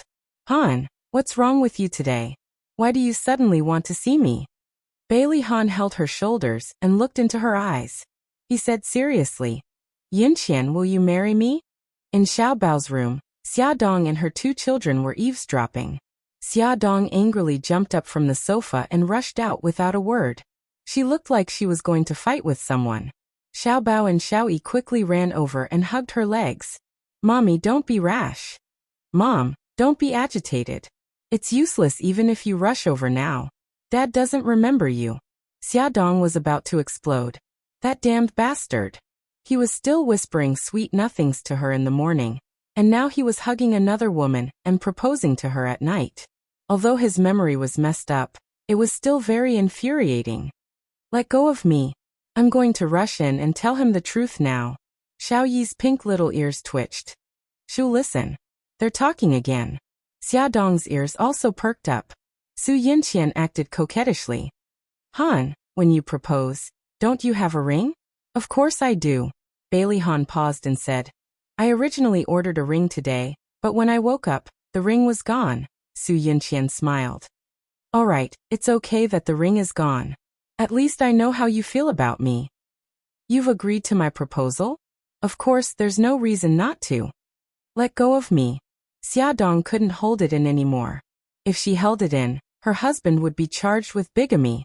Little Treasure and Little Wingsy let go of their hands in unison, and took a step back in unison. Things had gone beyond their control. The scariest thing was that there was a suspicious sound coming from the eavesdropping device.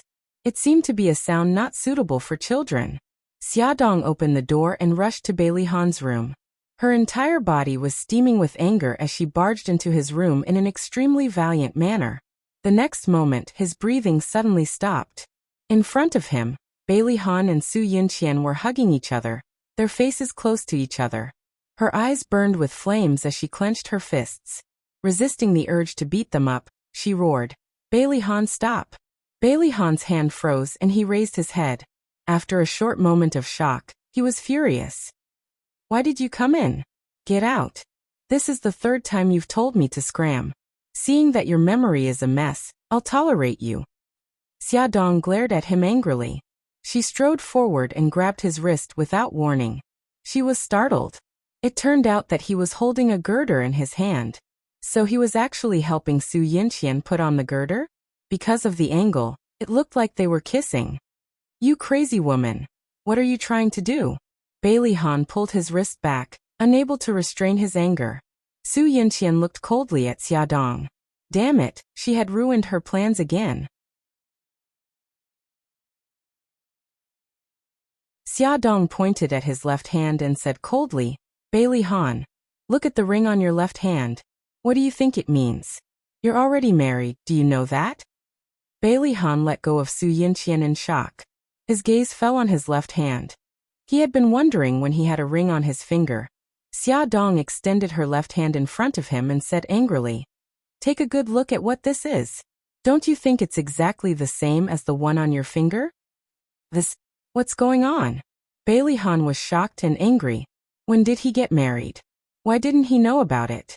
Who was this woman in front of him? There seemed to be something in his brain that suddenly bounced and tightened. It hurt. He held his head in pain and tried hard to think, but he couldn't remember.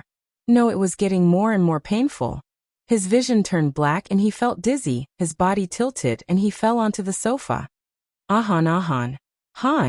Xia Dong and Su Yunqian threw themselves on him at the same time and called out to him anxiously. Xia Dong was anxious and helpless. What should she do? Yes, she should call the doctor. She suddenly jumped up and reached for the phone. Su Yunqian grabbed her wrist and stared at her with a venomous gaze. "It's all your fault, Xia Dong. If anything happens to Han, I won't let you off." "Now's not the time to talk about this." Xia Dong pushed her arm away and tried hard to calm down as she dialed Suja's number. Old Madam Dowager and the others rushed over when they heard the news. Everyone was anxiously waiting for Suja's arrival. Xiaoyi secretly took out the listening device from the antique vase and hid it in her pocket. Suja carefully examined Bailey Han's body and listened to old Madam Dowager's description of his situation. He frowned and thought for a moment before saying, "Old Madam Dowager, I want to talk to you alone." In the study, old Madam Dowager said, "Dr. Su, it's just the two of us now. If you have something to say, just say it." Suja's face was serious. Old Madam Dowager, from Ahan's current situation, his memory has begun to become chaotic. I suspect that the hypnosis we did on him 5 years ago will soon lose its effect. When that time comes, not only will he regain his memory, but he will also suffer from the pain of his headaches again. Old Madam Dowager said agitatedly, "Then what should we do?" Suja frowned. "I can't think of any good ideas right now. However, if we want to completely cure him, we still have to do surgery to remove the foreign object in his brain." Old Madam Dowager's face was ashen. 5 years ago, the top neurologist in the country examined him and said that the foreign object in his brain was too close to his nerves.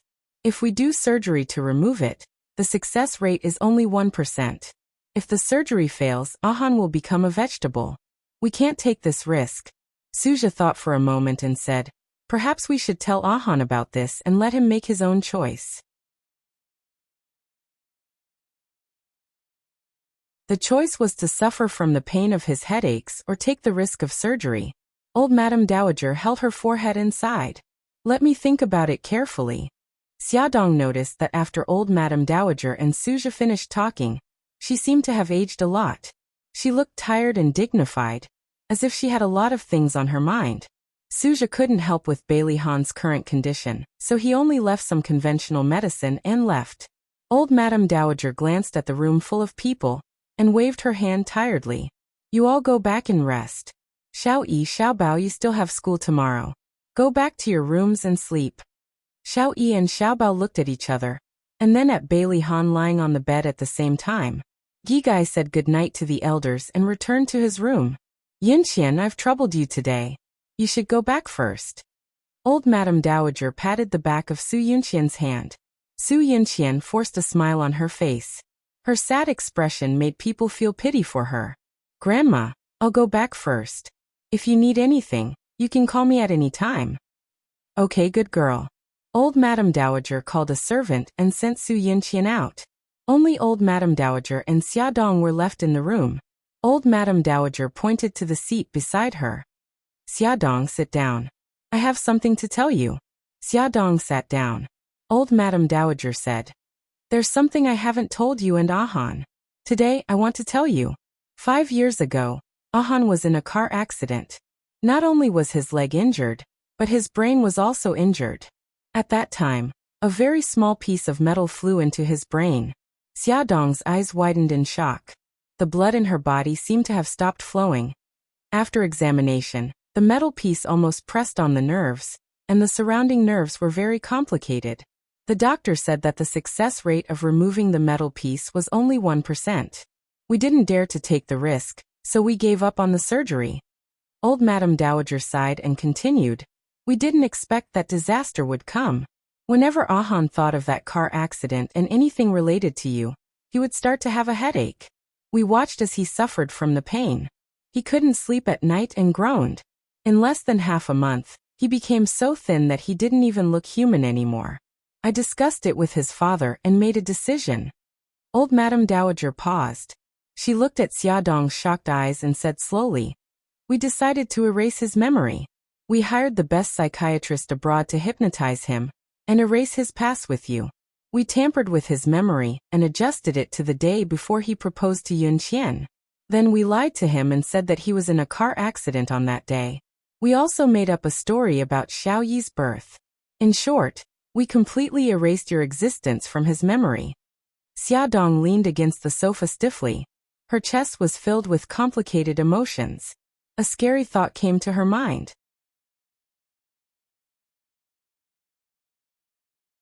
She said with difficulty, Grandma, Ahan's memory suddenly returned to 5 years ago. This isn't a good sign, right? Old Madame Dowager nodded. Suja said that his memory is starting to become chaotic. The hypnosis might not last much longer. Xia Dong's voice trembled. Will he have a headache again after he recovers his memory? He was already having a headache now. It's very possible. Grandma, what do you want me to do? Ahan can't be stimulated at the moment. Xia Dong, if Ahan's memory is still stuck 5 years ago after he wakes up, I hope you won't tell him the truth, and don't tell him about the past. Old Madame Dowager reached out and grabbed Xia Dong's wrist. Let him go with the flow. Let him hold on for as long as he can. Tears filled Old Madame Dowager's eyes. Other than this, I can't think of any other way. Xia Dong's tears fell like rain. Grandma, I understand. No matter what happens, I won't tell him the truth. I won't force him or agitate him anymore. Even if Ahan and Su Yunqian reconciled, even if he proposed to her, even if they wanted to get married, she wouldn't stop it because she didn't want him to suffer anymore. He had suffered enough for the past 5 years. At Songshu 566.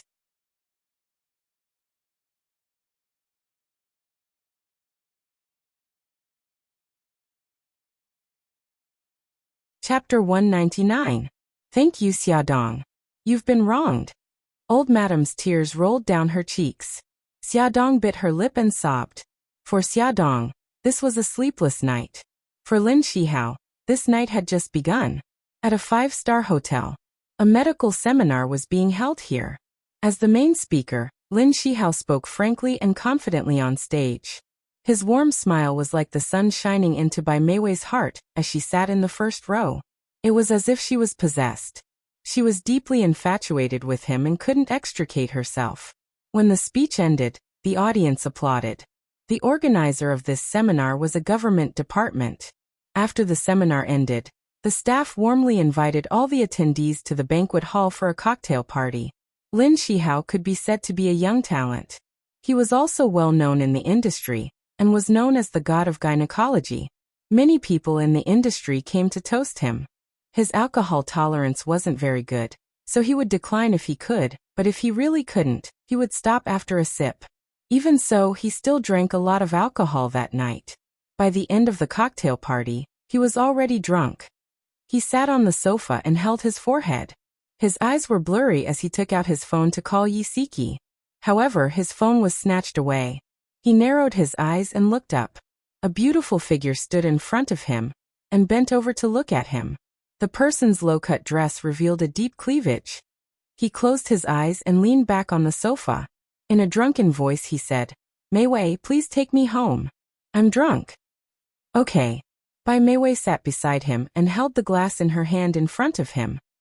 "Senior, drink a glass of cold water first to sober up." He looked at her in a daze and couldn't even hold the glass steadily. She directly held his hand and held the glass to his lips to help him drink. Seeing him swallow the glass of water without leaving a single drop behind, a strange smile appeared in Bai Mei's beautiful eyes. "Senior, be careful. I'll help you back," Bai Mei said gently. She held his arm and helped him up from the sofa. Lin Shihao's head was getting dizzier and dizzier. He staggered and leaned all his weight on her until he completely lost consciousness and fell limply on her shoulder. A male waiter came forward and asked, "Ma'am, do you need help?" Bai Mei glanced at Lin Shihao, who was lying on her shoulder, and smiled. "Sorry to trouble you. I've booked room 713. Okay." The waiter supported Lin Shihao and helped him to the elevator. Bai Mei leisurely followed behind. The waiter carried Lin Shihao into the room and placed him on the bed. Bai Mei took out a tip and said with a smile, "Thank you for your hard work." The waiter smiled politely. "You're welcome, madam. Good night." "Good night." Bang. The door closed. Bai Mei slowly walked to the bedside and looked down at Lin Shihao, who was in deep sleep. He had handsome features. His handsome eyebrows were relaxed, his nose was high, and his thin lips were slightly pursed. She had been obsessed with that face for a long time. She bent over, her cheeks burning as she leaned against his chest. His broad chest and the steady beating of his heart made her feel at ease. He seemed to be uncomfortable from being pressed against by her. He frowned and murmured softly, "Siki, Siki Yisiki." Even when he was asleep, he still remembered her. Bai Mei's eyes were filled with anger. The last bit of hesitation and shyness in her heart disappeared. She wanted to have him, even if she had to resort to unscrupulous means. Walala. The hot water flowed as Bai Mei carefully washed her body in the bathroom. Not a single inch of skin was left untouched. In a while, she would give herself to the man she loved the most. Her heart was thumping wildly. She didn't know that in the guest room, Lin Shihao's phone was ringing. Yisiki was a little uneasy. She called Lin Shihao's phone twice, but no one answered. The seminar should have ended at 9 o'clock, but it was already 10 o'clock. Why wasn't he back yet? He didn't even call back? Could something have happened to him? Yisiki remembered that the person who went to the seminar with Lin Shihao was Bai Mei. Unfortunately, she didn't have Bai Mei's phone number, so she couldn't ask her. What should she do? She paced back and forth in the room uneasily. Suddenly, she remembered that there must be Bai Mei's private phone number in the on-call room, so she called the on-call room. She gave a simple explanation, and the people in the on-call room gave her Bai Mei's private phone number. Beep, beep, beep. She called Bai Mei's phone twice, but no one answered. Yisiki didn't give up and called a third time. Finally, the phone was picked up. She heard a woman's languid voice. "Hello, who is this?" "Hello, is this Dr. Bai Mei?" "That's me. Who are you?" Bai Mei asked as she dried her hair. Yisiki paused and said, "My name is Yisiki. I'm Lin Shihao's wife. I want to ask if the seminar you attended tonight has ended?" Bai Mei's fingers tightened. After a while, she laughed softly. "So it's Senior's wife. The seminar has ended. Is there something you need? Old Lin hasn't come back yet, and I can't get through to his phone. I'm worried that something has happened to him. Dr. Bai, do you know his situation?" Bai Mei glanced at Lin Shihao, who was sleeping soundly on the bed. Her lips curled into a strange smile as she said lightly, "I'm with Senior. Don't worry, nothing happened to him. Yi Siki's anxious heart relaxed. That's good. Are you on the way back now? Bai Meiwei smiled. Yes, we're in the car. Senior said that he would send me home first. Sister-in-law, I'm sorry to have made you worry. It's okay. It's only right that old Lin send you home. Although the two of them hadn't picked up the phone for a long time, which made Yi Siki feel a little strange, she didn't think too much about it.